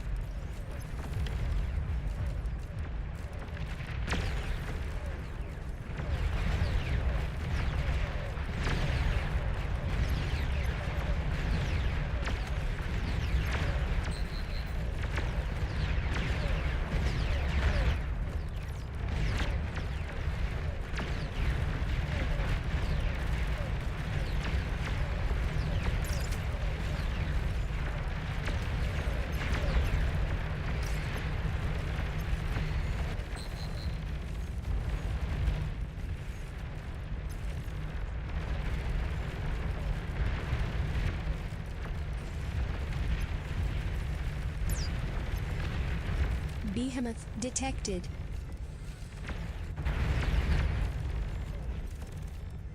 Enemy commander destroyed.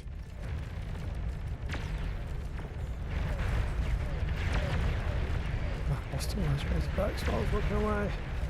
Cannot crack my lane. I don't know how to get past these. Well, I'm slowly killing people, so I will be up there soon. I'm just making a Titan wall across the map.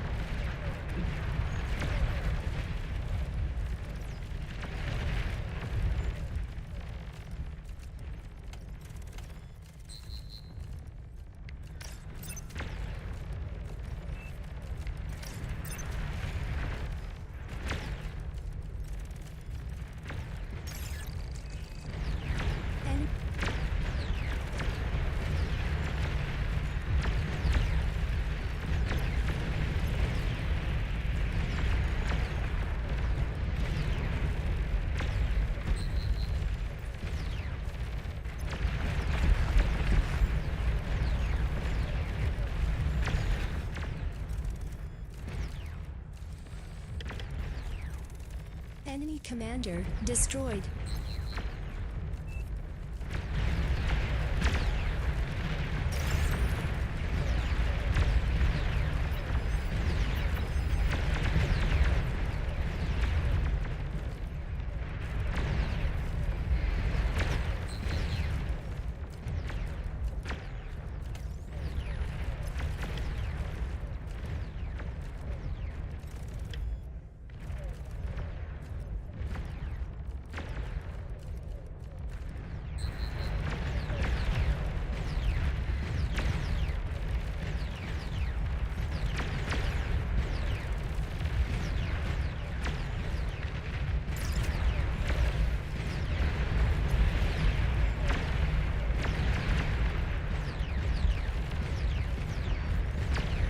Enemy commander destroyed.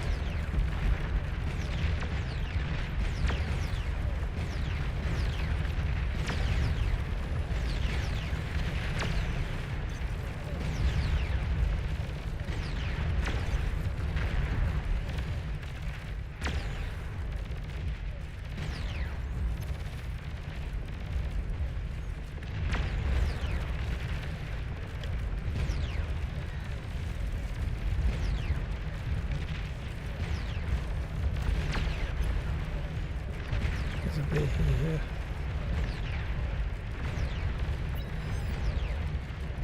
I'm on my way down.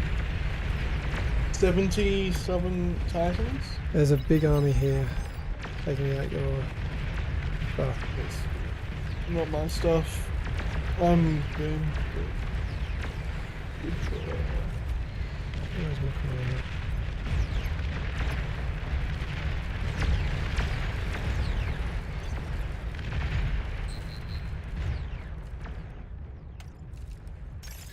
Fucking healing officers.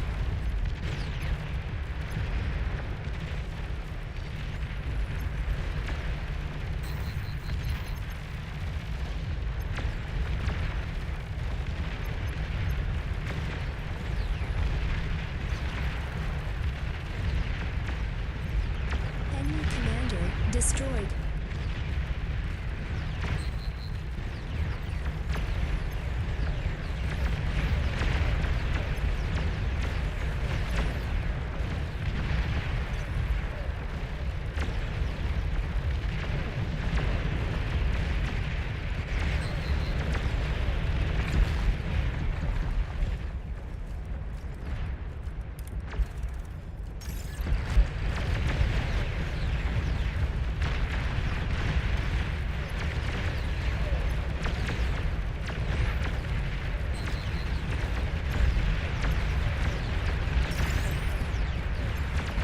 Nothing to save the day.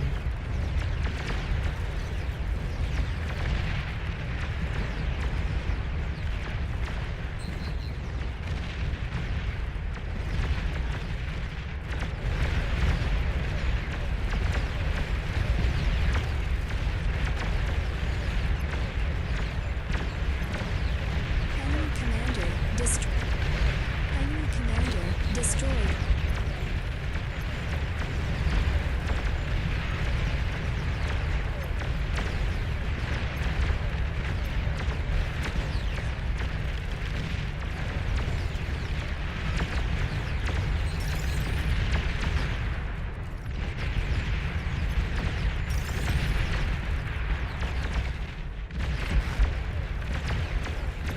Just ignore that B here. Enemy commander destroyed. Yeah, I'm trying away from it. I'll take it out. Nice. I was just walking.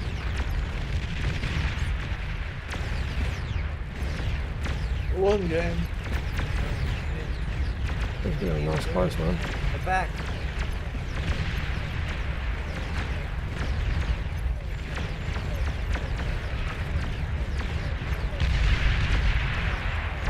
Nice. Enemy commander destroyed. Problem on the right is this player that went Legion just didn't attack for ages.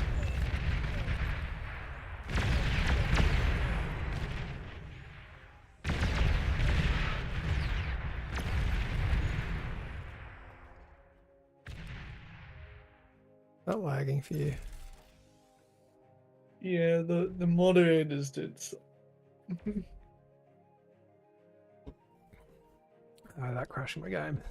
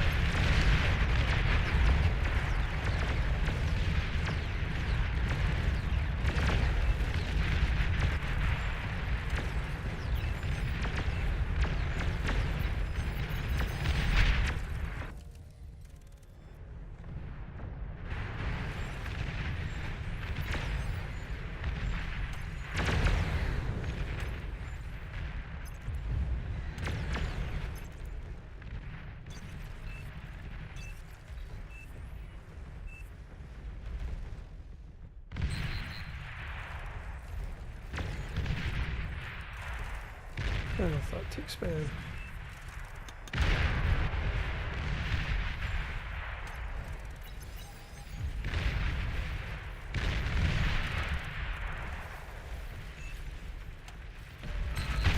Enemy commander destroyed. Thank you for saving us, Duffy. I'm gonna jump back in the casting couch. Battles It ended. turned into a stalemate. The Kings scaled like absolute beasts, only building the units that they needed to manage the defenses and then push right out. Thanks everyone for participating in this one. For those of you interested, let's have a quick look at these stats. So, the metal produced is always an interesting one. The peasants at about half because of how long the game went on and how well the Kings yes, did. it's definitely getting late. The Kings did. But looking at damage dealt, it was 13 million to 12 million. That's how, like, that it actually is crazy how close that is, considering exactly what was thrown at both sets of players. This game genuinely could have swung either way if a couple of attacks had gone differently. That one big punch into the middle that didn't quite get any chain reactions, a couple of slight decision-making changes, and that could have been either either the orange player or the cream player out of the match. All right, let's jump back into the lobby and let's grab Twig's thoughts while we organize the next one. I'm going to take a quick break on my voice. I hate it too. I got to watch thousands upon thousands of metal worth of recluses just burn to death in a tiny bit of napalm. I did a terrible base layout. I actually struggled just getting nice flat areas to build my base up, build my T3 labs. I had to build it outside of the base, obviously.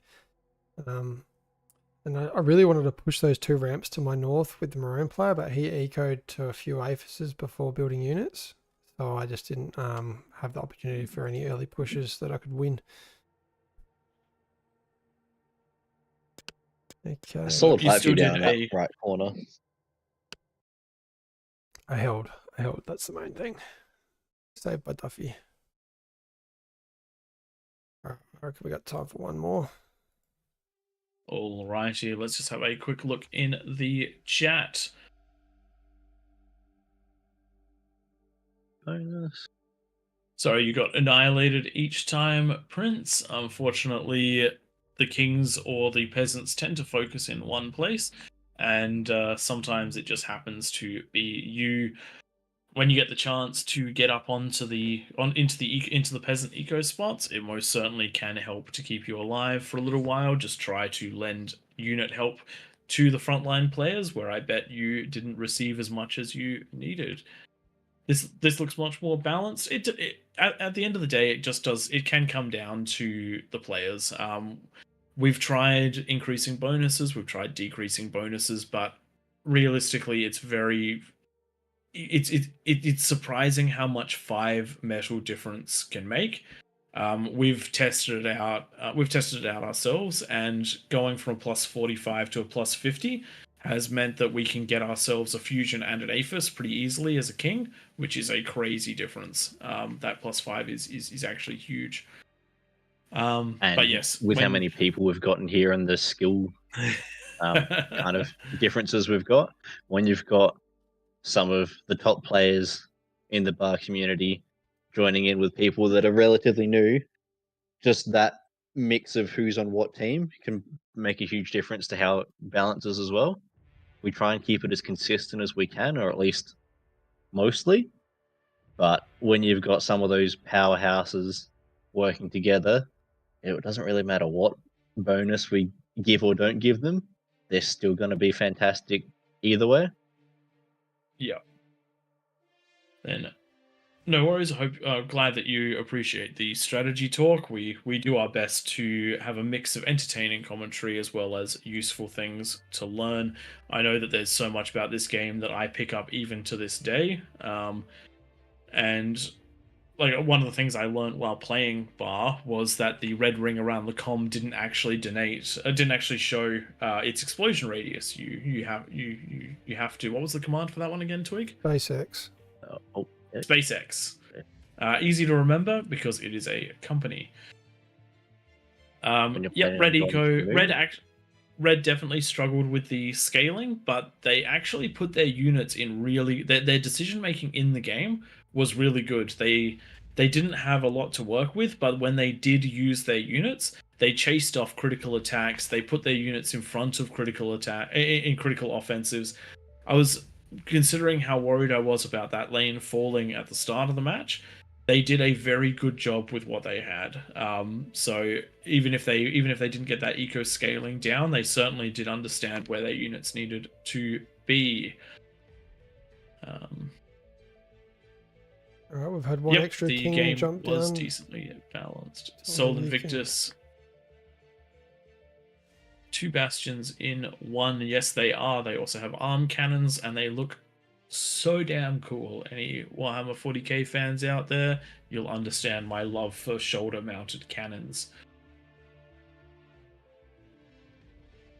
Yep, T1 spam can beat T3. If you build the same metal in ticks as you do in Razorbacks, the ticks will win until there are so many Razorbacks that the ticks can't get in range.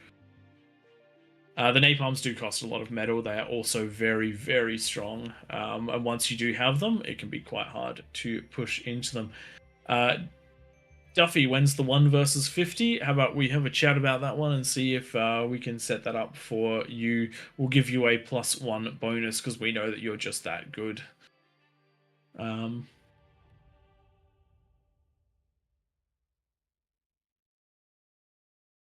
Yes, the people who do start between the ramps do have a bit of a struggle dealing with the long range missiles. That's one of the reasons we don't allow for the offensive artillery buildings, because at least the offensive units have to can't be built ahead of time in the right place. One of the things that those players do definitely need to do is not worry quite so much about scaling and try to make sure they're part of that T1 offensive at the beginning, because if you can take control of the top of the ramp, then you are safe. Sorry. We're struggling there. I think this is going to be our last one. Is that correct, guys? I think it is. My voice is 4 hours into chatting non-stop. Actually, almost 5 hours into chatting non-stop. So this will be our last one. And I'm also going to seeing as Twig and Tank Tom are not involved in the actual match, I'm going to leave a bunch of the commentary to them. I think we should can be just get good the to last go. few kings set up, Tom. I need to grab myself some water because my voice is starting to die. I only last a game or two in mine, guys. You've done well for 5 hours. Duffy, if you do a 1 versus 100, we'll give you +5. That's how nice we are. We'll even give you 5 comms to go with it. No, that's a bit much. We'll give you half a com. So we'll give you the com, but no metal and no energy generation.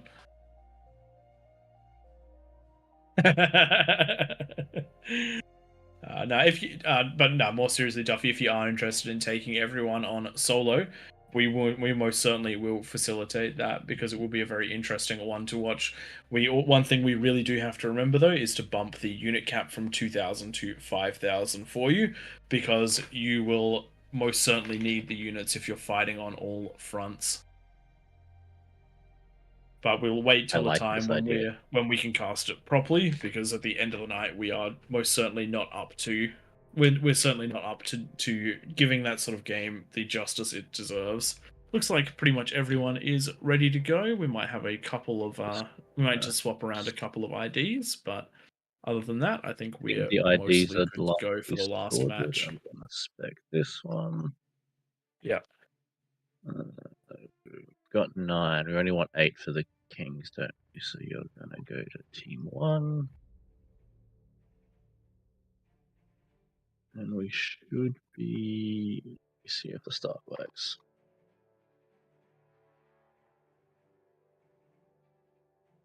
Just changed the title so that everyone knows that this will be the last game of the night. For us, unfortunately, for the 20 people in queue, we've been running this for about for almost 5 hours now. Quite a while. Quite the long time. Very good. Yes. So, can we grab some very strong T1 pushes out of this game? Where's that double up from the IDs? Hey, Pray, just a quick question. Have you managed to record any of these ones for our weekly upload? Yes. That's a thing I remembered to do. I'm just thinking because the devs have been dropping in units into the game, it wrecks the replays, and then we can't use them in the future. I really should have pressed record as well. Oh well. I guess we live and learn. This has been a bit of a different stream because it's the Easter one. But we might give this last match a good crack at it. Who is the double up of the IDs? We don't have ones anymore, so I'm starting. Oh, it's 83. I got it.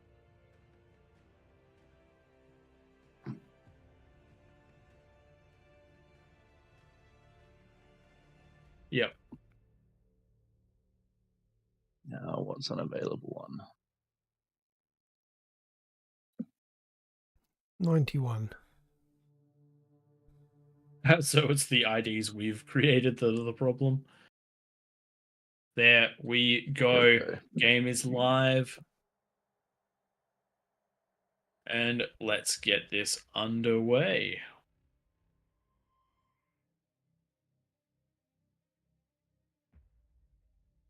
Big shout out to everyone that's continued watching this.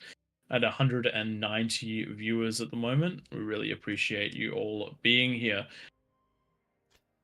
One thing we'll mention, seeing as this is the last game, we're trying to get our subs to 1,000 on YouTube. If you could drop it over there once we get to 1,000, what we're going to do is actually do one of these events on the opposite time of the day so that it is favouring the US and Europe rather than over in the Eastern world here, Australia, currently our 1:30 a.m.-ish right now. So everyone listening, yeah, hit that like and subscribe.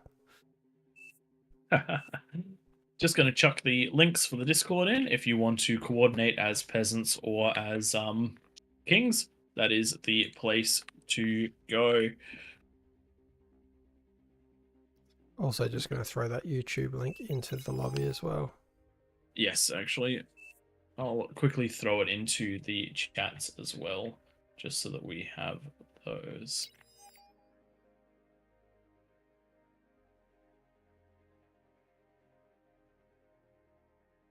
Tell that people spawn in quicker than you when all of the lines appear at once. Yes. Be on his favoured left-hand side. The left and the right, I would say, would be the best lanes to pick, followed by the north and the south, just because you're only against 2 players to start with. You're not fighting into those heavily reinforced corners where you have to get through, what is that? 1, 2, 3, 4, 5 to make it in. We have a king spawning in the wrong spot. There we go. Sorry, our peasant was spawning in the middle. All sorted now. I will post the rules one more time for everyone. Those tuning in, this is King of the Hill, where we've got a number of kings that get thrown up on top of a hill with a 45% bonus. There's a few rules that we stick to, such as a no rush 10-minute timer to give everyone a chance to build up. Posting the rules there. There's no structures that are allowed to hit any eco, so you cannot build, say, an agitator in range of an enemy mechs. Co-op eco is allowed. No reclaim hack, if you know what that is. Don't do it. We don't tell anyone that doesn't know what it is, though. It's just so you can't abuse it.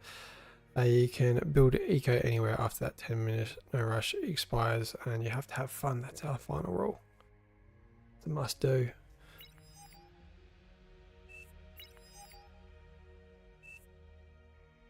Few last players loading into the game. What we usually see out of the peasants around the map is in the corners. You get a bit of a communism eco, so feeding everyone in the back corner that metal, the wind and the energy and the metal, so that they can jump up to T2 quickly and send out T2 constructors.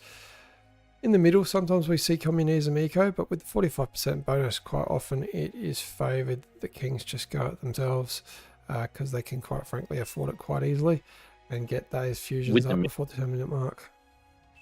The challenge is the move time as well. Once you've built a T2 constructor, for it to waddle over to someone else, in that time they've generally got their own T2 up, which is why we haven't seen too many communist ecos in the middle. We have seen it a couple of times, and when everyone commits to it, it can be incredibly effective. And it looks like we might see some of that this game. We'll have to wait and see. Yes, we do see someone in chat trying to organize a T1 rush. Just remember tonight, the most overwhelming victory for the peasants came because of 5 players T1 rushing, and then another couple of players starting to help them out with a big T2 push at 12 Battle minutes, started. and then T2 units coming in at about 13 minutes to back all of that up. At that 10 Looks like minute we mark, have we're had going a... to find... What is happening? Looks like we've got some surprise nukes heading in, and we have had a comm accidentally start in the middle, but they are walking their way out. We appreciate that one. It might be a double up. This does happen every now and then. Doesn't look like it's going to affect anything because they didn't spawn near anybody. Rules have just been posted in the chat. No air, no nukes, stay off the damn ramps, and no offensive, no using buildings offensively is the big ones. Yeah, we see For a lot of those of Junos that get shot up into the bases to stop that tick spam. They're only allowed to be shot onto the ramps or into your own base if you feel like it. Yes. Just remember, if you have 1,000 Junos, you can blow up your own wins if you want to. What do they do, like 1 damage per shot? I'm pretty sure, yeah. So you probably don't need 1,000, but if you have 1,000, you will blow up your wins, can guarantee. One commander here going into, actually there's a couple going to vehicles instead of bots, including Duffy. Those vehicles do have about, I think, 40% more speed. And have we got a lane that was not taken? Some confusion here for the Kings, and we've got one lane, the lane that I happened to be in last game, not taken by anyone. So going to be yes, we do. by 1 or The 2 red players. player has grabbed a middle spot, and they are going to... That means there will be a free lane We'll see exactly how that goes. Will be quite rough for the Kings if they are pushed down that lane. We forgot But to we do enforce the have one shove rule. Duffy. We do have Duffy who wants to jump in. Pretty sure that Duffy quite happy to take all that metal for them. yes, pretty sure that Avatar mentioned in the Twitch that they were jumping in as a new player and that their first experience in Beyond All Reason is in King of the Hill. So we're super glad that you're joining us. We're happy that you wanted to take on the. We're happy you wanted to take on the role of a king. We do love when people play that one. However, this is going to be a huge trial by fire. Does look like some errors There's flashing. likely to be some fire. Does look like some errors flashing across the top of the screen. Don't worry too much about those. It is just a couple of the moderators having some fun. I've seen some random D-guns going off a nuke and other such interesting things. So let's have a quick round off for those of you that aren't particularly familiar with what's going on. King of the Hill. The Kings hold the middle. There's 10 minutes no rush, and the outside of the map are the peasants. The Kings win if they destroy the peasants. Peasants win if they destroy the Kings. The things we want to see out of the Kings, we want to see a fusion and T2 and a lot of T2 mexes by that 10-minute mark, along with enough units to push out from the peasants. We want to see some heavy eco in the corners, particularly communist eco, where you help one person get the labs and distribute out your T2 builders. Getting those T2 mexes up for your whole team is a huge amount of metal across the entire map. For the frontline players, you definitely want to focus on getting getting some defenses up so that you can react with units. You want just enough in the way of defenses to let your units come to bear. But mostly you want to be on the offensive. If you can get yourself 20 to 50 incisors by that 10-minute mark, the Kings will stand absolutely no chance. We've also seen massively good pushes with pawns, with grunts, and with blitzers. But it is a little bit of it does feel a little bit scary putting all of your metal into those offensive units.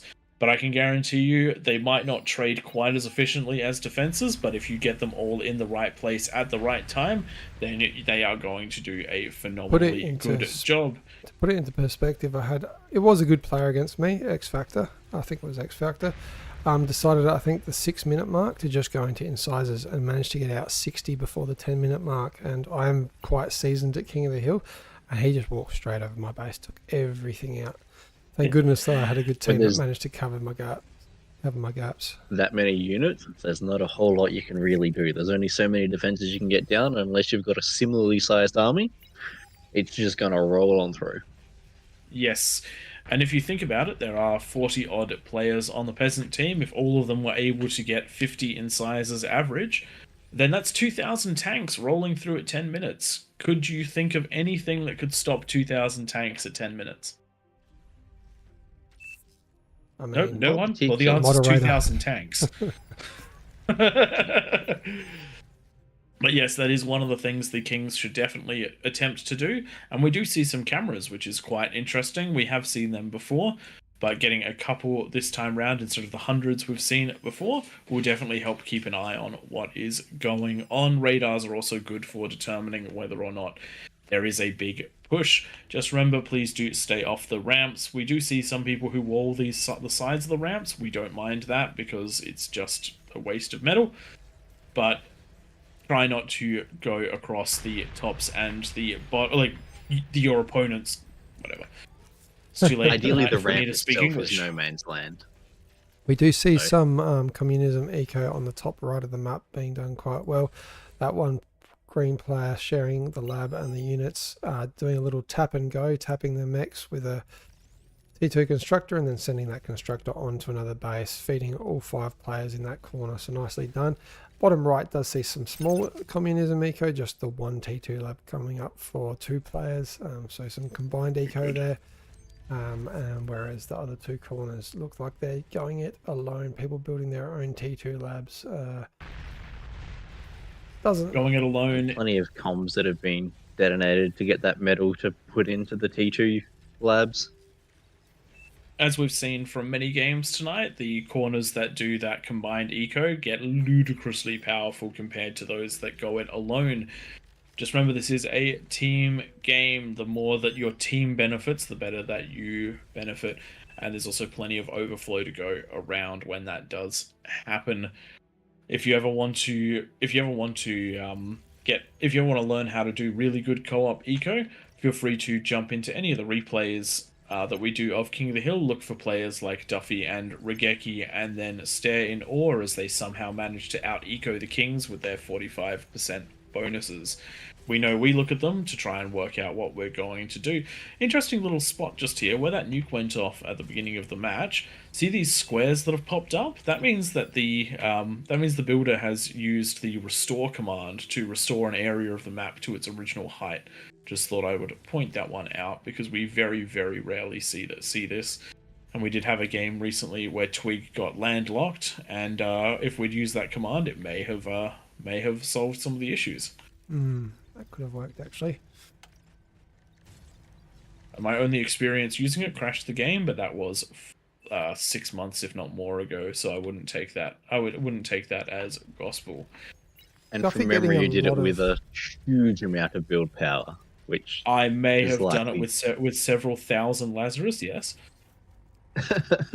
Over like a third of the map. Don't judge me.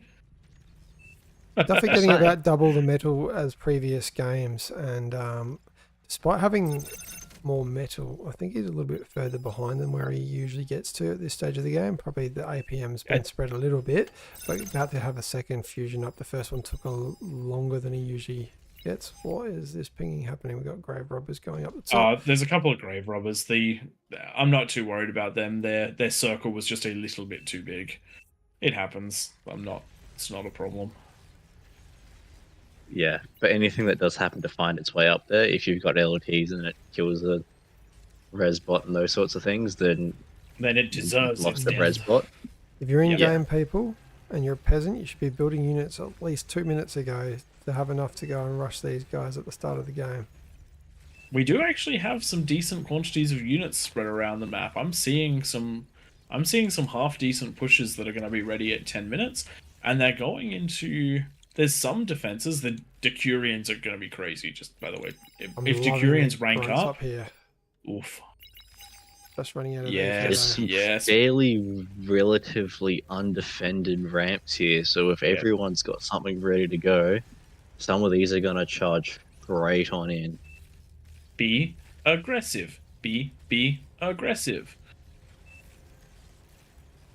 Some defenses coming up, but as is often the case, the defenses are still coming up at 10 minutes, so if you can get in, you're through.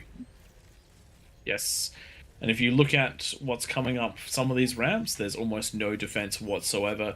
With 10 seconds to go, these units are going to start pouring up the ramps, and I can see 3 places where the units are going to go straight in, and I'm loving it. 10 minutes, go, go, go.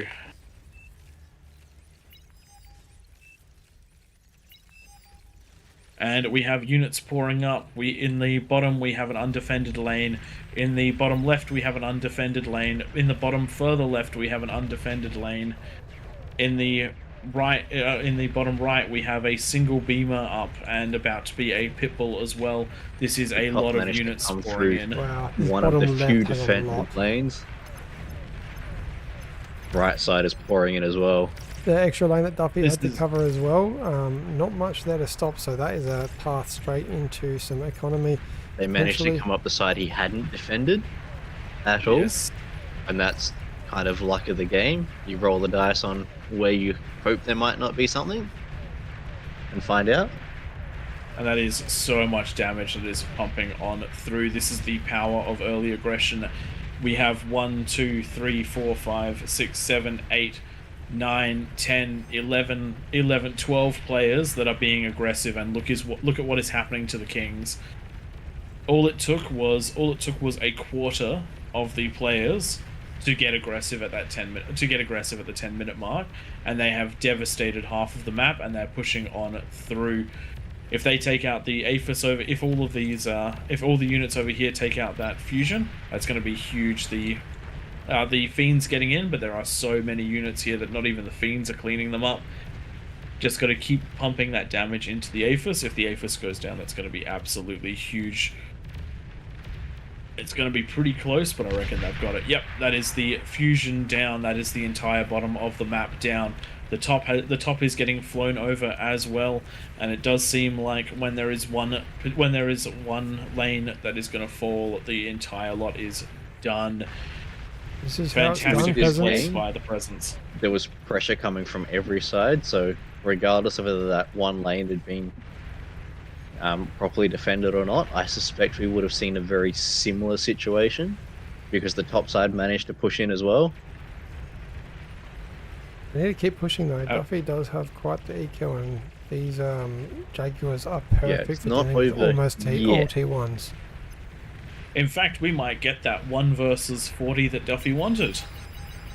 If he becomes the last player, I'm we do saying have something that I don't want to to say because Duffy will hear you say that. I mean, it is what it is. Thankfully, it's not going towards Duffy's units. It's heading up to the pink player, so we shall see exactly how far it gets, whether it can gut Duffy from behind or not.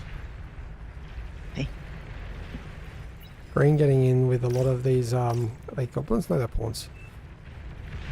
Through to the back of Duffy's eco there. Oof, unfortunately, just by luck of the Jaguars walking past the com is going to take them out. But we now have a very serious problem for the Kings. They have lost so much ground right now. This is going to be an absolute ripper to come back from, especially considering that the total income of the team is 1/4 of that of the peasants. And We it still does have look like we scaling do have... in the And it could be backgrounds. even worse, because the peasants could come up and get the reclaim. Finally, we've seen the kind of aggression out of peasants that we've been talking about for way too long. That's And all look, it it takes. is perfectly defendable if everyone takes an equal eighth of the map and has a solid defense, has spam going up with 1 minute to go and building units with 1 minute to go as Kings. That will be enough to defend most of this. Just having a few Jags takes out quite a few of the pawns. Same goes for Fiends. And Green overwhelming Duffy's defences in the back line there. We do have a single pit bull up in the back line, probably some twin guards or some we call them beamers would be more suited to the job against this many units. And just one thing One of the nice things about King of the Hill is it gives you a good chance to practice that first 10 minutes of building up an eco. I want to see these units. And it split up a certainly, little and bit. yes, when it comes to this attack down here, you got to split those units up so they don't chain react. One of the things to note, because I know that I've just seen it in game, some people commenting on how the Kings need a bigger bonus. Kings have won more than the peasants tonight, but the other thing is that this is actually defendable, even if it doesn't look defendable. The Kings do actually have access to a lot of eco. They can set up very well at the top of these ramps, and they can match the amount of units. And so long as they control the reclaim fields, the Kings will if you don't destroy the Kings and the attack fails, the amount of metal the Kings get, because that plus 45, the Kings can then build up to a crazy degree from that.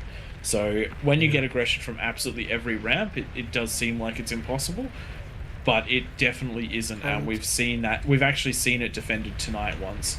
Ends up by us, our fault that we didn't see that one Chev join the Kings. We do have an unsaid rule that we just say between ourselves to try and keep it 3 Chevs in minimum. So obviously Yes. that one lane was not taken, and that was a weak point for this as well. Not to say that the same result wouldn't have happened. I dare say it would have, with how much aggression there was out of the peasants. But yeah, 3 Chevs we find is the sweet spot for a player that understands taking lanes, doing their role, making sure that they don't leak to their neighbour, and if they do, or their neighbour leaks, you go over and cover it. Just knowing those sort of things in the game, that it's not your typical game style. This one here, King of the Hill, you need to really look after your friends. Yes. Just having a quick One look of at them those. falls, everyone's dropping with them. Yes. As these last 2 comms begin to fall, one of the things that I've had a quick look at is the stats. You would be surprised at how even the damage dealt stat is, even considering how overwhelming this looked for the peasants. Nuke coming in to finish this one off. Looks like that's going to be a big boy. Very nicely done by the peasants right there, showing off what you can do if you coordinate and get it done early. Looking at those stats, 840,000 damage done by the peasants, 740,000 damage done by the kings. Damage efficiency of 105% for the peasants and 80% for the kings. It doesn't take much to turn these games around. Genuinely, it doesn't. If defenses had been slightly stronger versus eco, if units had been in different places, it very much so could have been defended, and then the kings could have really taken off the game with that extra metal. Okay, I think that's it for us. That's pretty much a wrap for King of the Hill. Crater's gone quiet. The wreckage is plentiful, and there's probably a constructor or two left in the middle of the map in denial after that last one. Huge thanks to everyone that played, watched, and suffered gloriously. Whether you held the king like legends or charged in like lemmings at the end, like we saw, you've done your part, and it's made for quite a fun night. We are here every Sunday. We are All Reason No Logic. I'm Twig, joined by Pradith. Thanks, Pradith, for so much of your time spent commentating on these, and of course Tank Tom as well, getting in there, setting up a lot of these matches, and doing all the nitty-gritty work behind the scene while I sit here just like, oh wow, half the time half tired while I'm raising a child. I gave everyone a thumbs up. I gave everyone a thumbs up, which you can clearly see. Once again, everyone, if we get to 1,000 subs, we are going to stream one of these on equivalent of our Sunday morning, so everybody else's Saturday nights or Saturday during the days for the other side of the world. So please jump over to our YouTube and get us there. We would really appreciate that. Same goes with our Twitch. We're a little bit newer to Twitch. Jump over there and hit the sub there, but we will continue to stream these on the Beyond All Reason channels, the YouTube and the Twitch. Very much enjoy doing that on behalf of the bar team. It's quite a privilege, and yeah, any feedback, send us some DMs in Discord. We've been posting that link everywhere. It's also in all our YouTube videos, apart from the shorts. If you got any feedback for what you'd like to see in these games, we do continue to try and work on changing things. I know there's been a few people that have tried to attempt at modifying maps. Shout out to Chronographer and to, who was it that was helping us out this week? Law. Yeah, thanks to Law, trying to drop some lava into these. We'd like to see a ring around the Raptor crater, stopping any units crossing that 10-minute timer, no rush timer, naturally. Still lots of people in game. I don't know what's happening here. If somebody's sticking around, but that's it from us. AllReasonNoLogic. Once again, please hit that like and subscribe. Happy Easter to everyone. Enjoy your long weekend. Been an absolute pleasure to cast to all of you, and we hope that you all enjoy. I believe that there is a raid being set up potentially. I'm going to switch us over to the end of stream credits, and we'll catch you all in the next one. Thanks for watching, and thanks for enjoying. Beyond All Reason fans, welcome to King of the Hill by All Reason No Logic. Experience 2 or more teams facing off in epic scale warfare, where the Horde gang up on the Kings of the Hill. Kings start off with an economic bonus. They do their best to defend an onslaught after a no-rush timer expires. Test out your micro and defend against multiple players in variations of this game mode.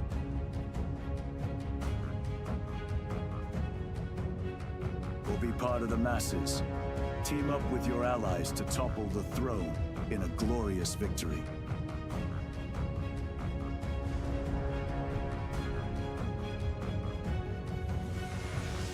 All Reason No Logic, hosting King of the Hill lobbies, most Sundays. Join our Discord to be part of the action.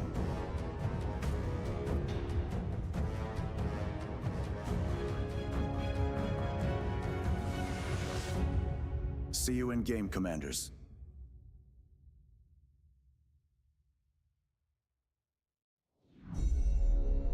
Beyond All Reason fans, welcome to King of the Hill by AllReasonNoLogic. Experience 2 or more teams facing off in epic scale warfare, where the Horde gang up on the Kings of the Hill. Kings start off with an economic bonus. They do their best to defend an onslaught after a no-rush timer expires. Test out your micro and defend against multiple players in variations of this game mode.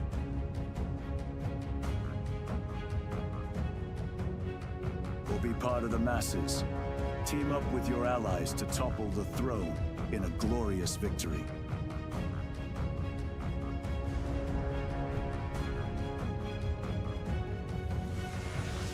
AllReasonNoLogic, hosting King of the Hill lobbies, most Sundays. Join our Discord to be part of the action.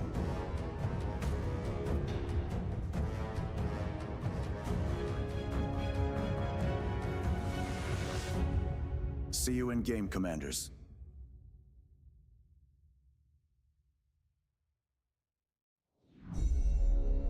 Beyond all